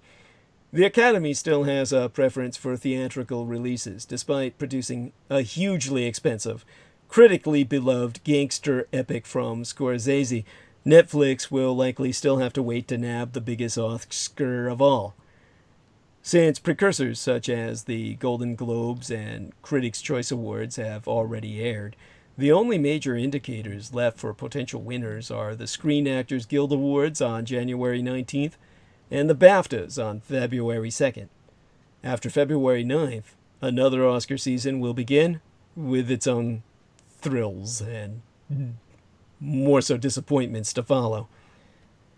Now, Greta Gerwig and other Oscar snubs show being a white male is still the key to recognition. Hollywood cannot quit its habit of valuing derivative and self-referential works by established white men above all else. The films that racked up the most Academy Award nominations on Monday morning have remarkable qualities, not necessarily worthy of praise and attention. And taken as a group, particularly when so many films with vital new voices and perspectives were overlooked, they highlight the Academy's worst habit: celebrating self-indulgence for sake of white privilege. Celebrating derivative and self-referential works by established white men above the rest of humanity. And once again, we can see that the best ways to garner gold statues for your bookcase be make a showily shot drama about a world war, a la 1917, or something else American dads love to study. Turn your movie into a loving paean to the glory of old Hollywood, a la Once Upon a Time in Hollywood, or either be Martin Scorsese, The Irishman, or emulate Martin Scorsese as director Todd Phillips' Joker did. His grimly dark origin story of Batman's most famous nemesis scored the highest number of Oscar nods, with well nigh a fucking dozen. Not that emulating Scorsese was enough for directors who can't emulate his gender. While Phillips is being celebrated for the way Joker lovingly referenced Scorsese's many early-era New York dramas such as Taxi Driver and The King of Comedy, No amount of Scorsese-esque flair was enough to get Lorene Scafaria acknowledged by the Academy, despite the fact that her work directing and screenwriting Hustlers was more nuanced and far more impressive. Phillips' approach to Scorsese's oeuvre is reverent nearly to the point of pastiche, evoking the prestige and grit of the filmmaker's early work to give gravitas to a genre, superhero movies.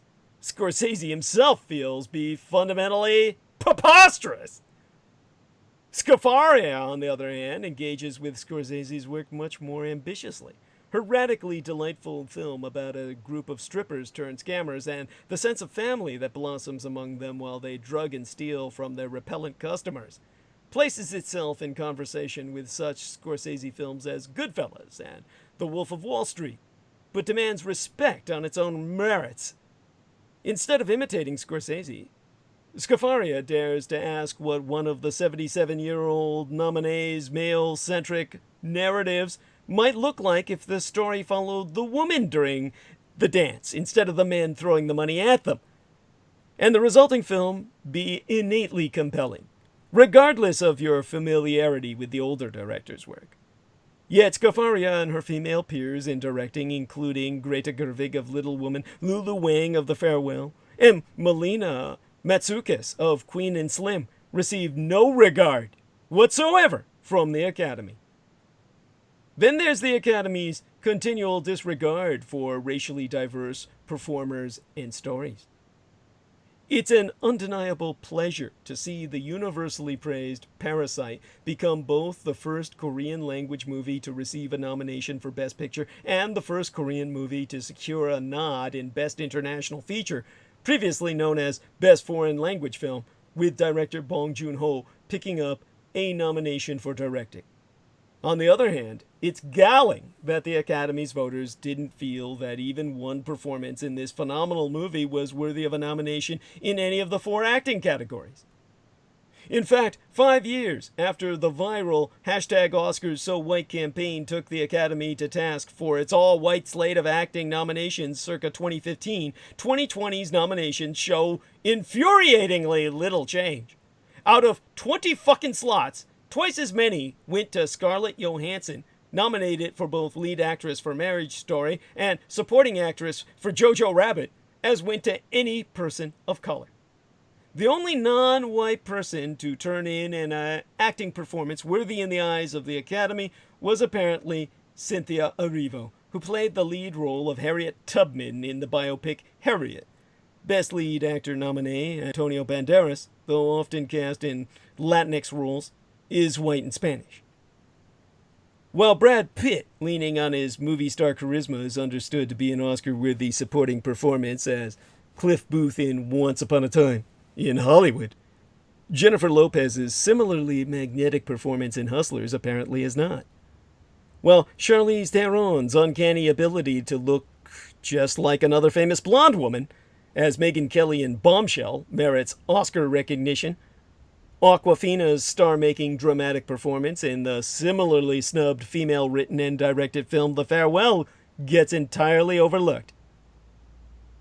Individually, these be subjective decisions, and each one can be justified, rather rationalized.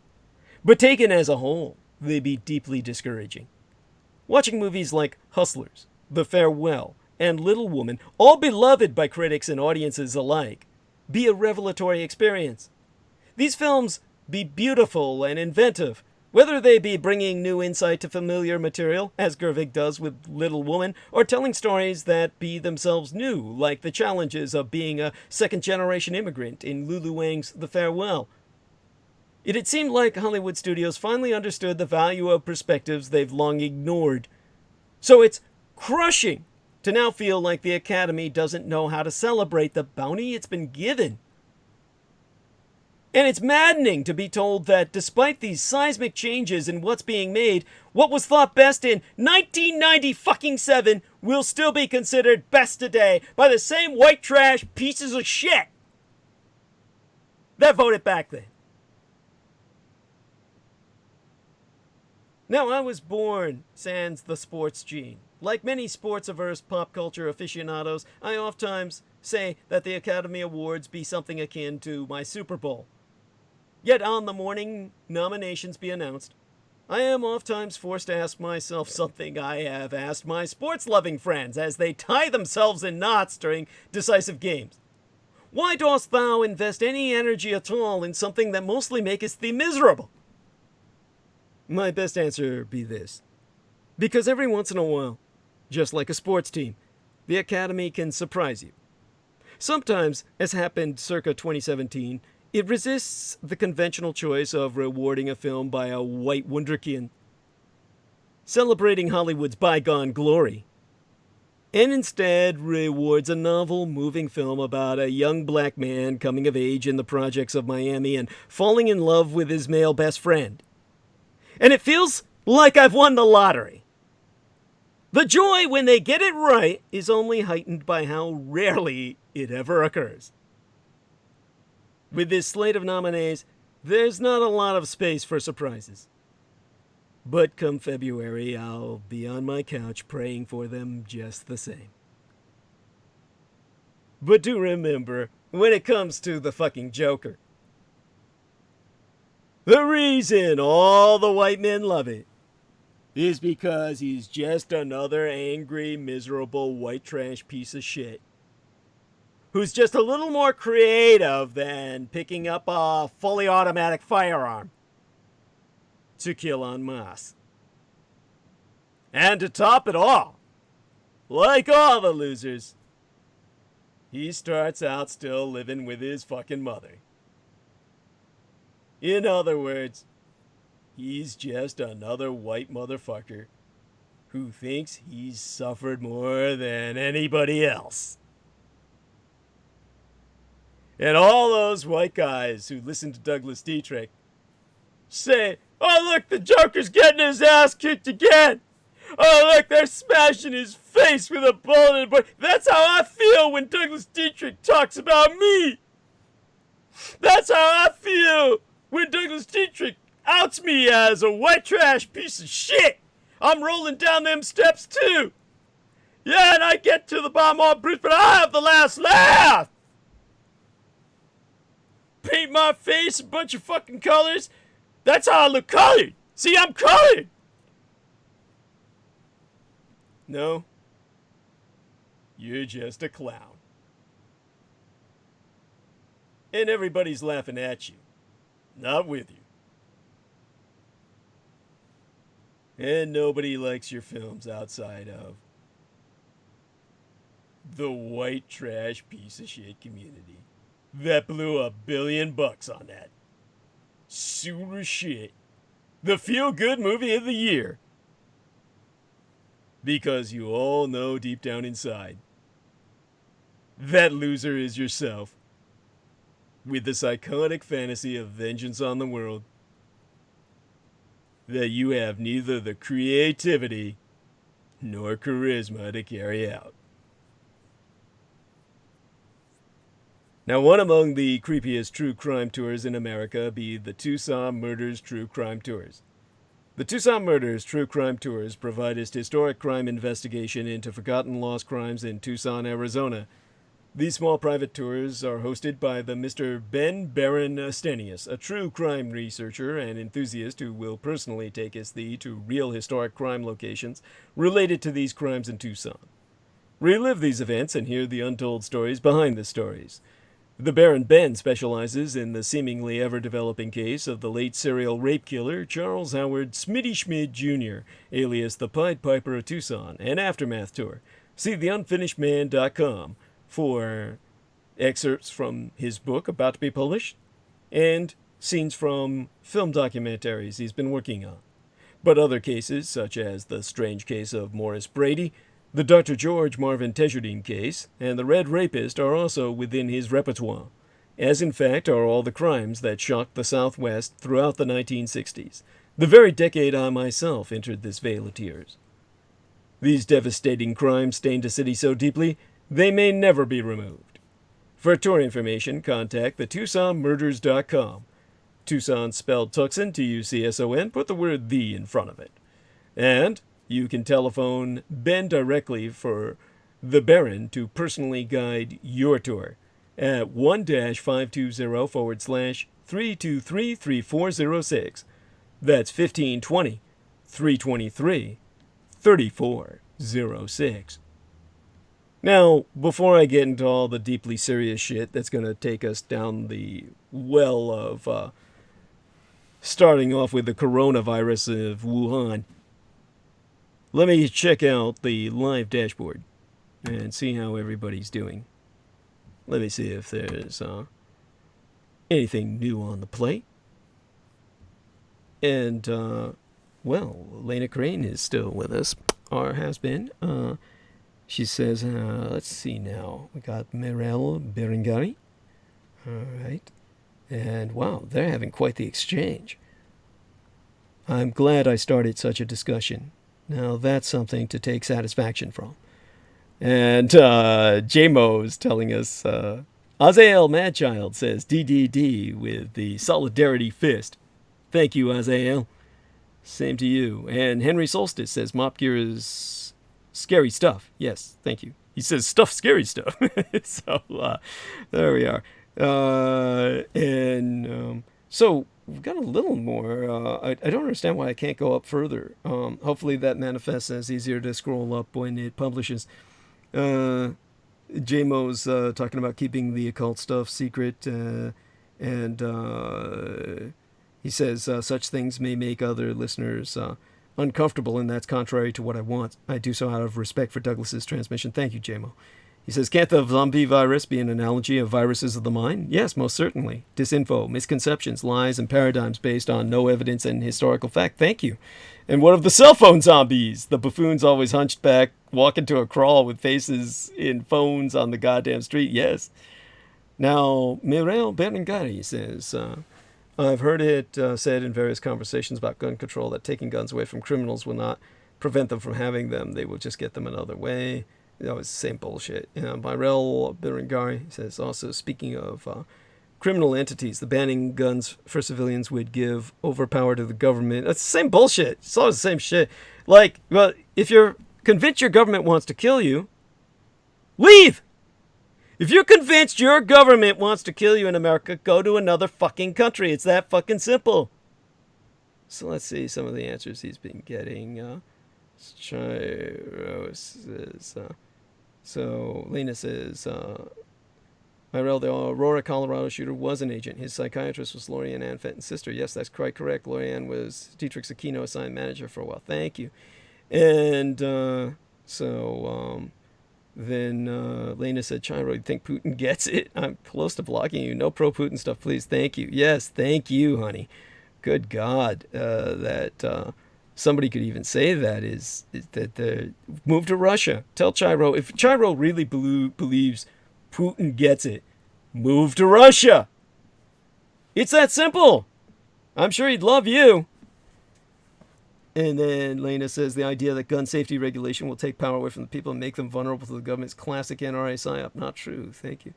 And of course, Myro says, I don't believe that myself, but having lived in mostly rural settings my entire life, I've heard it said a bunch. Of course, well, then don't repeat it. If you know it's just regurgitated parroting. And so he says, I have a friend who lives in Dallas, or she, perhaps it's a she. I don't know exactly the gender of my Raoul. I'm assuming it's actually female. She's actually female. She says, I have a friend who lives in Dallas who is nearly a rabid gun pro. He won't hear anything to the contrary. He seems to think he needs to protect himself from everyone. Well, he's crazy. He's exactly the last person on earth who should have access to a firearm. He's the primary reason we need mental background checks. So he makes the point. He makes the case. And Lena says, yeah, I heard that too. All statistics prove more safety regulation saves lives. You still have people who own guns, but basic safety regulation like background checks and restraining orders help. Yes.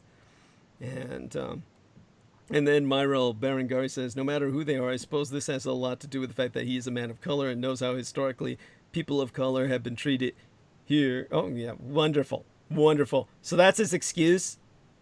That's his excuse? We've got white guys out there who think that they're being treated like shit. Just watch the Joker. And they all feel that's their story. So yeah, they all feel they've been treated like shit. And so there we are. Oh my God, Lena Crane brings up a case that's just infuriating. She says, yeah, it's totally racist in this country. Did you hear about the black security officer who was killed by police while he was trying to stop an active shooter? That was last year, but police always assume the worst when it's a black man with a gun. Whites can kill whoever they want and claim self-defense. It is so true. Yeah, and Lena says, however, I think the NRA has been capitalizing on racist fears to further their agenda. Most certainly so. And Myrell says, there we go. So anyhow, it's a good conversation. Hopefully it's productive and constructive. It looks so to me. And I'm proud to have risen the topic to the point where people are discussing it. Now let's turn towards another topic. The Wuhan coronavirus. A mysterious virus is sickening people in China. China has just now reported 17 new cases of the mystery virus. The deadly Wuhan mystery virus has spread outside China to new countries. Yester Septimania, or last week, saw the first coronavirus case in the Empire of Japan. Now, let me take a short look here, again, an indulgence on the number of people we have watching and the live dashboard. Now, of course, tomorrow's a day off, so I guess everybody's getting fucking drunk. But hopefully people catch up when we're published. So let us continue with the task at hand. People have been confirmed to have been infected with a new coronavirus sourcing from Huanan Seafood Wholesale Fish Market in the city of Wuhan in the Hubei province of China. Just in time for Lunar New Year. Another SARS-like epidemic is brewing in China. The real reason to panic about China's plague outbreak? It's not the disease that's worrisome. It's the Chinese government's response to it. Scores of people in Wuhan and Hong Kong have been sent to hospitals because of a mystery respiratory ailment, and true to form, Communist China is trying to keep it quiet. The African swine flu epidemic showed us all the importance of protecting animal health. And that brings us back to a moment in history. Now, before I turn towards that moment in history, let me see what I can get in this moment of mystery. Thought there was an incoming communication. And not exactly seeing where that went. So, moving on. Think of this moment in history. Think of China's Third Great Plague, circa 1855. Everyone knows the Black Death, but it was just the second of three great bubonic plague outbreaks in the old world of Eurasia. The first was the 6th century plague of Justinian, which may have killed 1 in 5 people on Earth at that time. The last was the third pandemic, which broke out in Yunnan province in China, circa 1855, just under 165 to by now 166 years agone. Deforestation in Yunnan caused human-animal interactions that led to the outbreak of bubonic plague, which was then spread by soldiers. The plague was largely confined to Asia, with tens of millions of people dying over the next few decades in China and India. One likely reason it's almost completely unknown in the West. Now, more than ever, new strategies be needed to protect animal health. Imagine this scenario. A viral disease emerges and spreads rapidly across borders. It has a nearly 100% fatality rate, with symptoms that include high fever, blotchy skin lesions, coughing, diarrhea, vomiting, and hemorrhaging.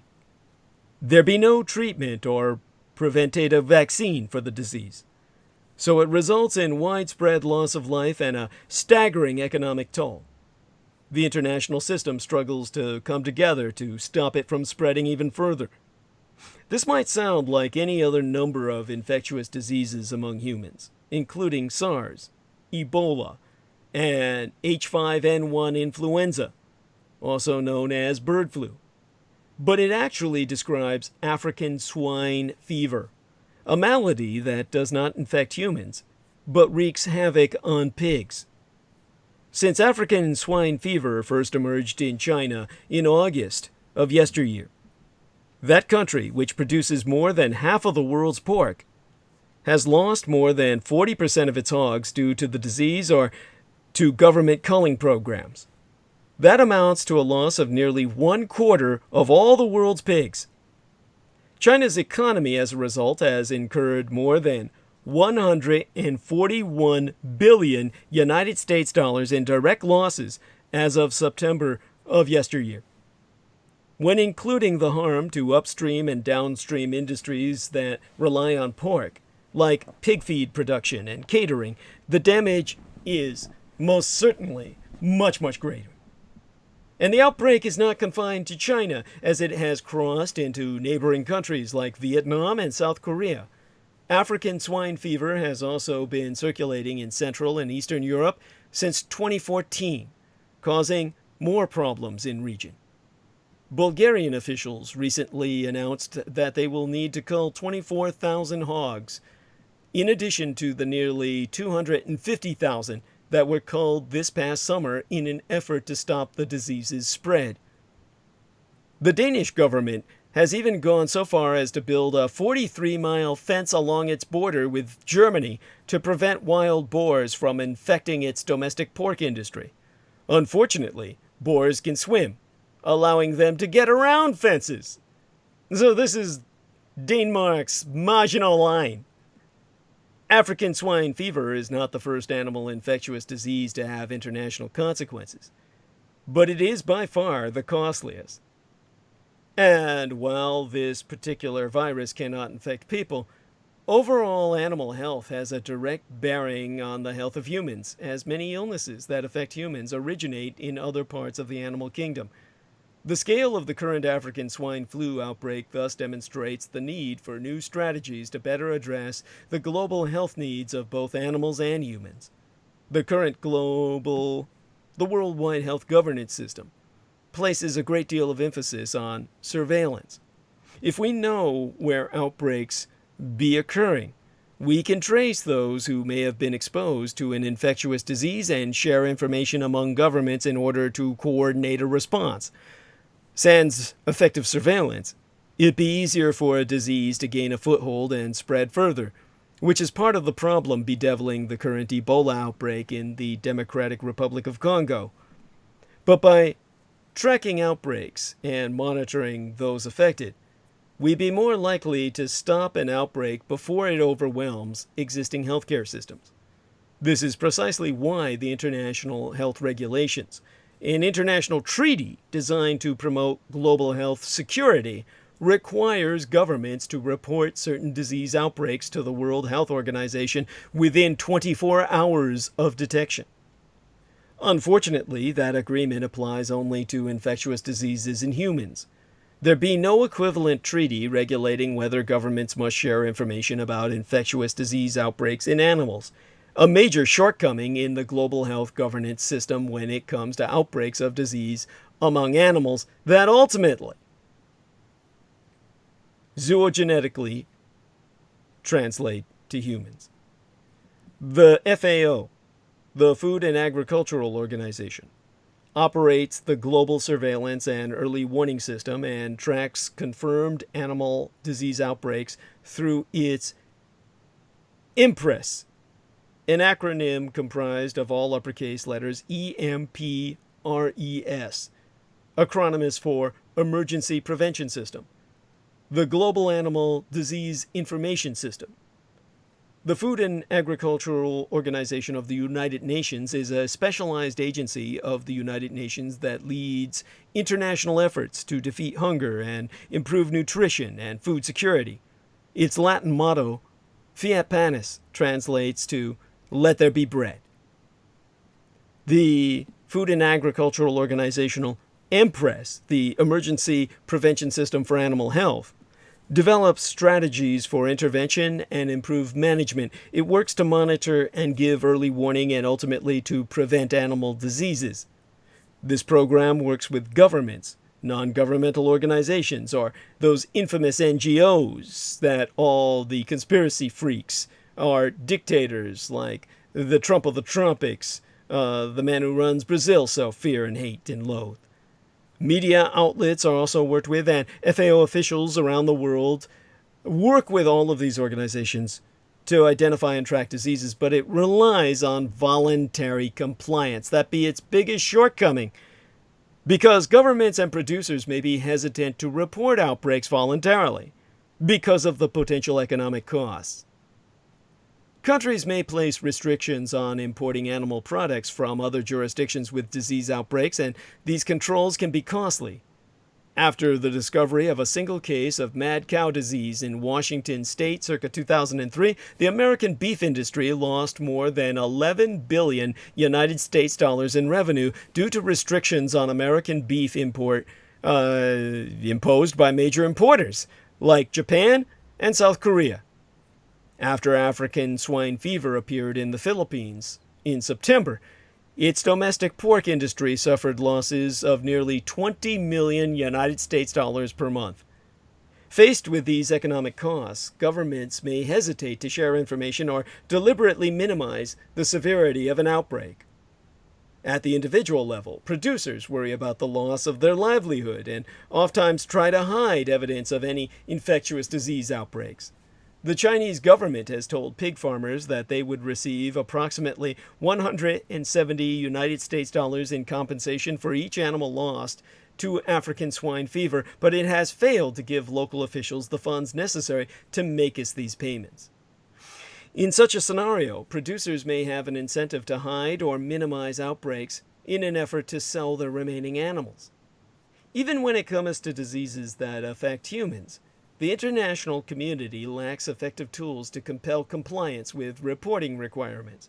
If a government were to fail to report human cases of Ebola, for instance, the international health regulations allow us, the World Health Organization, to name and shame the recalcitrant, for my English here, I keep tempting to signify the word, recalcitrant country. So, if a country be recalcitrant about exposing its disease to the world, then the World Health Organization, the WHO of the United Nations, be in its power to name and shame said nation. The idea is that governments will want to avoid such public humiliation, so they will be more likely to comply. While the efficacy of naming and shaming in the case of human infectious disease outbreaks be mixed, it at least remains a potential tool of international law. No such provisions exist when it comes to disease outbreaks among animals. Finally, treating human and animal health as separate, distinct domains fundamentally misunderstands the drivers of health and disease among both. African swine fever may not make humans sick, but people can spread the disease. Furthermore, between 60 and 75% of human illnesses be zoonotic in origin, meaning they all come from animals. Animal health, therefore, be a crucial element of human health, but our global health governance systems still tend to divide them among different organizations. Despite increased calls for making a One Health approach, the idea of human, animal, and environmental health as interrelated and inseparable, central to global health governance, there still be no single international organization that provides oversight and leadership to make us this a reality. In the meantime, the World Health Organization, Food and Agricultural Organization, and World Organization for Animal Health all need to strengthen their collaborative efforts to implement these strategies effectively. The African swine fever outbreak be costly. But it may be the shock to the system that finally convinces the international community to better integrate human and animal health in a coherent, holistic framework. Or so I had hoped. But here we go again.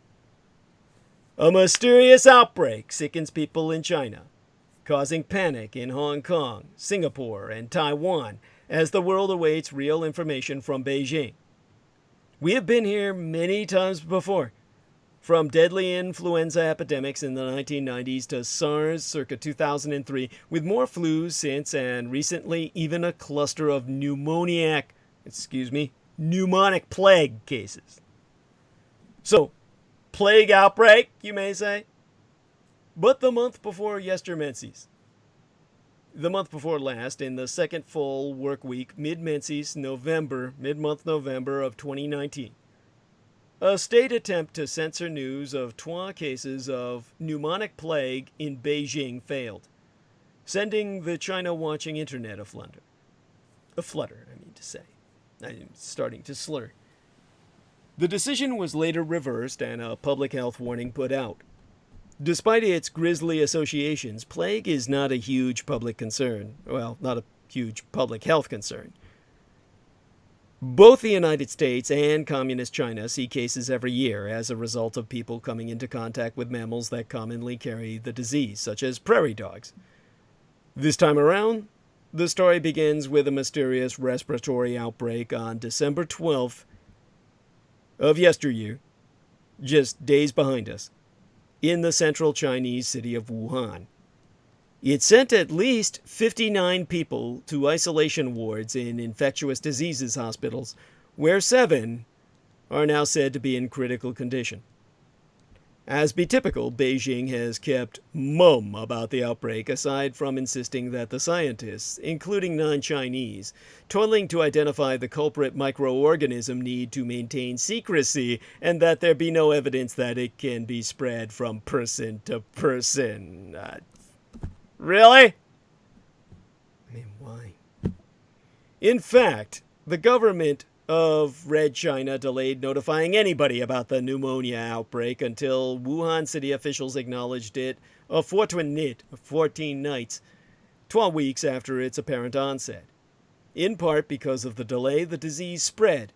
According to some sources, there have been at least 16 suspected cases so far in rest of Hong Kong, and 1 putative case in Singapore, and Beijing has threatened to jail individuals who convey further information about the disease on social media. Now, the government of Communist Chinese dictator Xi Jinping is doing itself no favors by handling outbreaks in such a brutal and secretive fashion. Regardless of whatever legitimate scientific inquiry may now be underway, the lack of transparency and domestic repression of so-called rumormongers simply fuels international suspicions of cover-up, perhaps of a larger-than-admitted epidemic. Most of the news media worldwide has compared the Wuhan outbreak to the 2003 SARS. Well, SARS is an acronym, SARS. It stands for Severe Acute Respiratory Syndrome Epidemic, which spread from mainland China to nearly 30 nations, sickening upwards of 8,000 people, killing 774, and sowing panic around the world. China would do well to remember the lessons of that outbreak, particularly the humiliation its leaders suffered from anger across Asia, and open the lid on daily information on the Wuhan pneumonia investigation.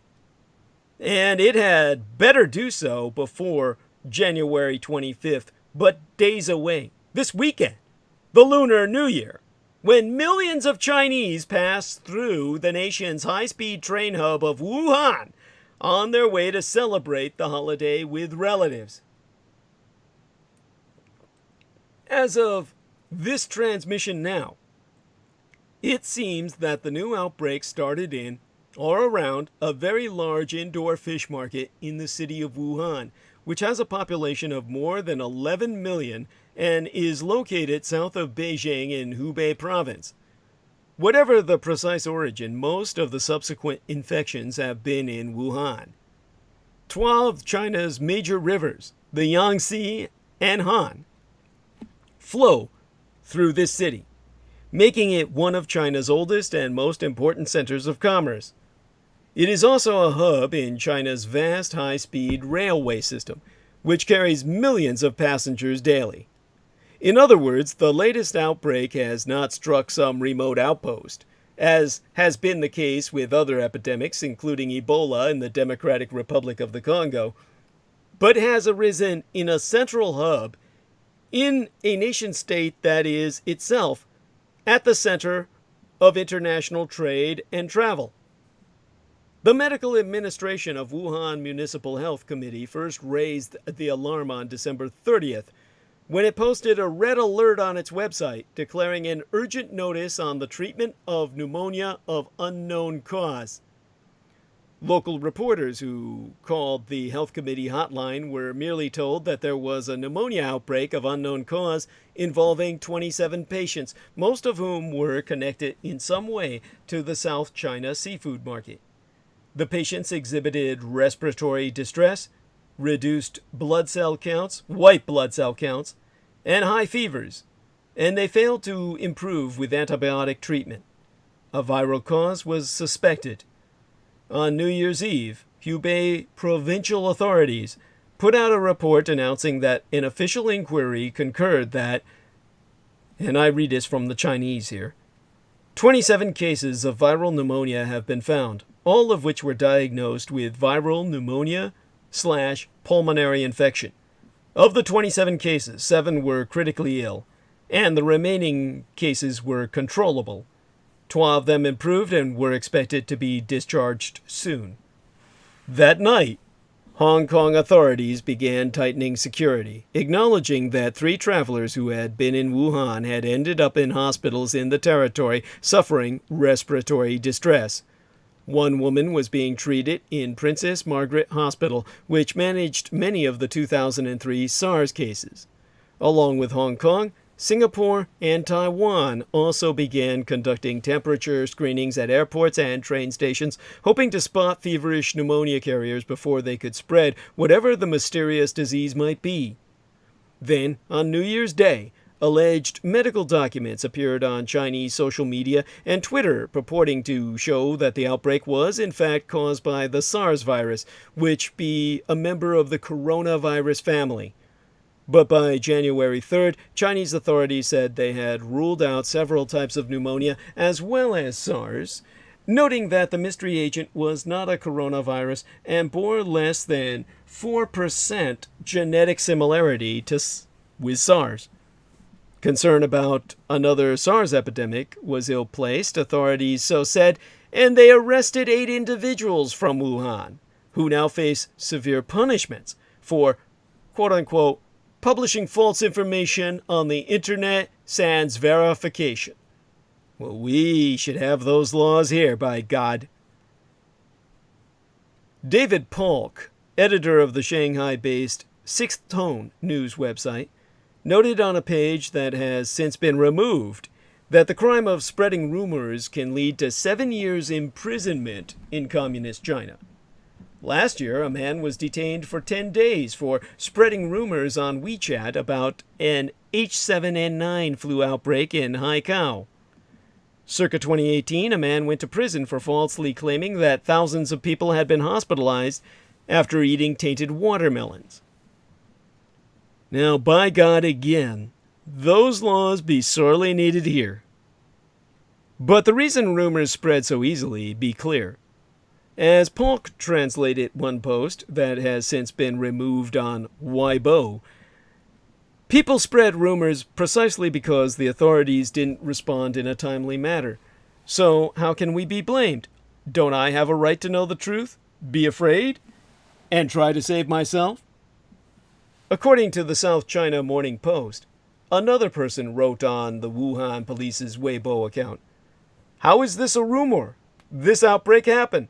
The public was spreading information because there was nothing from the officials for an entire day." The Post also reports that families of the hospitalized patients in Wuhan have not received information about their loved ones, and in some cases, do not even know what hospital they be in. Within a week of the initial outbreak in Hong Kong, at least 16 people were sick. Besides the airport and train screenings, Hong Kong health authorities have activated quarantine laws and placed all of the territory's health facilities on high alert. Supplies of face masks have sold out, and Hong Kong nerves be on edge. One of the latest patients, a Chinese University of a Hong Kong student, was removed from the dormitory on the night of January 5th, with photos and video of the event widely circulated on social media. Given extreme political tensions that have left Hong Kong in a state of protest for months, efforts to implement quarantine and infection control in the territory have already sparked rumors about the government's real motives. As of January 8th, a bulletin put the number of cases in Wuhan at 111. 111. Meanwhile, in Singapore this week, a 3-year-old girl whose family had visited Wuhan over the holidays came down with severe pneumonia on returning home. Health authorities there have ruled out all known viruses and bacteria as causes of her illness and placed her in quarantine. Alarms were also raised in Taiwan, but an alleged case of Wuhan pneumonia was misdiagnosed. If these cases' connection to Wuhan's fish market be proved, and the virus that has caused this outbreak did spread from the facility, the mystery only deepens. There are no known fish viruses that cause pneumonia in humans. Bacteria, fungi, and parasites, yes, but not viruses. It be rumored, however, that the huge fish market also housed live snakes, wildlife, rabbits, and birds. The 2003 SARS outbreak began in a Guangzhou live animal market and spread from the slaughter of infected civets. As a precaution, Wuhan authorities closed the market on New Year's Day. Both Chinese authorities and the WHO, the World Health Organization, acronymous as the WHO, insist that there be no evidence of person-to-person transmission of the virus, or whatever it may be. But a week after the closure of the market, new cases be appearing, their origins unexplained. On January 8th, Chinese scientists informed foreign colleagues that the Wuhan pneumonia appears to be caused by a previously unknown coronavirus, a cousin of SARS and MERS, the acronym all uppercase MERS for Middle East Respiratory Syndrome, which has primarily infected people and camels in Saudi Arabia. The latest information contradicts previous claims that the mystery virus was only 4% genetically akin to SARS. If this be a coronaviral disease, it is almost certainly capable of being passed from person to person via contact with an infected person's saliva, nasal fluids, or uncleaned hands. Last November, after 12 people were hospitalized in Beijing with pneumonic plague, Chinese officials delayed reporting the cases to the World Health Organization for more than a fortnight, or 12 weeks. A number of mysteries about the illness remain outstanding, including its connection to a nearby rat infestation, reported plague cases in Mongolia, and its ultimate resolution. After a flurry of coverage in Chinese media, the story died out. Government officials issued no further statements, and it isn't even known how extensive the problem may have grown.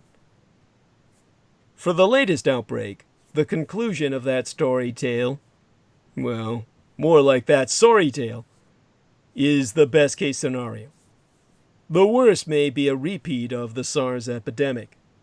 As early as December 2002, the Chinese government knew there was a new respiratory disease in Guangdong province but did not alert the World Health Organization or neighboring nations. When a SARS patient fled Guangzhou, crossing into Hong Kong and staying at the Metropole Hotel, nobody in the local health establishment knew anything about the virus. He stayed on the hotel's 9th floor, where many other guests also became infected with SARS before continuing their travels. unknowingly taking the virus with them to Beijing, Hanoi, Singapore, and Toronto, and thereby sparking the global outbreak. Eventually, SARS infected and killed people all around the world.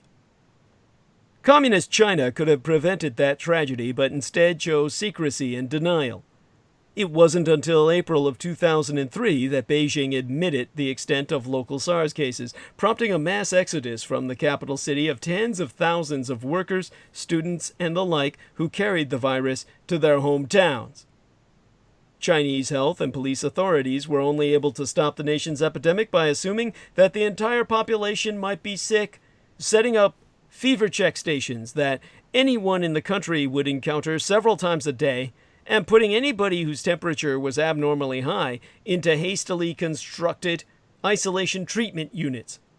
By July 2003, the World Health Organization declared Communist China SARS-free for the time being. The lesson of SARS was clear. Do not cover up outbreaks. Circa 2005, the World Health Assembly passed the IHR, the International Health Regulations, which require swift notifications to the World Health Organization of any significant outbreaks, as well as transparency and global cooperation on subsequent scientific and clinical investigations. Red China not only agreed to the IHR, but also backed Hong Kong SARS fighter Margaret Chan for leadership of the World Health Organization, where she served as Director General from 2007 through to 2017. Yet in the current outbreak, very little information of any kind has been provided by authorities in Wuhan or Beijing. Red China appears more interested in maintaining control by arresting those who would spread details than in abiding by the principles of the international regulations to which it be signatory. Its strategy be especially dangerous in Hong Kong, where tensions between locals and the mainland be already very high. The Wuhan mystery illness could turn out to be something relatively benign, and all of the patients may heal and go home, no worse for the wear, but that does not seem likely. The more widely cases spread, and the more information that cometh out about the potential virus involved, the harder it becometh to accept claims that people become infected only by contact with market fish or wildlife, and the greater the concern be that the illness be spreading from person to person. That maketh the approaching, heavily traveled Asian Lunar New Year holidays all the more concerning, recalling the country-wide spread of SARS by May Day holiday vacationers circa 2003. Fighting outbreaks requires trust, and trust requires openness. It be in Beijing's own interest to regain public faith and its willingness to act as a positive force in global public health by providing swift, reliable information on disease outbreaks. It would be okay for Beijing to say, "We don't know what it is, so be patient. We are working on it." It would even be okay to say, "We have no idea how this virus be spreading, but we have teams of disease detectives on the job trying to figure it out." But there needs to be some honest and regular communication. And it needs to start before the Asian Lunar New Year. Within days. Because the Japanese Empire has confirmed its first case of a new coronavirus from China. A Chinese national who had traveled to Wuhan, eastern China, tested positive in Japan, as confirmed by the Japanese Health Ministry. The man in his 30s lives in Kanagawa Prefecture. He returned from Wuhan on January 6th and was hospitalized January 10th. He has already recovered and was discharged from the hospital on Wednesday, as asserted by the ministry. The pneumonia-like virus has infected dozens of people in Wuhan, with preliminary evidence suggesting the outbreak was associated with exposure at a seafood market. Coronaviruses usually cause common cold symptoms, infecting the nose, sinuses, or upper throat, and be spread through sneezing, coughing, or direct contact. The ministry issued a message recommending hand washing and other preventive measures similar to those taken against the common cold or influenza. So the pneumonia outbreak that originated in Wuhan in central China is spreading, with Hong Kong authorities taking measures against a possible epidemic. Opinions differ sharply on whether Red China's handling of the mystery virus has been dangerously opaque or promisingly open. SARS nearly destroyed the Hong Kong economy circa 2002, and it permanently altered the landscape of Chinese transport. People rushed to buy cars to avoid the subway and buses. If the Wuhan virus scales up during the holiday travel season, it will be a huge deal. Beyond comprehension, or my ability to explain. Health officials in Thailand and the Japanese Empire have announced that this strange new virus, which has killed 12 people and sickened dozens of others in China, has appeared inside their borders this week. The virus, known as 2019-NCOV, or nCoV. 2019 nCoV was first identified in Wuhan, China in late December, and questions remain about how it spreads, according to the World Health Organization. Officials in Thailand first identified the new virus in the country on January 13th and announced a second case, but yesterday or the day before, I believe, within the last 48 hours. Health officials in Japan publicly announced its first case of the mystery illness on Thursday, noting that a man in his 30s had been diagnosed with the virus before improving enough to be discharged from the hospital on January 15th. So the illness be a coronavirus. Part of a large family of viruses that can cause symptoms ranging from that of a common cold to severe acute respiratory syndrome, more commonly known as SARS. The new 2019 nCoV presents as having pneumonia-like symptoms, and 41 people have tested positive for the virus so far, with 5 people still in critical condition from quote-unquote severe infections. Health officials believe that the new virus can only be transmitted from animals to humans, and that the Huanan wholesale seafood market in Wuhan, which sells live animals, may be the culprit. And while there has been no confirmation of human-to-human transmission yet, the new patients in Thailand and Japan did not visit that particular market. So in a statement posted online Thursday, the WHO, the World Health Organization, so forewarned, considering global travel patterns, additional cases in other countries be likely. Now, the first death from 2019 nCoV was recorded on January 9th after a 61-year-old man in Wuhan contracted the illness. The second death in China was reported, but within the past 48 to 72 hours, identified as a 69-year-old man also in Wuhan, who was found to have severe damage to multiple organs and pulmonary tuberculosis. In Japan, the man's symptoms started on January 3rd while he was traveling in Wuhan. The unnamed man traveled back to Japan on January 6th and was hospitalized upon returning from China, according to the New York Times.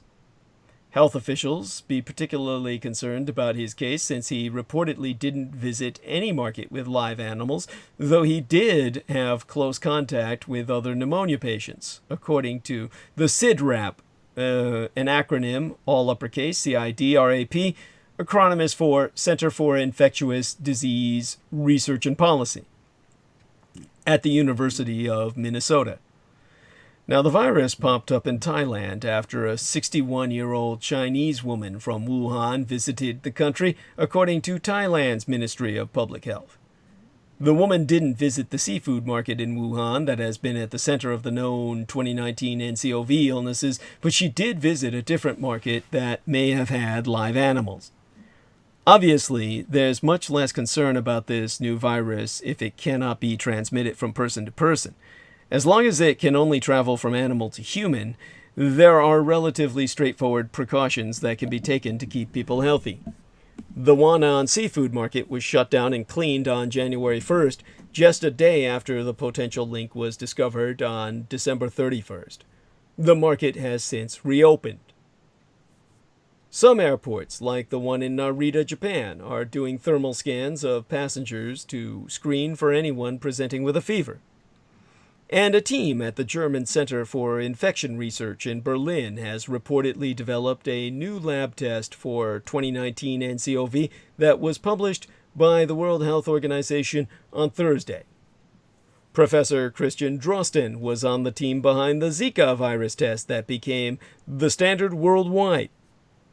In a statement published online, Professor Drosten so attested, "Now that this diagnostic test is widely available, I expect that it won't be long before we are able to reliably diagnose suspected cases. This will also help scientists understand whether the virus is capable of spreading from human to human. This be an important step in our fight against this new virus." And in a tweet earlier this week, the World Health Organization itself testified, and I read from the tweet, "The fact that some cases do not seem to be linked with the Wannan seafood market means we cannot exclude the possibility of limited human-to-human transmission. We are still in the early stages of understanding this new virus, where it came from, and how it affects people. There is still many unknowns, and the situation may continue to evolve." Well, in terms of another evolving situation spreading like wildfire, based on smoke from Australia's unprecedented bushfires as seen from the International Space Station, NASA, the National Aeronautics and Space Administration, predicts the bushfire smoke plume be expected to lap the entire fucking globe.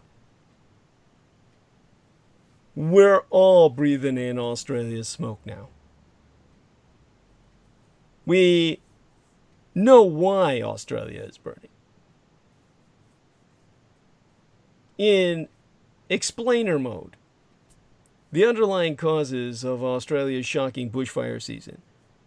Despite the political smokescreen, scientists be in no doubt that global burning, global heating, we can no longer use warming, has contributed to Australia's fire emergency. As Australia's unprecedented bushfire season continues to unfold, competing arguments have been made about the principal causes of the human and environmental tragedy, particularly around the role of climate change. The Prime Minister, Scott Morrison, or ScoMo, has acknowledged that climate change has had an influence on the fires and has defended his government's climate record. But Morrison has also said that job-destroying, economy-wrecking targets and goals on climate change won't change the fact that there have been bushfires or anything like that in Australia. Backbench Minister of Parliament Craig Kelly denied any link between climate change and bushfires in a combative interview on British television. Conservative media have concentrated on other factors, such as the amount of hazard reduction burning carried out, or the activities of arsonists, a claim shown to have been inflated and misrepresented. Bushfire experts say that in normal years, hazard reduction be a way to control the behavior of fires, but the changing climate is making it harder to carry out prescribed burns, and according to fire chiefs, it is not a panacea for extreme bushfires. So, here be what we know about the long-term influences on the bushfire catastrophe. When we ask, why has this bushfire season been so devastating? Extreme heat and dryness be two important influencers of fire, and on both measures, 2019 was remarkable for Australia. Australia experienced its hottest year on record this last year, with average temperatures 1.52 degrees Celsius above the 1961 through 1990 average. Our second hottest year was 2013, followed by 2005, 2018, and 2017, all clustered right before this year. New South Wales, one state hit, or hard hit by the fires, the hardest hit, broke its record by a greater margin with temperatures 1.95 Celsius above average, beating the previous record year, 2018, by 0.27 degrees Celsius.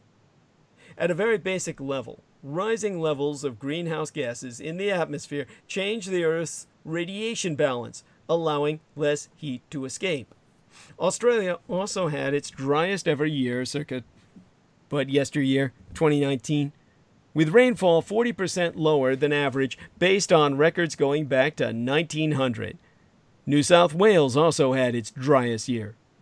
A visualization from Professor Nerili Abram, a climate scientist at the Australian National University,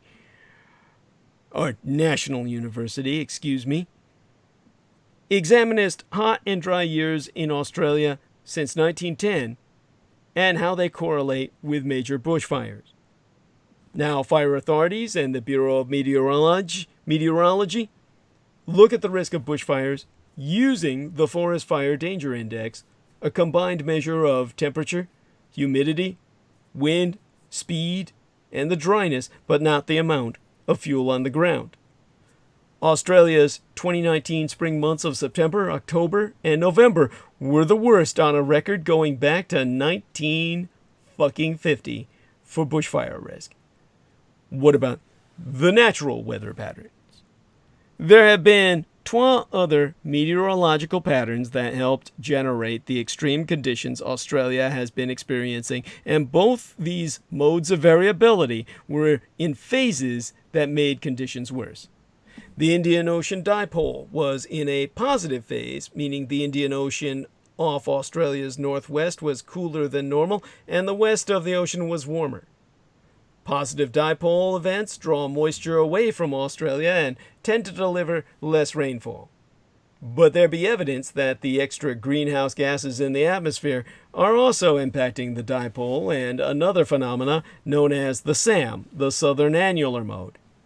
A 2009 study found that positive dipole events preconditioned the south of the continent of Australasia for dangerous bushfire seasons and that these events were becoming more common. A 2018 study of the journal Nature Communications found the number of extreme positive dipole events goes up as climate heating continues. At 1.5 degrees Celsius of global warming, the frequency of extreme positive dipole events doubles compared with the pre-industrial period. The Southern Annular Mode, the SAM, was in a negative phase as the bushfires took hold in November and December. This phase was generated by a sudden warming event in the stratosphere above Antarctica. This caused westerly winds to track further north, blowing hot air across the continent into fire-prone areas, further fanning flames. Abrams' own research has found that the SAM is being pushed towards more positive phases which, when they occur in Australia's winter, tend to dry the entire continent. Professor Matt England of the University of New South Wales Climate Change Research Centre has so stated that these modes of variability are not changing in a way that's good for Southeast Australia.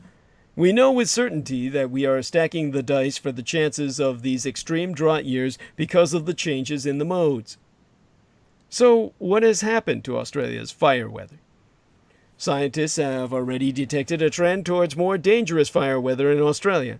A 2017 study of 67 years of FFDI data found a clear trend toward more dangerous conditions during spring and summer in southern Australia, including increased frequency and magnitudes of extremes, as well as indicating an earlier start of the fire season. That trend continued through yesteryear, which was the riskiest year for bushfires on a record going back to 1950. So what role is climate change playing in the risk of fire? A study of Queensland's historic 2018 bushfire season found the extreme temperatures that coincided with the fires were 4 times more likely because of human-caused climate change. In advice issued in November of yesteryear, Australia's National Environmental Science Program was unambiguous.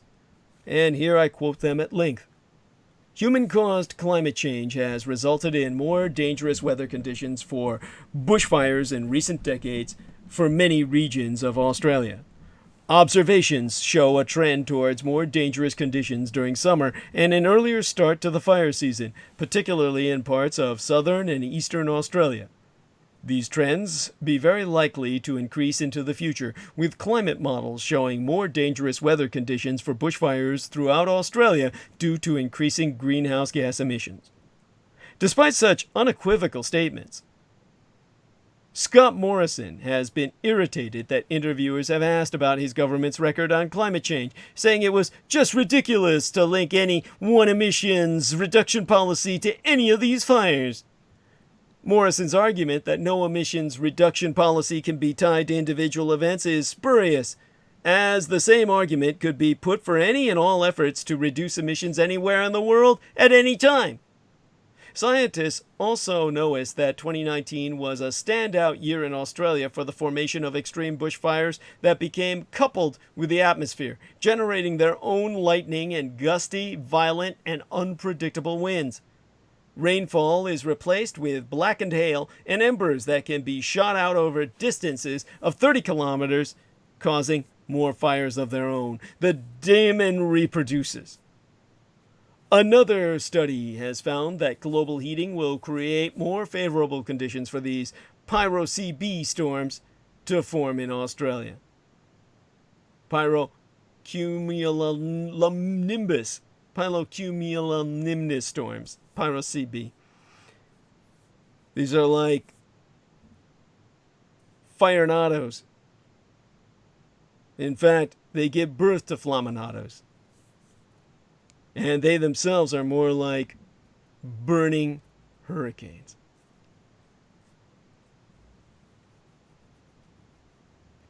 What you might call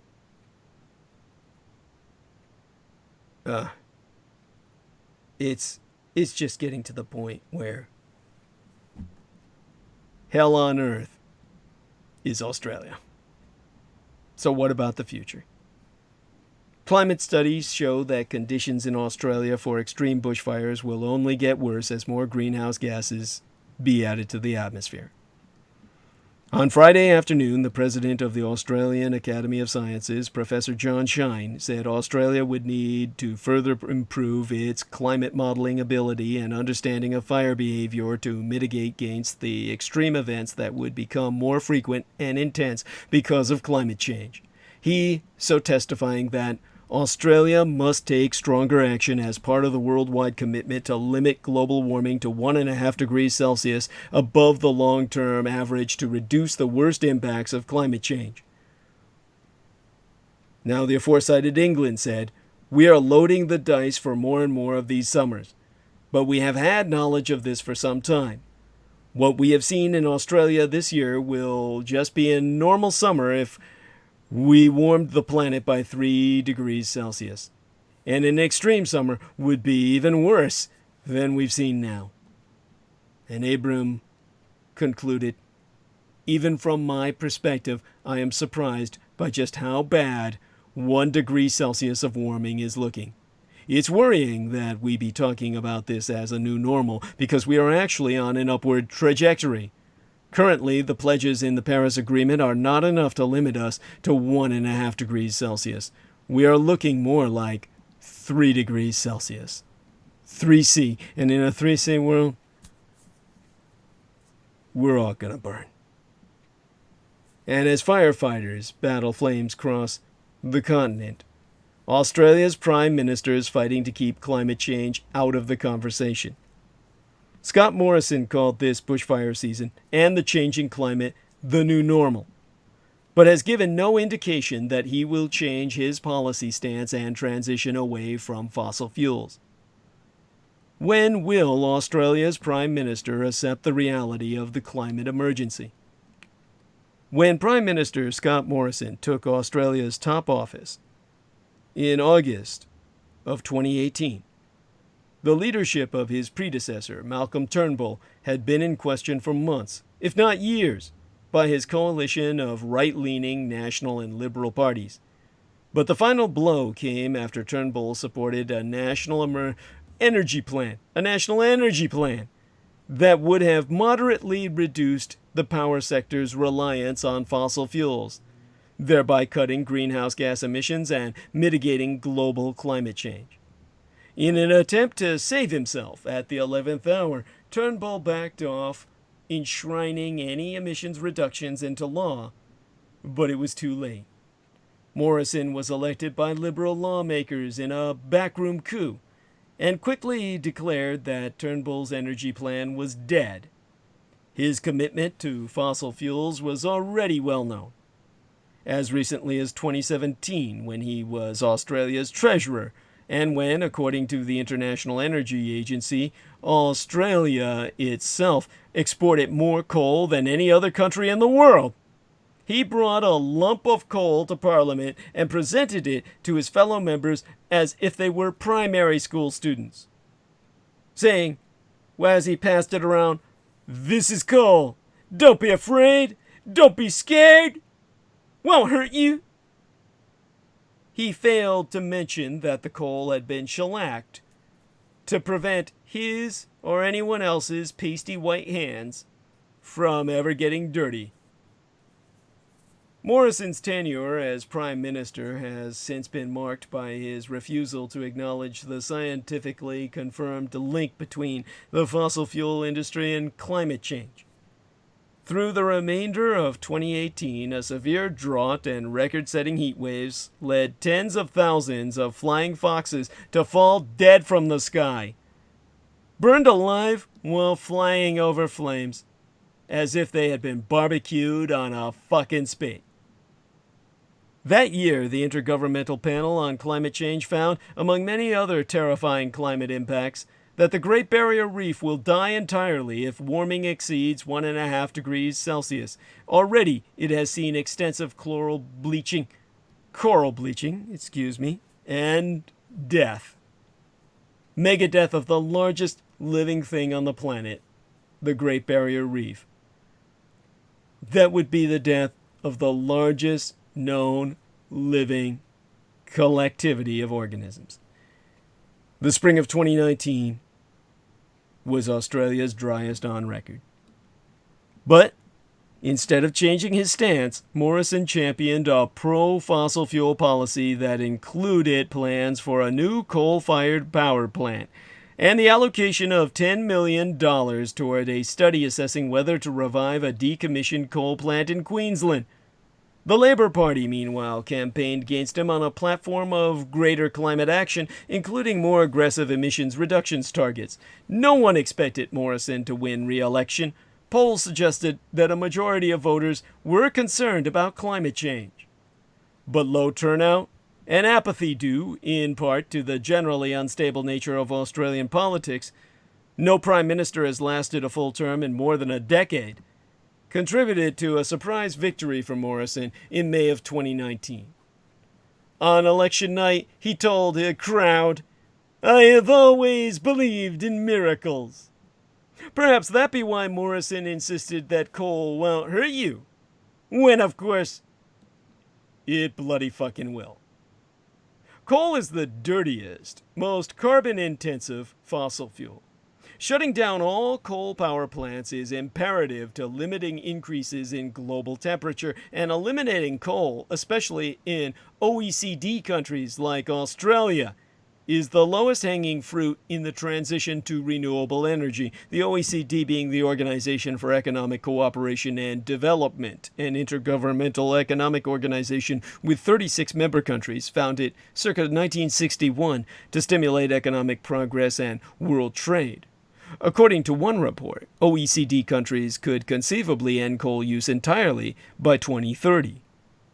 There be widespread scientific consensus that the increase in temperatures that we have already seen, a global average of 1.1 degrees Celsius, has contributed to Australia's terrifying, devastating fire season by creating ever drier and hotter conditions.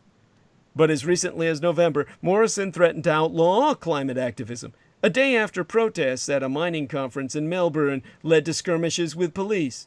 To quote his moron Morrison, We're working to identify serious mechanisms that can successfully outlaw these indulgent and selfish practices that threaten the livelihoods of fellow Australians. In December, the country reached its highest national average temperature ever, with some places hovering around 115 degrees Fahrenheit. These conditions quickly created a hellscape of devastating bushfires that continue with no end in sight. Thousands of homes have been turned to ash, several towns have been obliterated, and 28 people have died. Smoke from the fire has blanketed cities. In December, the air quality in Sydney was 11 times the hazardous level. On New Year's Day, in Australia's capital, Canberra, where Morrison lives in the official Prime Minister's residence known as The Lodge, the air quality was more than 25 times the hazardous level. Residents were advised to stay indoors. The fires have killed as many as well over 1 billion animals, wiping out 1/3 of the koalas in New South Wales and possibly putting some species dangerously close to extinction, including the eastern bristlebird, the southern corroboree frog, and the mountain pygmy possum. The fires have been so hot and so widespread, megafires were created when 12 fires joined, that they have generated their own weather, including uncontrollable fire tornadoes. Flaminados formed when spinning winds build massive columns of fires, ash, vapor, and debris. Areas that almost never burn, including rainforests, home to rare endemic species, have alighted. Even Australian climate scientists, who have known for years that global heating would increase the severity of the bushfire season, have been horrified by the fire's scale. Virginia Young, an Australian forest expert, told the Washington Post that she believes the country is on the verge of a major ecological shift towards extinction of all life upon the continent. The Australian government, with Morrison at the helm, has not handled this crisis well. Morrison ignored requests from a group of former firefighters for a meeting last spring in which they planned to warn him of the need for more water bombers. In December, despite the increasing intensity and speed at which many bushfires were spreading, he took a holiday to Hawaii, only prompted to return early after the death of 12 volunteer firemen. During his first day back in office, he told a Sydney radio station that he was still considering new coal-fired power plants. To quote his tea, "You need the whole mix. I am quite agnostic, just as long as it is reliable and cheaper." And he added, "There'll be lots of shouting noises elsewhere, but I tend to listen to those quiet, still voices. Yeah, the ones in his head." From the anti-gods. He has been heckled on visits to towns that were destroyed, with residents and firefighters refusing to shake his pasty white hand. While touring Cobargo, a town that was scorched, a protester told Morrison that he should be ashamed of himself, that he had left the country to burn. On Friday, tens of thousands of Australian citizens marched in the streets to protest his leadership, to oppose new coal mines, including the huge Carmichael coal mine owned by India's Adani Enterprises, which the federal government approved in June, and to demand policies that would reduce the nation's fossil fuel emissions. They chanted, "ScoMo has got to go," while online the mocking hashtag Scotty from Marketing was trending, a reference to his background working in marketing, including a stint as the managing director of Tourism Australia. Yet still, Morrison himself was utterly unmoved. On Sunday, after another volunteer firefighter had died overnight, Morrison, in an in-depth interview with the Australian Broadcasting Corporation, the ABC, called this bushfire season and the changing climate the new normal, but gave no indication that he would ever change his policy stance and transition away from fossil fuels. Instead, he called for a high-level inquiry into the government's response to the fires to start the Monday the 13th that opened this work week. What all observers conclude be an easy way to make it seem like he cares without actually doing anything. He also emphasized prevention and adaptation measures to deal with the impacts. To quote his T again, it isn't just restricted to bushfires. It deals with floods. It deals with cyclones. It deals with the drought, which is affected by these broader issues. Adaptation and resilience be key to that. Building dams be key to that. Native vegetation management be key to that. Land clearing be key to that. Where you can build homes be key to that. That is as much a climate change response as emissions reduction. Although 'tis true that adaptation be necessary and most urgent, it absolutely cannot be all that any government does to prevent the worst effects of climate change. For now, it seems Australia will remain reliant on coal. On Wednesday, Morrison told reporters in Canberra, "Our resources industry is incredibly important to Australia." The country remains the world's second largest exporter of thermal coal, the kind used to make electricity, after Indonesia. Circa 2018, the country sent 200 million metric tons, worth $26 billion, to China, Japan, and other countries in Southeast Asia. That number is declining slowly, as China increasingly relies on its own domestic production, and both China and Japan move away from dirty coal. But Australia still also gets a third of its own electricity from coal power plants, making it one of the world's largest carbon emitters per capita, and Morrison's government be responsible at the United Nations climate talks in December for blocking negotiations on policies designed to advance global climate goals. If countries like Australia continue to act as a dead weight on our world's energy transition, then all the adaptations Morrison mentioned, the entirety of his climate change response, will be virtually inconsequential. Warming will continue unabated, and great swaths of that continent and the rest of our planet will become uninhabitable. Tragedies like these bushfires can no longer be considered natural disasters or even national disasters. They are the disaster for all of us as a species, as a planet. One world, one people.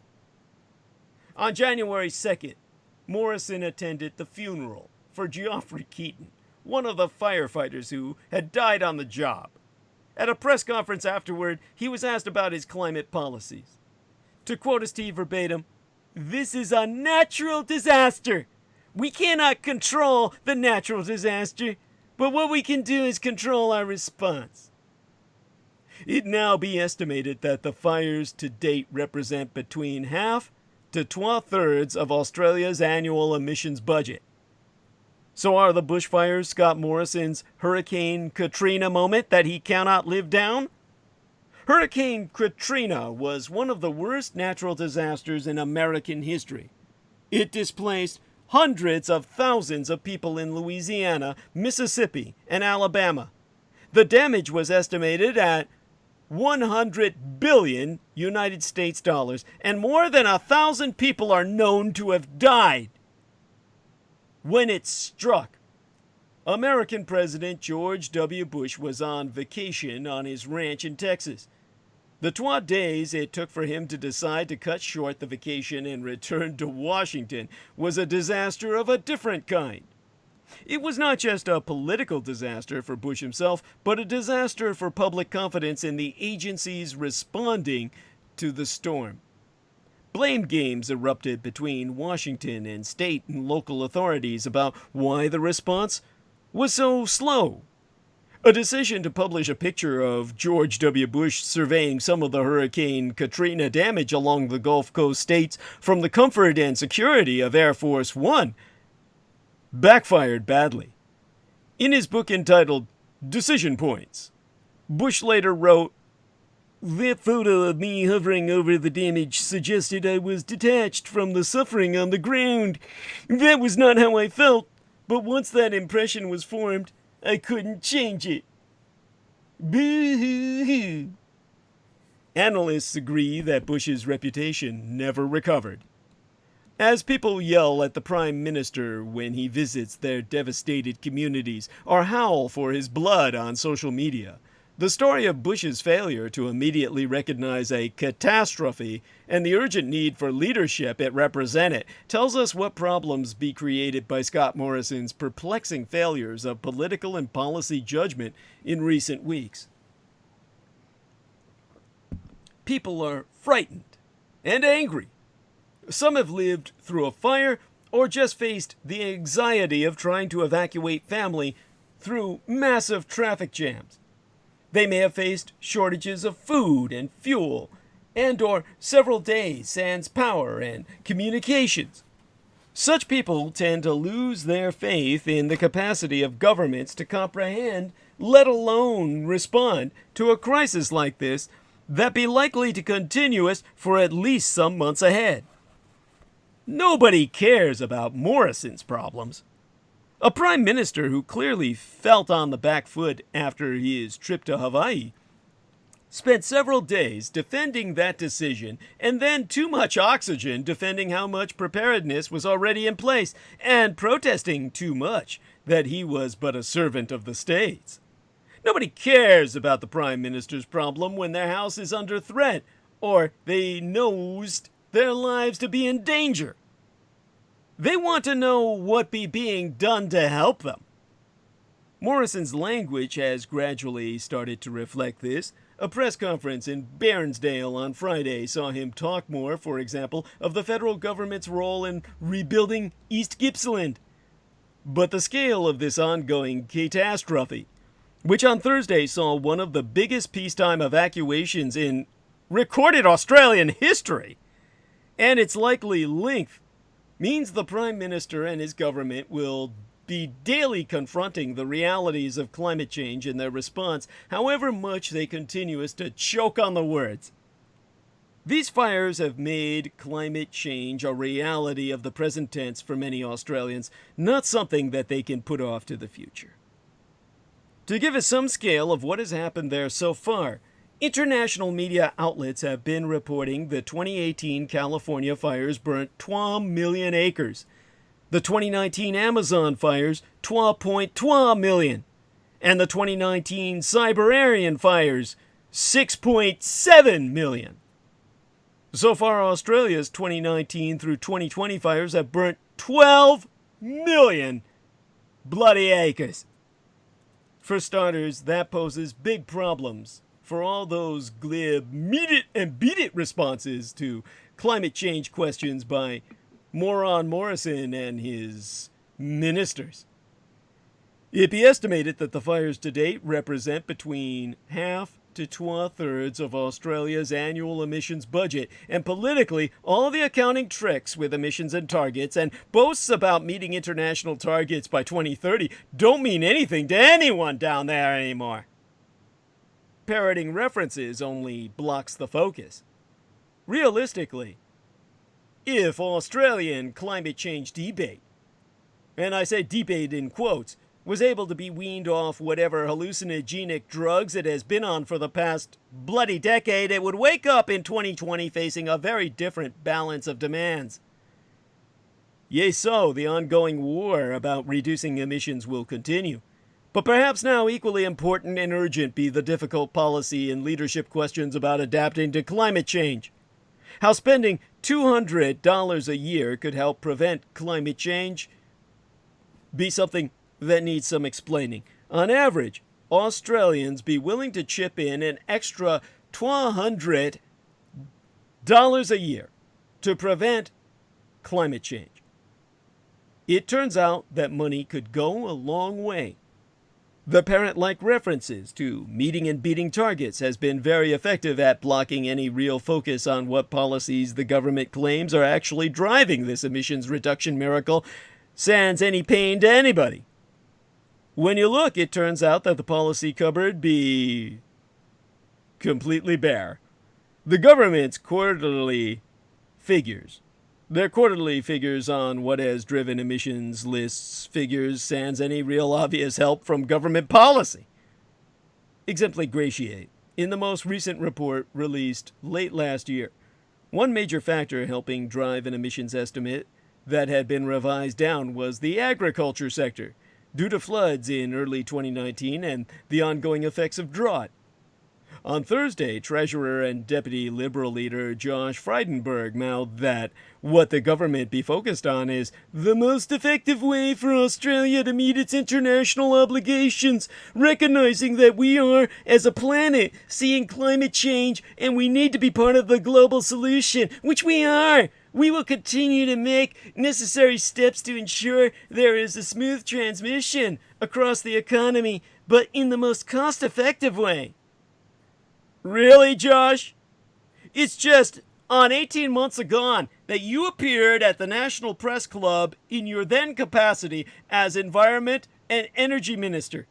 Even then, doing something about emissions had to be snuck in to the entrails of a policy pitched as driving energy prices down whilst increasing energy reliability. The NEG, the National Energy Guarantee.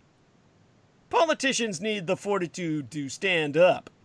The NEG, despite its limited ambitions, received widespread support.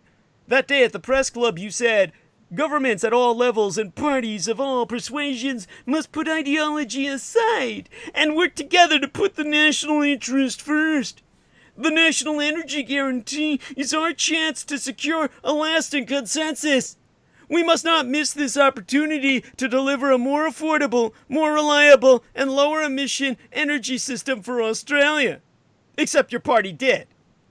In its place, you put a range of Mickey Mouse policies like the Climate Solutions Fund, which purchase minuscule amounts of reductions through things like forestry sequestration that will take us decades to have any effect. And you are relying on things happening like the take-up of electric vehicles, which your party so cheerfully slagged off at the last election.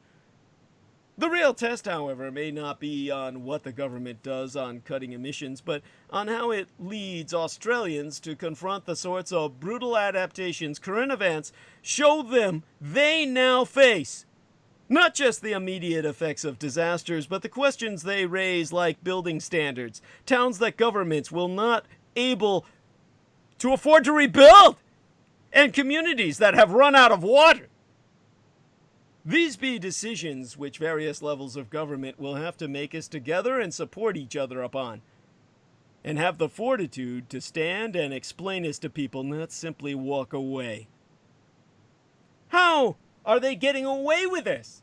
We know now why Australia is in flames. How are they getting away with this? Because Rupert Murdoch is controlling Australia's bushfire debate. A concerted effort to shift blame, protect conservative leaders, and divert attention from climate change. Deep in the burning forests south of Sydney this week, volunteer firefighters were clearing a track through the woods, hoping to hold back a major nearby blaze, when one of them shouted over the crunching of the bulldozers, "Don't take any photos of any trees coming down. The greenies will get a hold of it, and it'll all be over." The idea that greenies or environmentalists would oppose measures to prevent fires from ravaging homes and lives is simply false. But the comment reflects a narrative that's been promoted for months by conservative Australian media outlets, especially the influential newspapers and television stations owned by Rupert Murdoch of Fox News. The foreign-born son of Oz, who all Americans think is an American super patriarch. And it's far from the only Murdoch-fueled claim making the rounds. His standard-bearing national newspaper, The Australian, has also repeatedly argued that this year's fires are no worse than those of the past. Not true, all scientists concur, noting that 12 million bloody fucking acres have been burned so far, with 2019 alone scorching more of New South Wales than the previous 15 years combined. And on Wednesday, Mr. Murdoch's News Corp, the largest media company in Australia, was found to be part of another wave of misinformation. An independent study found online bots and trolls exaggerating the role of arson in these fires, at the same time that an article in the Australian making similar assertions became the most popular offering on the newspaper's website. It's all part of what critics see as a relentless effort led by the powerful media outlet to do what it has also done in these United States and Old Britannia. Shift blame to the left, protect conservative leaders, and divert attention from climate change. To cite Joël Jugis, an award-winning climate scientist at the Australian National University, it's really reckless and extremely harmful. It's insidious because it grows like a cancer. Once you plant those seeds of doubt, it stops any important conversation from ever taking place. News Corp denied playing such a role, asserting that our coverage has recognized Australia as having a conversation about climate change and how to respond to it. The role of arsonists and policies that may have contributed to the spread of fire are, however, legitimate stories to report in the public interest. Yet for all observers, the Murdoch approach suddenly looks beyond dangerous. They be increasingly connecting News Corp to the spread of misinformation and the government's lackluster response to these fires. They argue is that the company and the coalition led by Prime Minister Scott Morrison be responsible, together as a team, for the failure to protect a country that scientists confirm is more vulnerable to climate change than any other developed nation on Earth.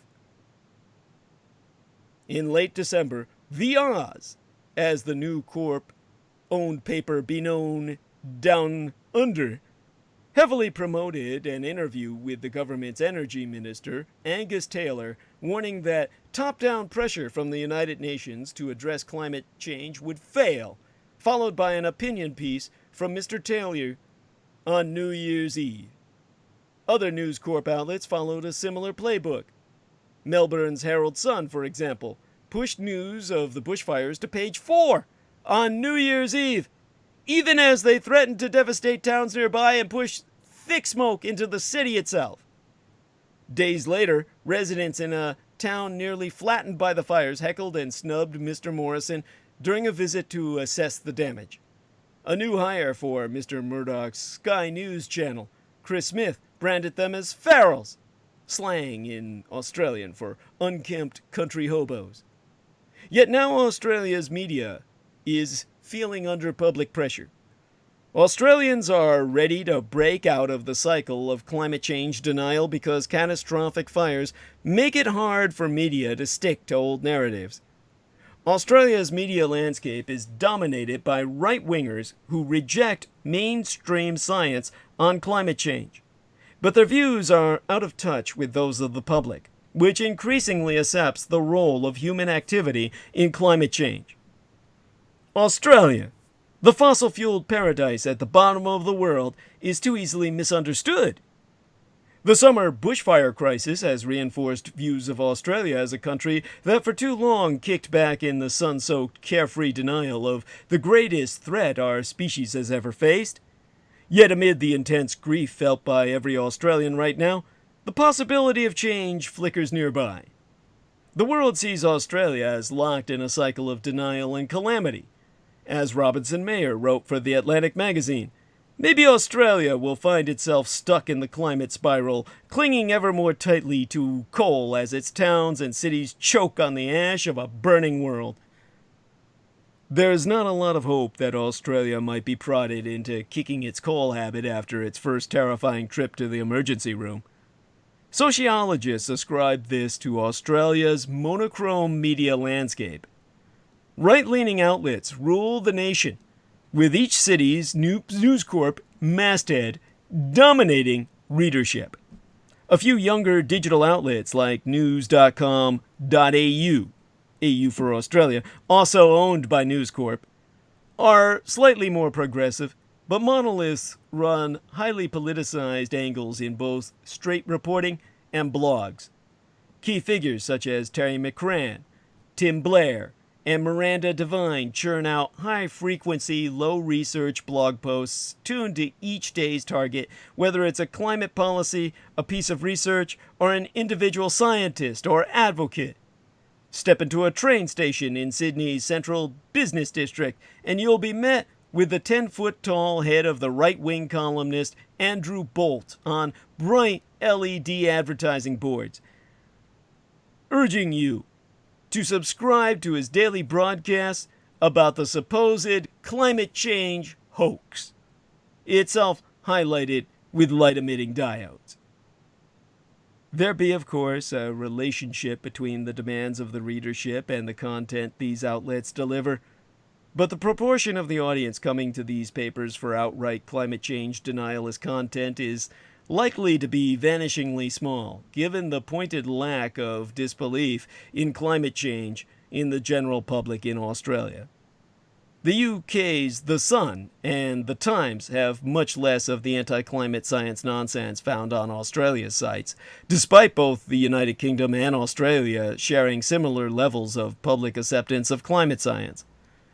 The Australian media pathology has been a specific one, and it's one that has exercised disproportionate influence over politics. News Corp's Sky News channel is barely viewed by most Australians, but it is blasted into the nation's Qantas airport lounges, in which you'll find the country's executives and politicians sipping free-flowing red wine. It also has limited broadcast on regional channels, and anecdotally it tends to be the channel legislators turn to, or tune into, in the halls of Canberra, the capital of Australia. It does not have a large audience, but the audience it does have skews toward power and influence. There have been some spectacular clips posted by Sky News on social media. In one clip, the far-right shock jock Alan Jones attempts to explain Australia's tiny contribution to global emissions using a packet of rice. It is the saddest fucking 12 minutes of television you will ever see. In another, someone referred to as a business astrologer is invited on to explain why climate change is a hoax. The life visibly drains from the show's hosts as the astrologer explains how planets many light years distant from Earth be a better explanation for changing weather patterns than the last century of industrial emissions.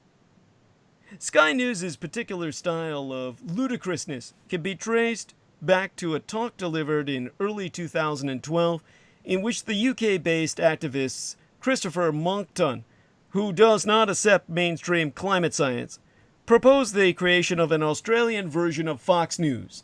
He so declared, frankly, whatever you do at street level, which is what you're talking about here, is not going to have much of an impact compared with capturing an entire news media. And lo behold, the platform for the business astrologer was born. Above the city-based bloggers and the Sky News ranters sits the Australian, also known as the Oz.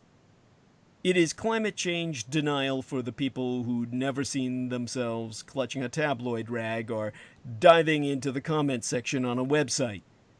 The newspaper provided written support for a half-decade campaign against the pseudoscientific wind turbine syndrome, running articles about lambs suffering deformities and eggs without yolks, linked by the paper to the presence of low-frequency noise from wind farms. The Australians' dedication to denying the science of climate change has a long history, summarized by the Guardian journalist Graham Reedfern. Its archives will be historically significant for many decades to come as the primary Australian arm of the deadliest pseudoscience of the modern era. Most recently, and very significantly, the Australian was responsible for mistakenly reporting that, as wildfires have swept Australia in recent months, the number of people supposedly arrested for lighting fires was 183. The real figure was 24 charged with deliberately setting fires, with the 183 number including fire-related charges such as discarding cigarette butts and irresponsible barbecues. This post, along with a tweet from the right-leaning news outlet 7 News, also exaggerating the role of arson in the ongoing bushfires, went viral worldwide, feeding a right-wing conspiracy theory that the fires were lit by eco-terrorists trying to fake climate disasters. Australian policy exasperatedly insists arson is not a major cause of the disaster, and it be a moot point anyway. Climate change makes fire spread quicker and through a larger area, rather than igniting blazes. Yet there be reason these outlets now lean toward misinformation on specific issues, rather than generalized climate change denial. Public acceptance of the science has increased significantly since the 2010s. A 2019 YouGov poll surveying respondents around the world found only 10% of all Australians either reject a human role in climate change or deny it is changing at all. On the global stage, Australia does lean denialist, but the difference between it and other countries is not dramatic. The United States currently sits at 15% rejection of change or a human role, Germany be at 7%, and Norway matches Australia at 10%. Around the world, climate change denial has lost its voice. Since the election of the current government circa 2013, there has been little for the News Corp machine to lock its jaws onto. Wind turbine syndrome is dead. Renewable energy has, consistently, been well loved by Australians. A 2019 poll from the Lowy Institute found that 61% of respondents want immediate climate action, even if that involves significant costs, and that 47% prioritize lowering emissions in the power grid, compared to 38% for lowering bills and 15% for reducing blackouts. The May 2019 federal election did temporarily provide fodder, with News Corp outlets framing stronger targets and electric vehicle incentives as the harbingers of economic ruin, but that moment was brief, and the organization has regressed back to boxing with ghosts. Worse still for media outlets trying hard to protect fossil fuel companies, 2019 has been a turning point, with support for action moving even further upward. Suddenly, the issue tops rankings of priorities. The September 2019 Climate March protests drew hundreds of thousands of Australians onto the streets. A far number of such a small population that is a huge percentage thereof. Critics said the Extinction Rebellion protests would alienate those supporting action, but the numbers kept growing. The bushfires crisis is still raging, so it'd be hard to understand what impact it has had on Australian opinion on climate action, but there be little doubt it will be significant. The loss of targets for media attack, the rise in public support for action, and the deep red summer have combined into real consequences for News Corp. A senior finance advisor left with a strongly worded all-staff email declaring the company's work unconscionable. A revisionist editorial by The Australian claiming that the newspaper had accurately reported climate science was widely mocked, including by journalists at other Australian outlets. It'd be hard to miss the confused nervousness that is now coming through in their mixed declarations on climate change. Moncton's vision for a media-dominating Fox News of Australia has failed. Pressure is mounting, and although it may wane as the fire season fades, there be a glimmer of hope that it may stick. Australians are understanding climate change not through 300-page United Nations reports, but through the dryness of their throats, the ash falling in their backyards, and the dark brown skies the color of shit. It be a disaster that has burned its way into every Australian life. That be new. Hopefully it means denying mainstream climate science be treated as it should be, more like the actively harmful anti-vaccination movement than the merely quirky flat earth movement. There are still several weeks to go in Australia's blood-red summer. Next year's summer might be cooler, but over time the consequences will continue to escalate, sans rapid action to cut emissions. This is not the new normal. This is the end of all normal. The rising cry of public outrage will translate into pressure through a range of conduits. There be early signs of a decrease in popularity in polling for Prime Minister Scott Morrison.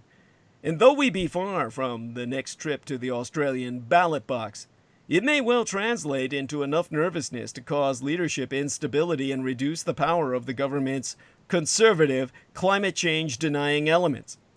Companies face increasing pressure too, with German conglomerate Siemens facing, and ultimately ignoring, incredible pressure to dissociate from the controversial Carmichael coal mine in Queensland. Relationships between governments and large multinationals will sour, and the rise of public attention on the Australian government has severely weakened its already loathed habit of blockading progress at global meetings like COP25. So, for the most horrible of reasons, there be hope for Australia. News Corp still holds sway where it counts among powerful decision makers desperately seeking to cover their unconscientiously shat slime trails of industrial effluviae. But like the government, it increasingly finds itself at odds with a pissed-off Australian public. Australia might end up being the first country in the world to recognize the immediate and serious harm that occurs when we rely on a dangerous, unsafe technology to power our species. The world may not hold out much hope for Australia, but feeling the white-hot rage emanating from their long-suffering Australians as a collective community on their own continent, feeling it all the way over here on the other side of the Pacific, I, for one, be sure that in 2020, the critics will be proven wrong. And in the ultimate slap in the face to Pavel Privy, the predatory pedo-pervert from Prague, Prague inked a deal with Taipei this Monday the 13th, opening our work week, in snub to Beijing. The mayors of Prague and Taipei have hailed in a new sister city agreement in a move that's certain to further fuel tensions between the Czech capital and the Communist Chinese government. Prague Mayor Zdeněk Ryb and his counterpart from Taipei, Ko Wen-je, inked a deal on Monday the 13th to work together on culture, education, and tourism. Prague canceled a similar agreement with Beijing last year. The city backed out because it disagrees with a clause in the deal to recognize the so-called One China principle, Beijing's view that Taiwan be part of mainland China. The Czech Republic acknowledges the principle, but its capital does not. Ryb studied in Taiwan and has looked to establish closer relations with the territory since he assumed his mayoral post circa 2018. He says the two cities share democratic values and respect for human rights. The signing comes just days after the landslide victory by Taiwan's president. Tsai Ing-wen was re-elected in what's seen as a big blow to Red China. Tsai has been critical of Beijing and said the results show people in Taiwan want to keep their sovereignty. Now, before I go forward with what's going on in the rest of Asia, I am taking a look in the chat room as a indulgence. There we are. Christoph Rimmel, my Kameraden, says, Douglas is a stellar bright light, the clearest of all minds. Sarah Shields says, yes, Christoph, he is. Bizarre HD says, much love, Douglas. Just came on. Hope everyone on Team Dietrich is well and healthy. Can't wait to listen to transmission. Speak to you soon, Douglas. Yes, we must. Lena Crane says, good morning, George. Couldn't agree more, Christoph. Thank you, honey. And we've had a drop-off, of course. Even though Martin Luther King Day is a national holiday, it is a federal holiday. Most businesses don't honor it, unfortunately. Many people have to work. But let me take a look at the channel views at the moment. See what we've got going here. Still pretty steady. So let's move forward.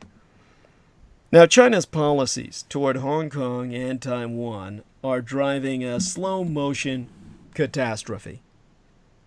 Think of Australia's burn, but over decades. In order to understand the mounting tensions in both Taiwan and Hong Kong over their relationships with mainland China, one must abandon the usual time frames of weeks, months, or at most a handful of years, and instead imagine the scenarios that open up over decades. 5 decades, to be precise. Half a fucking century. Over the next half a hundred years, interlocking dreams and nightmares will hang even more heavily over Taiwan, which Beijing considers a breakaway province, and Hong Kong, over which Beijing wants to assert more direct control, with possibly, even probably, tragic outcomes. China has all but announced that a new common reality must be forged between them by 2049. That is the year when China, by then in all likelihood a superpower with the world's largest economy, will celebrate the centennial of Communist Party rule. Of 100 years under communist tyranny. This clock actually began ticking in earnest back in 1997. A much more optimistic time, when Britain returned Hong Kong to Chinese sovereignty under a carefully negotiated arrangement that has come to be known as One Country, Twa Systems. Under that scheme, Beijing granted this rich, highly globalized, city-state broad autonomy over its own affairs for the next half-hundred years. It meant that Hong Kong could retain its own laws and judicial system, as well as its own semi-democratic political system, itself only a recent creation at the time of the handover, as well as the management of its own economy. Beijing consented to this deal because it knew that taking over Hong Kong by force, although a simple matter militarily speaking, would have destroyed what was China's most gleaming city at the time, while demolishing its global image along with it. CHICOM, or Chinese Communist leaders, concluded astutely back then that left intact, Hong Kong was worth much more to Beijing than a Hong Kong brought to heel. The size of Hong Kong's economy at the time of the handover was equivalent to nearly 20% of mainland China's gross domestic product. It is now down to about 3% as Red China's economy has boomed. But that wasn't all. Because of the city's transparent laws and independent courts, many multinational corporations felt more comfortable setting up shop in Hong Kong to do business with the mainland than they would have basing themselves in Red China itself. This made Hong Kong a goose that laid golden eggs for China, as it attracted outside investment and served as a portal for intellectual property and management know-how. There be every reason to believe, however, that Beijing had a third objective in mind, perhaps the most important of all. By taking a softer approach to Hong Kong, it felt that it could gradually draw Taiwan into its embrace as well. If the proof of concept of one country, twa systems could be established with Hong Kong, the far bigger prize of my homeland and heartland of Taiwan might also be seduced into voluntarily accepting the observance of Chinese sovereignty by the middle of the 21st century. For the Chinese Communist Party, there could be no better way of celebrating 100 years of its dictatorial dictatorship, its dictatorial tyranny. What I said earlier being redundant. Although they had no say in the matter of Britain's handover of their city, people in Hong Kong had distinct dreams of their own. Many hoped that with its impressive accumulation of wealth, Red China would over the decades gradually become a more open, liberal, and quietly self-confident place. In other words, more akin to the Hong Kong they knew at the time. As political scientists have shown, this is oftentimes what happens when countries build broad middle classes and attain per capita income levels on par with the world's wealthy industrialized nations. Indeed, democracies blossomed in much this way in East Asia, in South Korea, and in my Taiwan. Perhaps the people of Hong Kong and Taiwan would have accepted, with little clamor, being absorbed into a prosperous new China that was governed by the rule of law, with respect for human rights, and maybe even a dose of democracy. They might even have rallied behind it. But looking around today, that's not going to happen. Instead, with the advent of its current dictator, Xi Jinping, Communist China has been in the midst of an authoritarian resurgence, defined by a widening crackdown on dissent, a drastic shrinking of China's already small and fragile civil society, a vast program of repression against ethnic minorities, mainly Muslims in Western China, complete with concentration camps that contain well over 1 million people, and increasingly draconian electronic surveillance of the entire population, the very purpose driving 5G or fifth generation technology. In Hong Kong, Xi's tyranny has evinced the opposite of what many in the city imagined one country, two systems would ever be. Beijing has insisted on the narrowest possible form of democracy by packing Hong Kong's governing legislative council with its own approved politicians. It allowed the city's leader, Carrie Lam, to introduce a bill last year providing for criminal extradition into Red China itself, thus undermining Hong Kong's own courts. And then it rejected overwhelmingly popular demands for Lam's removal from office. All of this has rightly alarmed voters in Taiwan, where President Tsai Ing-wen, who was on the ropes but a year agone, won a resounding re-election last week. She and her party favor continued diffident autonomy from Beijing. In addition to the ripple effects from Hong Kong, China's clumsy efforts to sway voters in Taiwan by sailing aircraft carriers through the Taiwan Strait and engaging in political interference campaigns through social media all backfired badly. In both Taiwan and Hong Kong, public opinion around questions of identity is widening the gulf with Red China. People in both places see themselves as ethnic offshoots from China for the most part, yet increasingly as something new and distinct from being Red Chinese.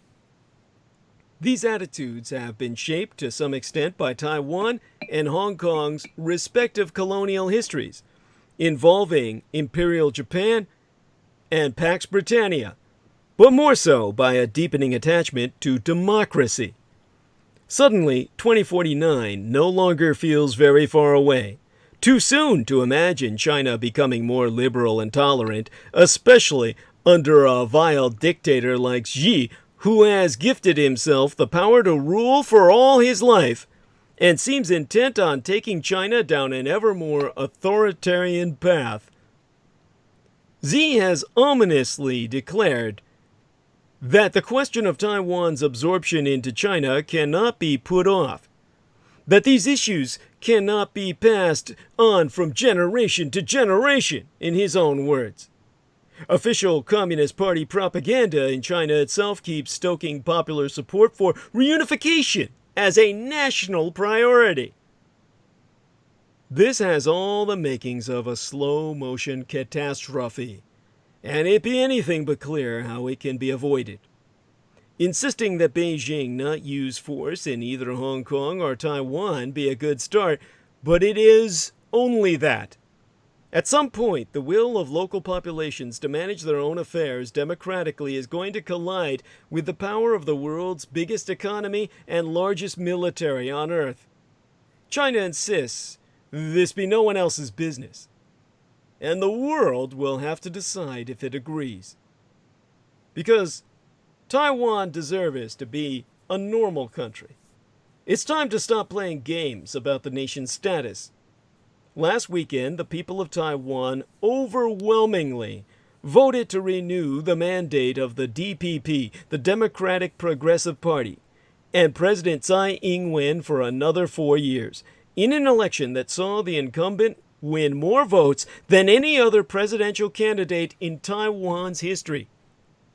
Tsai's DPP campaigned for clean energy, pension reform, and lesbian, gay, bisexual, and transgender rights, in contrast to the more conservative policies of the opposition KMT, or Kuomintang, and its unsuccessful presidential candidate Han Kuo-yu.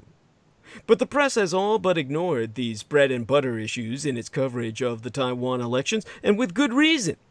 The overriding issue in this last weekend's vote can be summed up in one word: China.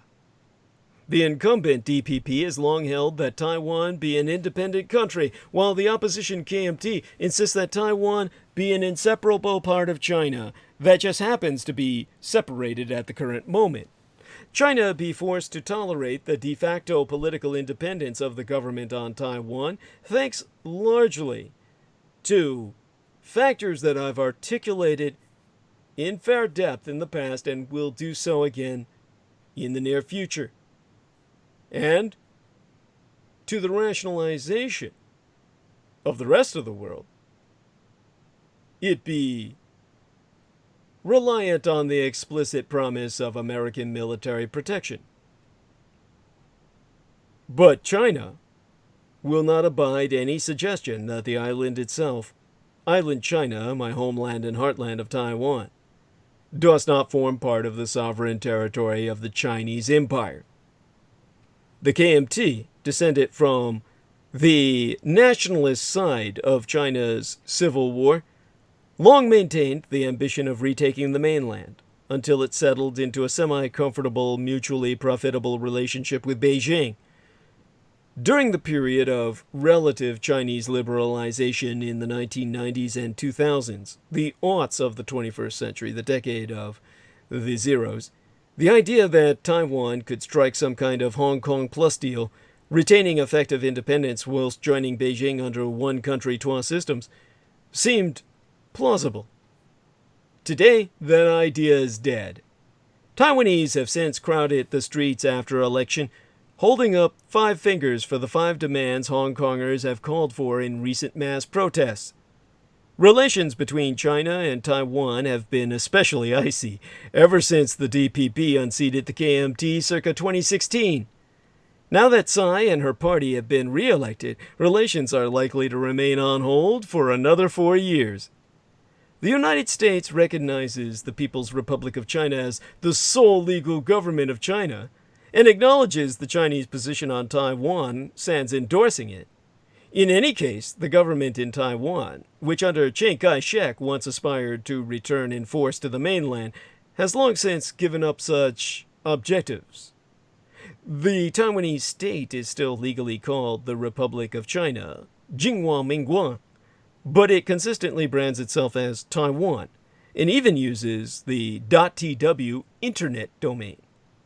Tsai, in her victory speech, referred to the country as the Republic of China, Taiwan, Zhonghua Minguan Taiwan, a usual term nowadays and a shift from the previously favored term, the Republic of China in Taiwan, Zhonghua Minguan Zai Taiwan. Ironically, the only thing stopping Taiwan from giving up the Republic of China name entirely is China. Beijing would throw a fit, and maybe a few missiles, if Taiwan ever removed China from its official name. Yet little by little, as with its internet domain, Taiwan is giving up any pretense of being Chinese. The vestigial mainland seats were removed from its legislature circa 1991. Its maps and tourism posters show only the island of Taiwan now. It maintains its expansive Chinese heritage claims to the South China Sea, but sans much conviction. Slowly but inexorably, Taiwan is going its own way. More than 90% of Taiwan's current population was born after the end of the Chinese Civil War circa 1949, and fewer than 2% were adults when the two Chinas parted ways. Most of those who were adults in Taiwan back then actually grew up Japanese. The island was ruled from Tokyo between 1895 and 1945. In fact, Taiwan has only been governed from the mainland for 5 of the last 125 years. And even during that short period, the mainland-based Kuomintang authorities managed to massacre tens of thousands of Taiwanese civilians. Whatever the legal status of Taiwan, its moral connection to China be tenuous at best. Today, surveys suggest that 56.9% of Taiwan's people consider themselves to be solely Taiwanese, with a further 36.5% identifying as both Taiwanese and Chinese. Only a residual 3.6% identify as solely Chinese, with the remainder declining to respond. China's crackdown in nearby Hong Kong, where any sense of Chinese identity has also plunged, has made the prospect of rule from Beijing even less appealing than it was when this data was collected in June of 2019. Most analysts attribute the DPP's late surge in the polls. Just 6 months agone, the party was projected to suffer a crushing defeat with Tsai at the helm, to a reaction against the repression in Hong Kong, combined with the incumbent president's strong response. Tsai herself almost lost a primary challenge until the Hong Kong crackdown broadened the appeal of her vehement anti-China rhetoric. There be no denying or debating the fact that Taiwan draws its culture mainly from China. But Taiwan is not China, any more than Ukraine be Russia, or the United States be England. Like everywhere else in the world, Taiwan has a complex history. China is a big part of that history, but it maketh up a smaller and smaller part of Taiwan's present. The days when China could consider Taiwan its so-called little brother, a mere appendage of Fujian province across the strait, be over. Taiwan has all grown up now and be ready to move out. A plurality of people in Taiwan prefer to maintain the current ambiguous legal status of their country, according to the most recent data or survey collecting such data that I was able to source in the original Chinese. But that survey was conducted last June, just as the current wave of Hong Kong protests was getting started.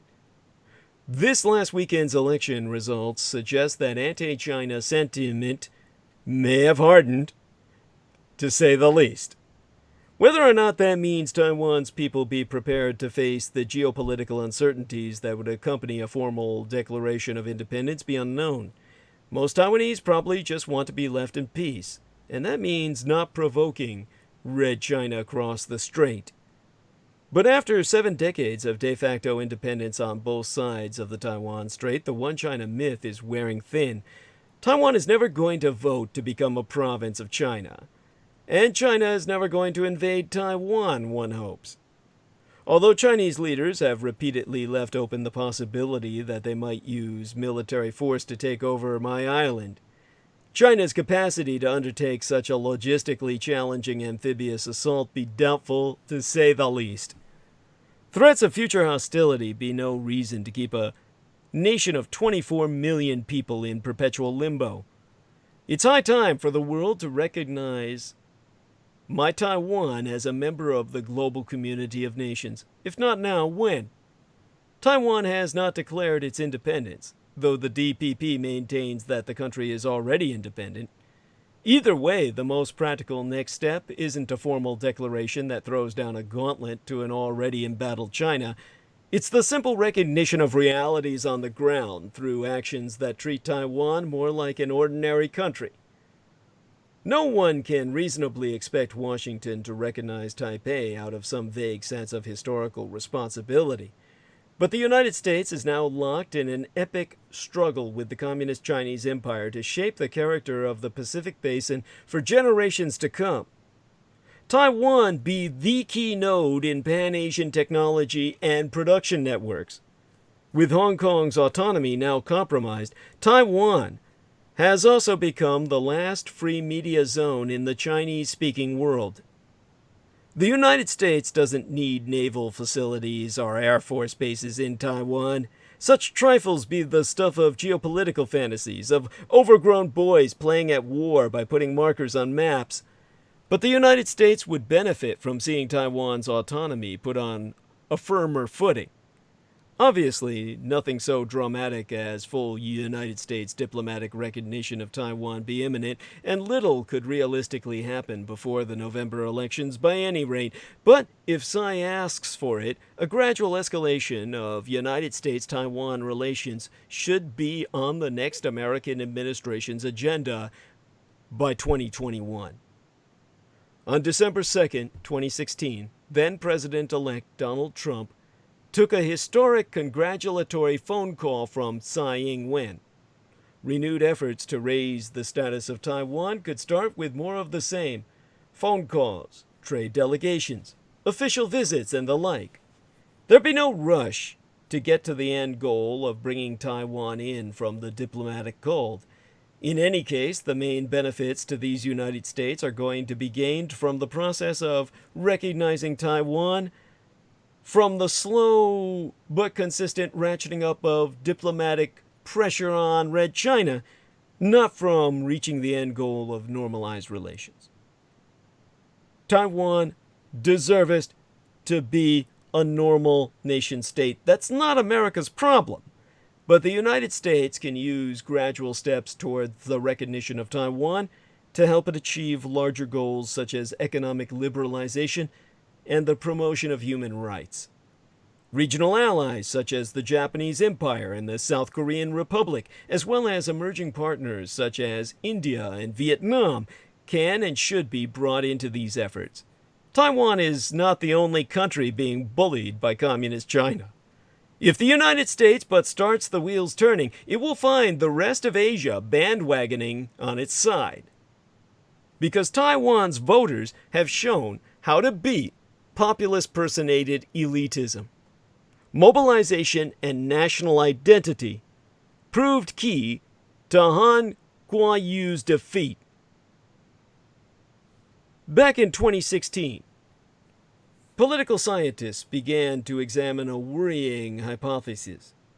Global support for democracy was declining. The 4 years since then have seen the rise and continued support of Donald Trump in these United States, the growth and success of Brexit and the election of Bojo the Clown, Boris Johnson, and the continued power of authoritarian populists as far-flung as India and Hungary, or Magyarország. India, of course, is Bharat in its native language. But one democracy in East Asia, my Taiwan, has resisted populist-personated elitism's appeal. For now, Han Kuo-yu, the presidential candidate for the pro-China Chinese Nationalist Party, or the old KMT, the Kuomintang, took Taiwan by storm when he won the mayoral election in Kaohsiung, a stronghold of the ruling Democratic Progressive Party, acronymized as the DPP, back in 2018, the year before yesteryear now. Just months after his mayoral victory, Han's popularity continued to snowball, making him the most popular pro-China politician in Taiwan. Despite being only months into his term as mayor, Han won the KMT nomination to run against incumbent DPP President Tsai Ing-wen. The political scientist Nathan Batto described Han's strategy as presenting politics as a moral choice between himself, the representative of the Shumin, the ordinary people, and a corrupt elite who control the DPP and sap the country of its vitality, his words. During his mayoral run, Han's main campaign slogan was simply, "Get rich!" something that he claimed could not be done under the corrupt DPP. But Han mirrored other populist-personated elitist politicians in his use of racist rhetoric toward domestic workers from the Philippines, whom he referred to by a racial slur, and in his regular controversies over sexist and misogynistic comments towards women. Just another male supremacist piece of shit, who called Filipinos the niggers of the East.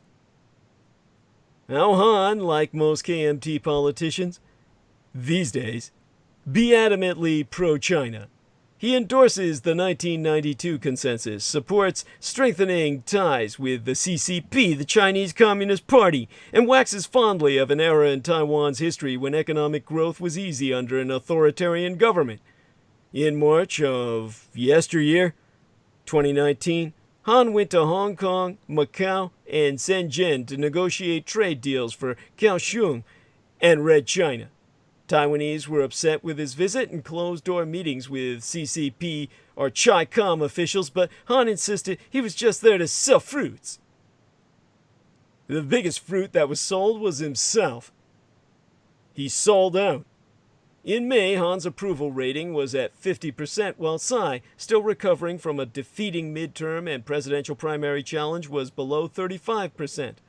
A month before the election, their fortunes had completely reversed. Tsai was at 51% and Han at 29%. This last Saturday, Tsai ended up with a historic win, defeating Han by more than 2.6 million votes. How did Taiwan overcome its populist-personated elitist challenger when the United States and United Kingdom failed and fell into defeat under Russian administrative occupation? Here these two former powers of the Anglo and American empires cross the Pacific and further cross the Atlantic, fell to Russian puppet presidents and prime ministers. My Free China stands strong because mobilization was the secret behind Taiwan defeating its Chi-Com, it's Russian Chi-Com, its Sino-Slavic Axis-sponsored, populist-personated elitist threat. Tsai's victory was a numbers game, engineered by the Dietrich ARTILLECT, not necessarily an ideological victory. Tsai and DPP managed to mobilize 2 million more voters this election than last, a turnout rate difference of 66% to 75%. In 2016, Tsai won 6.9 million votes. KMT candidate Eric Chu received 3.8 million votes, and former KMT politician James Soong received 1.6 million votes. This election, Tsai won with 8.2 million votes, a sizable increase, but Han also received 5.5 million votes. Soong received only 600,000 votes, meaning his votes likely returned to the KMT. Even with Han's abysmal polling numbers, he still finished this election significantly stronger than Chu did circa 2016, and even had a bigger increase in party votes from last election than Tsai. Tsai's secret was convincing enough new voters, all in highest likelihood majority young voters, to turn out to vote this election.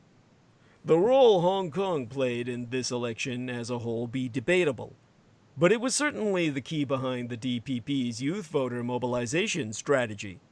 The dominant political cleavage in every Taiwanese presidential election is independence versus unification, and the DPP beat on the drum of Hong Kong at every opportunity to push young voters into the idea that this was a life-or-death struggle.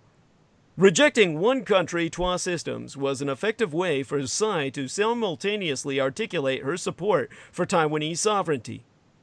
Han needed no help making himself look bad. His personal image itself made Tsai seem infinitely more competent, whether it was his poor leadership during city council meetings or his drinking problem that resulted in KMT politicians asking Han to quit drinking before the election. But most critically, he was incredibly unsuccessful at convincing Taiwanese voters he could defend Taiwan's sovereignty better than Tsai. Han unsuccessfully tried to match Tsai's enthusiasm about defending Taiwan's democracy. He was also supportive of the Hong Kong protests, at one point infamously declaring, "One country, 12 systems, over my dead body!" But his history of contact with the CCP made his words echo empty. Han's nostalgic nationalism did little to make young Taiwanese voters feel safe. His brand of old-school nationalism was about reliving Taiwan's glory days rather than protecting the new Taiwan that young people want to see. It was an effective strategy for mobilizing older pro-China voters, but for young voters, it felt like a warning sign about a politician who did not value the Taiwan of today. Tsai's return to popularity was also contingent on a number of domestic factors, including her revamped image as a relatable politician to young people. Tsai's public relations team worked relentlessly last year to boost her image from a lame duck president to the coolest politician in Taiwan, and one more ready to defend the country and protect its self-image than the sellout Han. A year ago, no one was excited to vote for Tsai.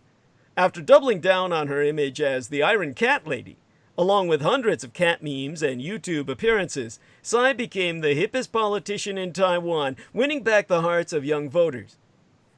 One other number from Saturday's results further demonstrates the total rejection of Han as a candidate, but not the KMT as a party. For Taiwan's proportional representation vote, the DPP and KMT both received near identical shares of votes with 34% and 33% respectively, despite the DPP's overwhelming success in district council elections. When Taiwanese voters go to the ballot box, they vote 3 times. First for the president, then for their local district representative, and finally for which party they want to support. 34 out of Taiwan's 113 seats in the legislative yuan go toward the proportional representative party vote. Typically, the party vote matches the presidential vote. This year, however, the DPP and KMT were practically tied, despite Tsai's strong lead over Han. This tells us that when it comes to party support, Taiwanese voters see the DPP and KMT to be on similar standing. Yet Tsai still won by a large margin despite her party tying with the KMT for party votes. This shows that the pro-China voter base has rejected Han as a candidate, but not the KMT as a party. Simultaneously, pan-Green candidates support Tsai as president, but do not endorse the DPP nearly to the same degree. When faced with a populist-personated elitist candidate, Taiwanese voters did not simply stay home. Despite Trump's numerous populist-personated elitist tactics during his 2016 campaign, the American voter turnout rate was practically the same as 2012. In the United Kingdom, Johnson's 2019 victory had a lower voter turnout rate than 2017. Young voters in particular were the lowest voting cohorts in both the United States and the United Kingdom. Taiwanese youth, however, were far more mobilized. In the end, Han was an easy target for the DPP to mobilize voters over. His populist-personated elitist appeals failed, and Hong Kong gave the DPP an infinitely stronger appeal to those concerned over an encroaching communist Chinese empire. A strongman politician, it turned out, be vulnerable to being beaten by a stronger woman, especially when she undercuts him on the key issue of national identity. Han and his populism have not disappeared. His populist-personated elitism. And he himself will now return to his position as mayor of Kaohsiung, where he will continue to have formal political power and a major platform with which to continue to grow his dedicated base of support. Taiwan's pan-blue base still had more than 5 million voters who bought into Han's false appeal. The blues in this case meaning the KMT and the greens being the DPP.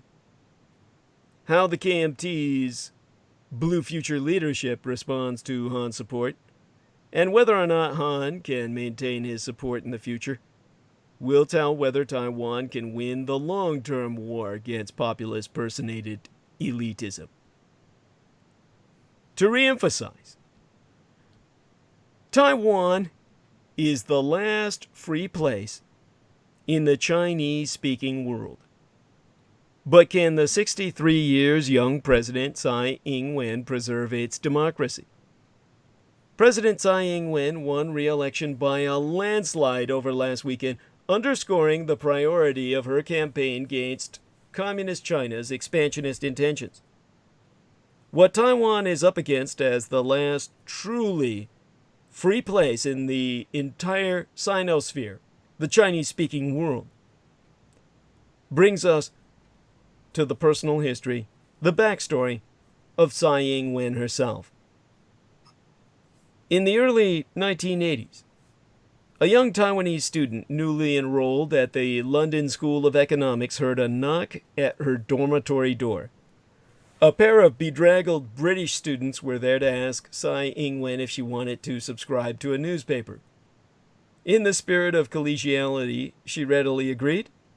She laughingly recalled in an interview with Time magazine that it was the only later that I discovered it was a communist newspaper. I eventually told them to keep my check, but just stopped sending the newspaper. More than 30 years later, Taiwan's political leader is still fending off unwelcome leftist overtures. Elected president of the self-governing island of 23 million baseline population, with all the foreign workers we have doing the work that no Taiwanese needs to do anymore. The population of Taiwan at any given time is 30 million. But a baseline population of 23 million circa 2016. 24 million by now this year. Approaching 30 million by, shall we say, the 2020s, the end of this decade. Tsai set out to steer my people further from China's orbit. Taiwan has its own military, its own passport, and the world's 21st largest economy. But ever since 1949, when Mao Zedong's forces ended a civil war by forcing the relocation of my nationalists to the island 160 kilometers or just 100 miles off the mainland, the CCP, or the Chinese Communist Party, has considered us a renegade province that must be reunited with China by force if necessary. Through most of the Cold War, the capitalist enclave of my homeland was shielded by the shadow of the West. But in a world China now aims to lead after embracing market forces, Taiwan's position has grown only more vulnerable, and so has Tsai's. The Chinese strongman Xi Jinping, in January of yesteryear, declared unification across the Taiwan Strait the great trend of history, and his campaign to that end has gathered in intensity. Tsai's first term was marred by diplomatic isolation, tightening economic screws, and repeated threats of all-out military invasion. Taiwan finds less and less room to maneuver between forced reunification and resorting to force to remain independent. Tsai took a substantial risk in December of 2016 when she phoned American President-elect Donald Trump to congratulate him on his electoral victory, being hacked into power by the Russians.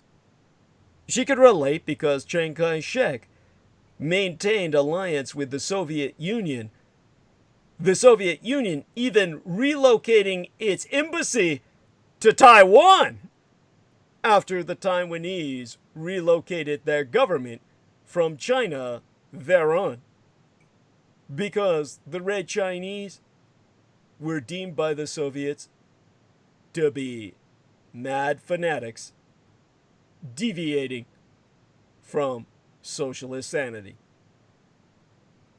And so she could understand a Russian-placed puppet president and congratulated him on his parallel to Taiwan history with their own Soviet card to play back against Richard Nixon's China card.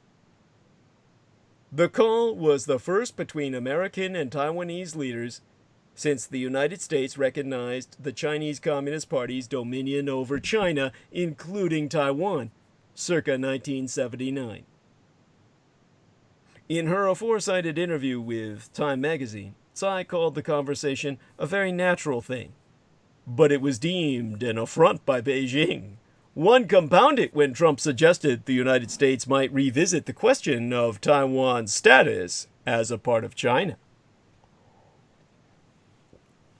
Our mercurial American president adds a new wobble of uncertainty to the tightrope Taiwan has been walking for 70 years. Historically, even after embracing Beijing, the United States has maintained a strong unofficial alliance with Taiwan. But as Trump has become entangled with Red China on matters from trade to cyber espionage, some in Taiwan worry that the famously transactional American leader might view mine own homeland and heartland as but a pawn to be exchanged for something else, like a preferential trade deal. Per Professor Shelley Rigger, an East Asia expert at Davidson College in North Carolina, if Taiwan becomes a major issue between Trump and Xi, nobody knows what Trump might do. As Taiwan approached its elections that took place on the 11th day of this month of January, the question for its people will be whether they still trust Tsai to safeguard their democracy, their democratic way of life. Her main opponent, the neo-nationalist candidate and Kaohsiung mayor Han Kuo-yu, had hoped to convince voters that working closely with an increasingly influential and assertive Beijing would ultimately better protect the island's de facto sovereignty. And so Han recently told students at Stanford University, "Taiwan has one choice, to engage with China because we can't hide." But Tsai's Democratic Progressive Party did not endorse the idea that island and mainland be the same country. Formal independence for Taiwan be a key goal in its party charter. Beijing says any move to secede would be met with military response, and Tsai has pragmatically sidestepped the issue while in power. But her policy of prioritizing ties with other Asian nations has deeply troubled the Communist Party leadership, as has her full-throated support of pro-democracy protesters in Hong Kong. Now the future of Taiwan sans rival the freest place in the Chinese-speaking world as a United States-allied, liberal, democratic beacon in Asia be under, as Tsai describes it, constant assault. As Beijing tightens the noose on restive populations at its periphery, from Xinjiang to Tibet to, of course, Hong Kong.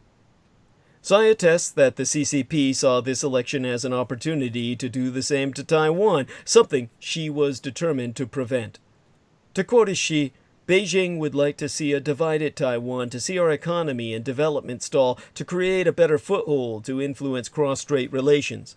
However, when it comes to Taiwan's sovereignty, democracy, and freedom, I believe our people be mostly in agreement. Now, Tsai herself be a technocrat and former academic who has tried to shrug off a reputation for aloofness by her dizzying schedule of events both on campaign and after. On a single day, both press and media followed her to a kindergarten, a farm, a technology conference, and half a dozen temples. On another, she inspected frogmen drills of the Taiwanese Navy SEALs at military camps before tea at an artist's retreat. This kind of retail politics reversed the decline in her popularity over her first term in office, driven by party divisions, unwelcome pension reforms, and embarrassing scandals like bodyguards caught using official trips abroad to smuggle cigarettes. Her decision to make Taiwan the first place in Asia to legalize marriage equality, or gay marriage, sparked a fierce conservative backlash. Still, Tsai, herself never wed, remains proud of the achievement, which shows Taiwan is an open and inclusive society and a rather mature democracy. Her words, not mine. She's also suffering from the kind of resurgent, populist, personated elitism afflicting democracies the world over. The viral rise of Tsai's neo-nationalist opponent was precipitous enough to be called the Han Wave. His chest-thumping speeches and outlandish promises during his successful mayoral campaign to drill for oil in the contested South China Sea and bring casinos and Formula One to Kaohsiung have naturally drawn comparisons to the 45th American president. To quote his Davidson College East Asia professor Shelley Rigger, You cannot have a conversation about Han Kuo-yu without Donald Trump coming up. Everybody sees the parallels between these two losers. Tsai was blind to the risks, she herself so noting that the rise of disinformation and populism have brought great challenges to the leaders and governments around the world. So, by that I mean to say that Tsai was blind to the dangers these risks pose in the most positive sense. She decided to take them into account and not see or filter out the danger to her very life, her own physical safety, because around the world, these same forces have literally murdered opponents. Yet the challenge be greater for Taiwan with a rapacious Beijing lurking and she knowest pulling the strings. In the months leading up to the vote, Taiwan was hit by a tsunami of false reports, masquerading as news stories in its partisan and sensationalist media, oftentimes targeting Tsai herself. Her administration and independent analysts conclude a large proportion originate in the Chinese Communist Party's United Front Propaganda Department, though the Chinese government denies any such campaign. So Tsai herself fought back in kind, charming voters with renewed zeal and posting social media videos of her frolicking with the Tcho cats and 3 retired guide dogs she's adopted. The key to protecting Taiwan's democracy, she attested, lies in public participation in our efforts to counter disinformatia, or disinformation. It worked, if her improved numbers be anything to go by. Her victorious lead might also be explained by the ongoing turmoil in Hong Kong, which for over half a year by now has been convulsed by increasingly pro-violent, pro-democracy protests against encroachment by Beijing. Last January, Xi suggested Hong Kong's system of semi-autonomy, known as one country, two systems, might eventually be a model for Taiwan. But that idea had little support among Taiwan citizens then, and even less now that unrest has engulfed the former British colony. As Tsai herself so rightly observed, the Hong Kong situation has, of course, negatively affected the Taiwanese people's trust in Red China. Still, Taiwan has been sucked into the escalating crisis. Its citizens have marched in support of Hong Kong's right to self-determination and offered safe harbor to fleeing protesters. In October, Taiwan expelled a mainland tourist for vandalizing a public memorial in support of the demonstrations. Tsai sees a dire warning for her people in the leeching of freedoms there. To quote Tsai again, seeing these developments in Hong Kong, the Taiwanese people feel the need for a leader who can stand firm, insist on what has to be insisted upon, and clearly express their will. Now that Tsai has been re-elected this month, she will have to helm Taiwan through a period of deep uncertainty, as Beijing's geopolitical clout continues to grow as unto a malignant cancer. Today, the island China, officially known by the archaic pre-Civil War name Republic of China, is blocked by Beijing from joining the United Nations or potentially lucrative free trade groupings. It is now recognized by only 15 nations on Earth after 7 switched to Beijing during Tsai's first term. Beijing is also squeezing the island economically. In August, it stopped the free movement of independent Chinese tourists to Taiwan, a free-spending cohort that comprised 82,000 arrivals per month, circa 2018. The burning question for Taiwan is how far Beijing be prepared to go. Referring to the annexation of the Ukrainian peninsula of Crimea, Taiwan's foreign minister Joseph Wu has forewarned China is already taking steps similar to what Russia did in the Crimea. Moreover, he says, were China's slowing economy to foment domestic unrest, then Taiwan might find itself a very easy scapegoat. In order to mitigate the risk, Taiwan has sought to spread its own influence indirectly, building cultural, economic, and humanitarian ties. During the recent presidential crisis in Venezuela, for example, Taiwan was one of the few actors able to send much-needed aid over the border from Colombia. To boost its soft power, Taiwan offers international cooperation in unconventional areas such as media literacy and disaster recovery. Tsai be on record attesting that many of our allies still support Taiwan because they share the same values with us and will not be swayed by China's economic inducements. Yet because few small nations can ignore Beijing's dollar diplomacy, Taiwan's ties with the United States have taken on newfound importance. The United States has moved in recent years to offset Red China's attempts to isolate its wayward province, much to Beijing's ire. In March of the year before yesteryear by now, Trump signed the bipartisan Taiwan Travel Act, which boosts the exchange of high-level officials. Then last October, an American bill to protect Taiwan from Chinese diplomatic pressure won Senate approval. That same month, former Republican presidential primary candidate Ted Cruz became the first American senator in 35 years to join Taiwan's National Day celebrations, cementing, in his own words, a friendship that has never been more important as Taiwan stands up to the Chinese Communist Party's oppression. One of Tsai's priorities now that she be reelected, her first among many, be to build on these overtures from allies in Congress.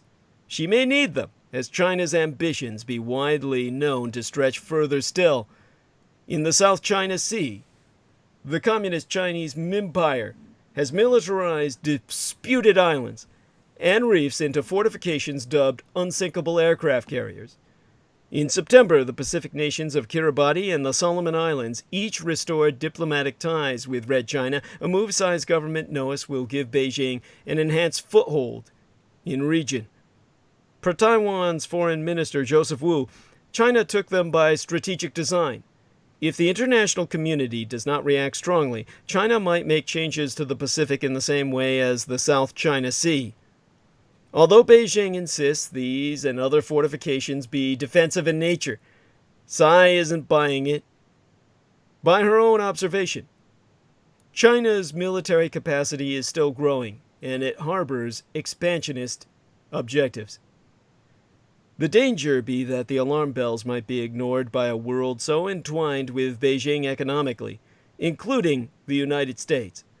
But for Taiwan, there be no choice. My islanders will, as ever, be standing in the breach. Which be why Taiwan needs more than election victories to fend off Red China. The growing threat from the mainland can only be deterred by a public willing to make sacrifices. The victory of incumbent President Tsai Ing-wen in Taiwan's presidential elections on January 11th represents a resounding repudiation of Beijing's increasing pressure on Taiwan. But with attempts to politically subvert Taiwan frustrated, the Chinese Communist Party be now far more likely to turn to forced unification via military means. Although it's always difficult to distinguish rhetoric from intention, the Chinese press has stepped up war talk. Tackling this means rethinking Taiwan's approach to its defense. The Taiwanese armed forces have adopted a limited porcupine asymmetric defense strategy in the face of superior size and capability of the PLA, the People's Liberation Army. By pre-positioning weapons round the island and training its forces to attack invading PLA troops at every turn, Taiwan's military hopes to make the island indigestible, like a porcupine, to any would-be predator. However, it remains dependent on the procurement and deterrence of conventional weapon systems. If Tsai is to maximize the deterrence effect of Taiwan's limited military resources, she will have to usher in a difficult national discussion about the increased role Taiwan society must play in national defense. In the future, deterring a PLA invasion will require delaying conquest as long as possible in order to allow international military assistance to arrive from the Empire of Japan, which will be difficult to do sans a strong presence in urban areas. Taiwan's military is largely based outside of the urban areas in which 79% of Taiwan's population lives, which would be the focus of any PLA invasion. Delaying the PLA in Taiwan cities will in turn require willing Taiwanese citizens to prepare for and resist those attacks. While the need for such an asymmetric defense be obvious, the present political prospects of reforming Taiwan's MND, its Ministry of National Defense, and enlisting public support be weak. The MND has adopted a stubbornly resistant institutional position. Criticism of the MND's approach has not resulted in major change, in part because these alterations require public discussion that would refute the MND's claims that its strategy and structure be already optimal. If Taiwan hopes to implement the reforms needed to give the PLA second thoughts in coming years, Tsai should initiate a difficult public conversation about the threat of war and what the ordinary Taiwanese can do to deter it. Tsai's challenge be that there be little precedent for legitimate public discourse about the effectiveness of Taiwan's military. In most democracies, major change be driven by public discourse and demand for action, that in turn incites action by elected leaders. But historically, such discourse has been difficult to incite in Taiwan for multiple reasons. The MND has projected an all-is-well image for decades, and peacetime operations do not expose combat failures that would undermine that message. Unlike the United States, Taiwan does not have well-respected and fully independent think tanks that can openly question Taiwan's generals, testify to opposing views in the legislative yuan, or write op-eds or opinion editorials that expose misleading statements by military leaders and highlight gaps in strategy. Taiwan's most prominent security think tank is led by a military general and funded by its government, which makes it practically subordinate to the MND leadership itself. Until the past decade, the MND's confidence was well justified, based on a strategy of symmetric defense in which Taiwan had a qualitative advantage over the PLA with more advanced weapon systems. MND leaders were reasonably confident in their deterrent effect. But in the past decade, as the PLA's advancements have tipped the balance of power in its favor, the MND has not significantly changed its strategy or its posture, projecting an image, or perhaps false confidence, to Taiwan's people about its ability to deter and defeat the People's Liberation Army. Beijing's military advantages have outgrown the viability of a conventional symmetric defense strategy in Taiwan. Under what appears to be American pressure to focus more resources on an asymmetric defense strategy, Taiwan recently compromised on its desire for conventional M1A2T tanks by purchasing an additional 1,500 anti-tank missiles and 250 Stinger man-portable surface-to-air missiles that could be deployed asymmetrically. It has taken other steps to implement a porcupine asymmetric defense strategy, such as the procurement of fast attack boats, but its conventional forces and high-end weapon systems remain the core of Taiwanese armed forces. Now, as I said, this was what appeared to be American pressure. This was the Dietrich ARTILLECT. The Americans would have preferred to have sold the multi-billion-dollar tanks, rather than the comparatively cheap and easy anti-tank missiles and Stinger man portables for guerrilla warfare that could clear the skies. Just as I said, the MND be resistant, so the head of that snake had to be decapitated, and the high command assassinated by the Dietrich ARTILLECT in a takedown by electromagnetically beaming the helicopter onto which they were all herded, like the dogs they be, disciplined to a point of lacking enough creativity to even imagine the Dietrich ARTILLECT would end their lives. Now, the shift from conscription to an all-volunteer force has been the most significant change to the MND in recent years. one that has arguably left it worse off, as it struggles to recruit and retain its best service members. It'd be questionable whether Taiwan's 175,000 active duty soldiers, with virtually no combat experience to inform their training, be enough to deter the CCP, whose reluctance to attack may be as much a function of self-doubts about the PLA's capabilities as Taiwan's. MMD officials may argue us that projecting symbolic strength and political unity in defiance of Beijing's military threats, despite the real problems, be critical. It's true that shows of strength grow more important by the day as Taiwan's government be forced to counter the PLA's soft power message, combined with military provocations and shows of force, that resistance be futile. Still, Taiwan's public opinion does not appear to reflect the confidence in the military that the MND seeks to inspire under its current strategy, calling the need for visible strength into question. The burden of history weighs on Taiwan's ability to drive policy changes in the MND from the outside. Taiwan's thriving democracy has evolved significantly from the brutal authoritarian days of Chiang Kai-shek's Kuomintang military government. Despite the success of the political transition, modern democratic Taiwan inherited the KMT's military, led by KMT officers unaccustomed to oversight by an opposition political party with which they disagreed. Most of today's leaders had their early careers shaped under military rule and remain KMT party members.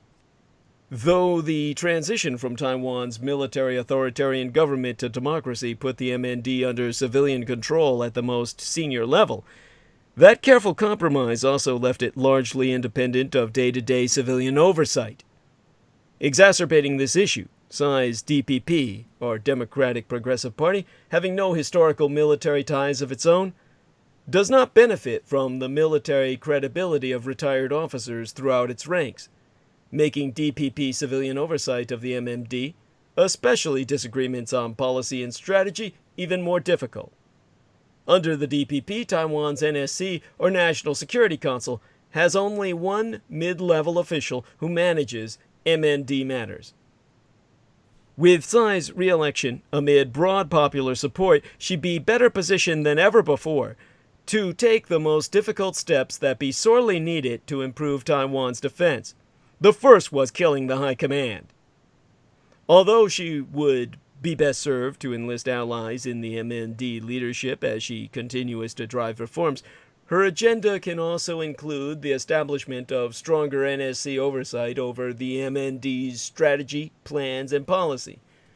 The mass assassination of the high command, served as the forewarning to all those in employ. The Taiwanese MND is in need of a civilian military oversight office, the equivalent of the United States Office of the Secretary of Defense, that could be housed within the NSC and should be staffed with a mix of former mid-level military officers with relationships in the MND and independent academics and PLA experts who can provide critical analysis, rather than confrontationally infringe on the power of existing leaders. Tsai can lay the groundwork for major changes in the future. And now that her major primary resistance was killed off by the Dietrich ARTILLECT, it be an open field. As the generation of KMT military officers retires, she can identify rising stars in the military establishment and create programs to enhance their development. Such programs could include career-broadening tours at the NSC, as staffers in the Legislative Yuan, as fellows at Taiwanese and foreign universities, and training at the world's best private military courses. Together, such programs would create a stronger sense of civil-military relations in the ranks and improve her and successive administrations' ability to oversee the MND. Most importantly, Tsai can now capitalize on the wave of support for her repudiation of Beijing's aggressive pressure to facilitate an open discussion with her people about the need for them to participate more actively in Taiwan's defense. This national conversation can be framed as about the future rather than the present, easing the sting of alarm in change of tone on security matters. Together with the NSC and allies throughout society, Tsai must make a compelling case why Taiwan's taxpayers will have to fund increased defense spending, which has fallen behind China by a factor of 15 to 1. She can convey that despite promises once made, the all-volunteer force may not be large enough to deter the PLA of the future, but that rather than suffer under the harsh conscription of a newly drafted army, Taiwanese citizens could join a new reserve force or National Guard that would provide attractive benefits, effective training, and good equipment while allowing people to serve in their own communities. A new force with new branding would improve recruiting relative to the poor reputation of unforgiving training and espionage in the Taiwanese armed forces. Tsai can also work with the MND to create and invest in a reformed reserve force or National Guard that would be well funded and well equipped in order to attract Taiwan citizens and current reservists to join. In the end, the argument boils down to this: a country determined to protect its independence needs a citizenry willing to step up and do so. And that struggle of my people be thine own. Were Taiwan to fall, the rest of the Pacific would fall with it. America's not on the front lines. They themselves complain in their fantasy that the bases they lease from the Japanese Empire be to defend Japan. They always say if the Japanese want us able to defend them, they have to give us the right to expand these bases, which the Japanese have never allowed within the home islands of Japan itself. Not speaking of Okinawa. So then, the truth be known, the Americans are there as sitting ducks to prevent targets for any enemy, that they can take the heat while the Japanese mobilize. We all know China would not attack Japan first. They would go after Taiwan. To prevent that from even happening and forcing the Japanese to join, at which point you have a world war in which American bases would be taken out within minutes. Then you realize Taiwan's military is defending you. Because the takeout of American bases would bring America into the next Pacific conflict. And that would force a reinstatement of the draft. Those Americans who don't want to be drafted to fight China because there would be no other recourse. There's no way America could confront the Communist Chinese army sans a draft. Then you realize Taiwan's war is your war. And Mein Kampf, my struggle, be thine own. Contribute to the struggle at showsdd.com/donate.html, which be acronyms for hypertext markup language, where we now be accepting contributions via PayPal holdings incorporated on showsdd.com.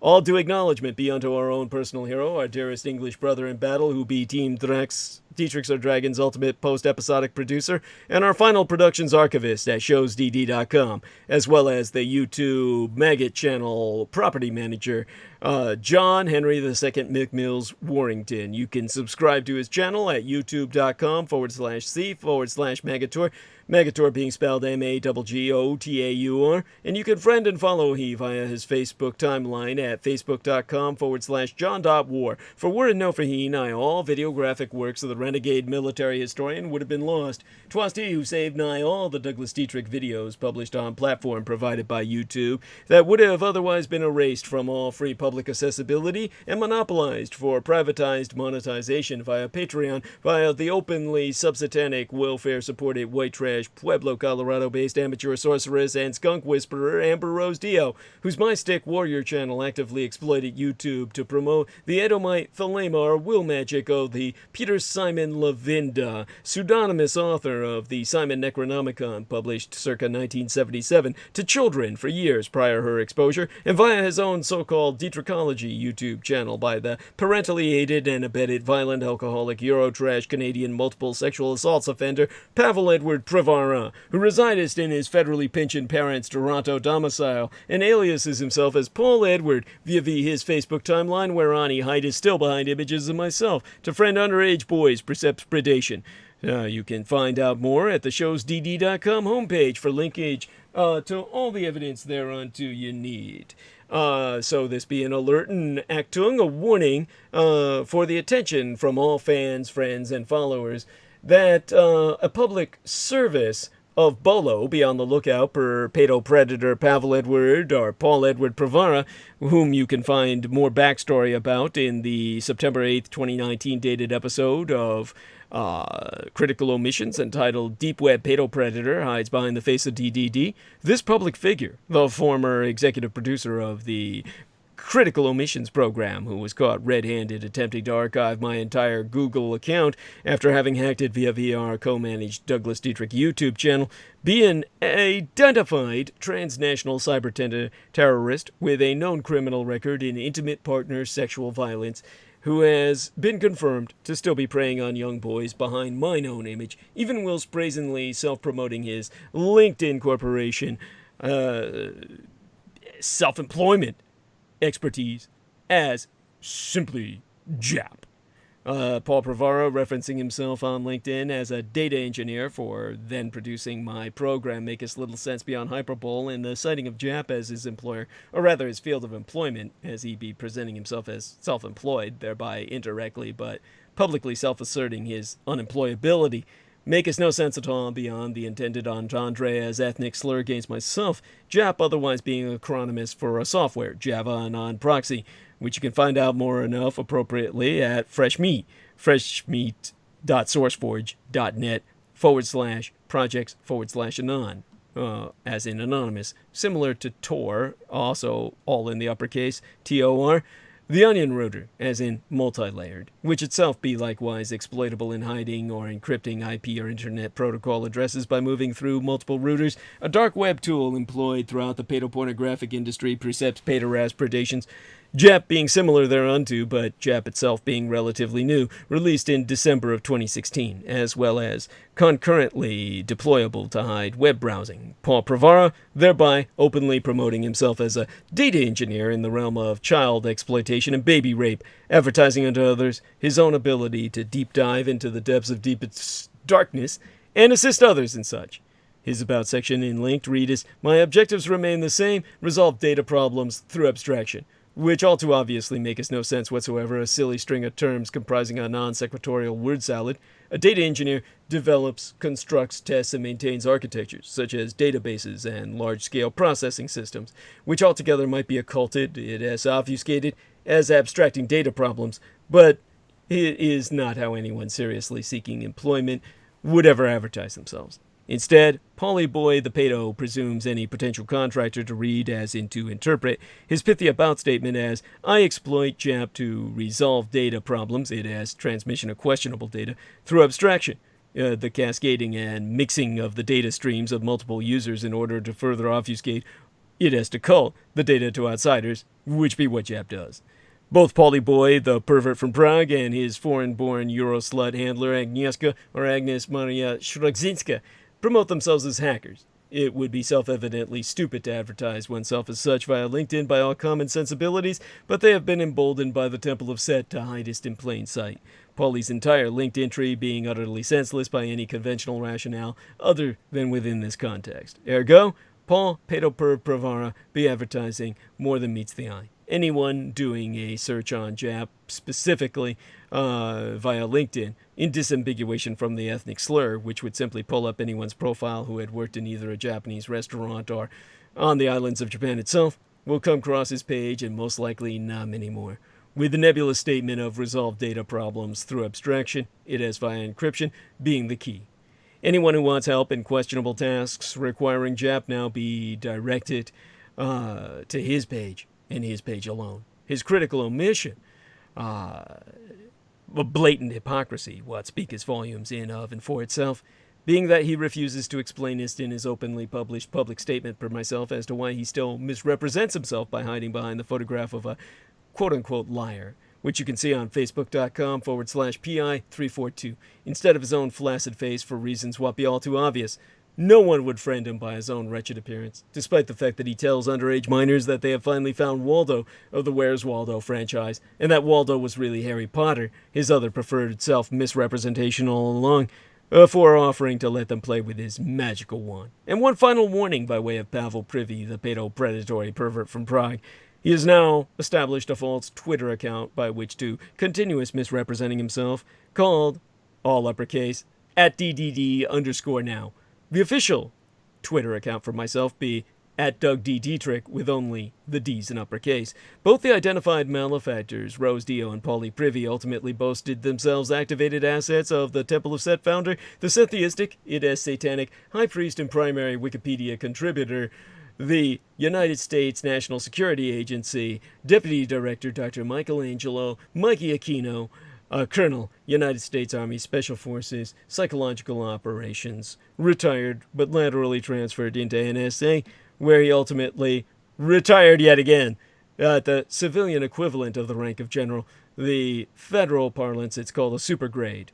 And, of course, his activated assets be part of his ever-swelling cult of the kings of Edom, i.e., the anti-gods.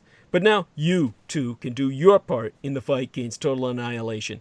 Spread the word about Douglas Dietrich, that he, the biological son of Adolphus Jacob Hitler, which you can find out more about at douglasdietrich.com/2019/05/08/ Douglas Dietrich, son of Adolf Hitler, fighting against white supremacist neo-Nazis, and confer a footnote on my biosire on the homepage of showsdd.com, whereon the meaning of my biological father's name be articulated, and if at all possible, let everyone know that I, as his biological son, be alive and well and resident in the city and county of San Francisco, and electronically encourage others, aside thyself, whom I encourage, to relay thy contributions. E-relay them electronically at showsdd.com/donate.html. People are forever asking me what they can do to fight the pedopathophalocracy, such being our President Slavo-Western government by patriarchy of pathological pedophiles. You can all help spread awareness by supporting myself.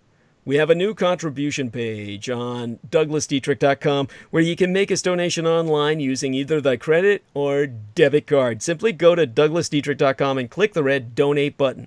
All sponsors will be granted exclusive electronic access to both my videographic and audio recorded archives through to this year from the 2011th year in our Lord, the very year mine own late and sainted matriarch, the Grandma Dame Diana Linzu-Jin Takabayashi Hideko Dietrich, was murdered, assassinated, nigh immediately aftermath, San Juichi Sensemi, the 3/11 terror attack against the Fukushima Daiichi, our Big One cluster of nuclear power plant facilities on site, the 7,000 islands of the greater Japanese Empire.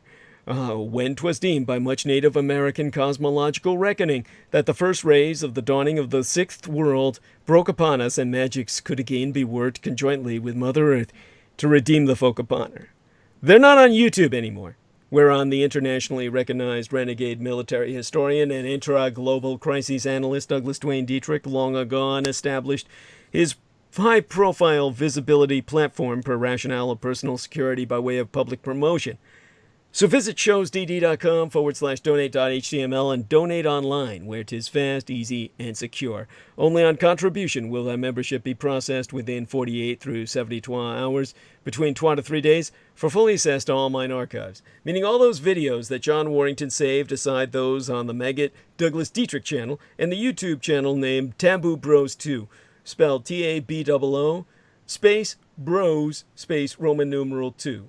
Is managed by mixed martial arts maestro Daniel Arola, whom you can visit on facebook.com/daniel.arola.3, or Damage, or Daniel Arola Martial Arts Group Incorporated Kali Combatives. Yea, so all the Magator-backed Dietrich-hosted vids now be available unto all, excepting contents accessible via the aforementioned TB2 and Maggot YouTube channels. Our extensive showsdd.com archives now including even the old, ostensibly professed Revolution Radio archives, obtained from the late and unlamented controlled oppositionist Mike Ringley, thanks to private purchase by the well-established alternative acid rock band Deep Space Pilots, whom you can visit at deepspacepilots.bandcamp.com. Lead bandsman Ronald P. Stroiney, who you can friend as Zeb Shepard on Facebook, the general practice attorney at law in good standing at the law offices of Ronald P. Stroiney and Associates, serving the Chicagoland area's legal needs since 1980 in federal appellate practice, divorce and family law, real estate, bankruptcy, criminal, and DUI. Visit thedebtfreeway.com, as well as the Soy de San American Freedom Radio transmissions I myself hosted for a month from May 20th, 2018 on, that Pavel Edward Pravara smuggled onto YouTube, Precepts ultimately copywriting such for himself, as alluded to within entitlement of same dated episode, Douglas Dietrich on American Freedom Radio about being introduced to American Freedom Radio. Those episodes being re-recordings with new images taken from correspondent points in my presently banned Facebook timelines, but reformatted per the date our Graham Magator John Warrington named each file, and along other John Warrington uploaded programs, inclusive videos, are now only to be found on DouglasDietrich.com once upon ye click that red donate button. On past transmissions, I have informed our listeners about the option to send us checks or monetary orders to mine own physical mailing address in order to avoid paying the middle person. Now my manager, Lena Shea, has asked myself to clarify unto our audience that I was referring to PayPal Holdings Merchant Services as said middle person and not herself, who be an unremunerated volunteeress. As my webmistress, the young Madame Lena Shea has been relaying thank you communique on mine own behalf unto everyone who submits their donations online. My presently transitional website situation be in no way, shape, or form analogous to the Aquino-designated suppression asset Lorian Ann Fenton handling, in which she was assigned to sabotage all my contacts per potential sponsors and all my communications via the open public, while stealing any and all incoming fiscal succor intended for myself as her personal profits. So Fair Goddess and Dreadnought, whether you send donations online or through the postal services, it will reach myself. Accepting online donations cost us roughly 3% plus or minus to process, so you can help save us a few extra dollars by mailing either checks or money orders, never cash, to the personal residential address of the Mr. Douglas Dietrich, which itself be listed on DouglasDietrich.com. The most important thing being that people regularly donate what they can within their means. Foremost among Axis Daddy D's donors, aside his lady and mistress Lena herself, be our most beloved greater British brother in battle, the Team Thrax, Dietrich's Our Dragons heavyweight lifting keeper of the spirits, and YouTube Bizarre HD channel managing mixologist, George Edward Knight. You can subscribe to his channel at youtube.com/user/bizarrehd, Bizarre HD being spelled BIZAREHD. And you can friend him at facebook.com/george.e.knight.7, mine own personal hero who has substantially delivered towards my salvation from the streets, and whose self-produced videos entitled How the United States Won World War I and Why We Are Still Legally at War with the Third Reich both be factually substantiated per mine own expositions. Indeed, the last Dietrich the son of Dietrichs, or son of a dragons, Anglo-corrupted as Dracula's, expositions via YouTube would not be possible sans generous benefactions from my listeners on a monthly basis. I'd be the only person on the surface of this world with the insider knowledge and experience necessary to lead thy resistance against the Russo sub-satanic occupation and anti-godly insurgency. It bearing no end of emphasis that Judy, Anglo-corrupted Jedi, literally Master D, or the Master of Enlightenment, myself, is not paid to articulate mine expositions, and have never once been remunerated for my services rendered unto thyself and all thy holdest dear, at incomparable sacrifices to myself, most tragically of all my loved ones, in my most singular and quite unenviable role as the ultimate public informant at personal risk, still at large. Your taxation cannot support myself, as I be denied access to USDVA or United States Department of Veterans Affairs benefits and or services due dishonorable discharge. So again, go to DouglasDietrich.com and click Donate. The very survival of the human species be at stake, and I am not exaggerating. Do not wait. Donate now. It'd be appreciated beyond my ability to express in any language. Subscribe to the Douglas Dietrich YouTube channel at youtube.com/c/Douglas Dietrich and click that notification bell in order to receive notifications that live streams has started. Finally, emphasize that Douglas Dietrich referenced thyself to purchase thy ticket to review his live and personal headline presentation to be delivered as one of 3 keynote speakers for the Living Truth Summit on site the sacred Mount Shasta this pending June 18th through the 22nd of Anno Domini 2020 Kamanal era. My gratitude unto thee all who grace my self-support. Most blessed be thyselves and all thine own. And of course you can find the Living Truth Summit at awakewithinthedreamproductions.com. And I'll see you there on Mount Shasta towards the summit. Going to check one last time. Derek Talley, God bless him, says the place to go. And that seems to be the last entry for tonight. Still got people watching. My love unto you all who support myself. And we'll be seeing you again on Wednesday this week. Blessed be thy holiday, honoring the American hero, Martin Luther King, the Jr. And Christoph Riemel says, till next time. I so, Kameraden. Be speaking soon.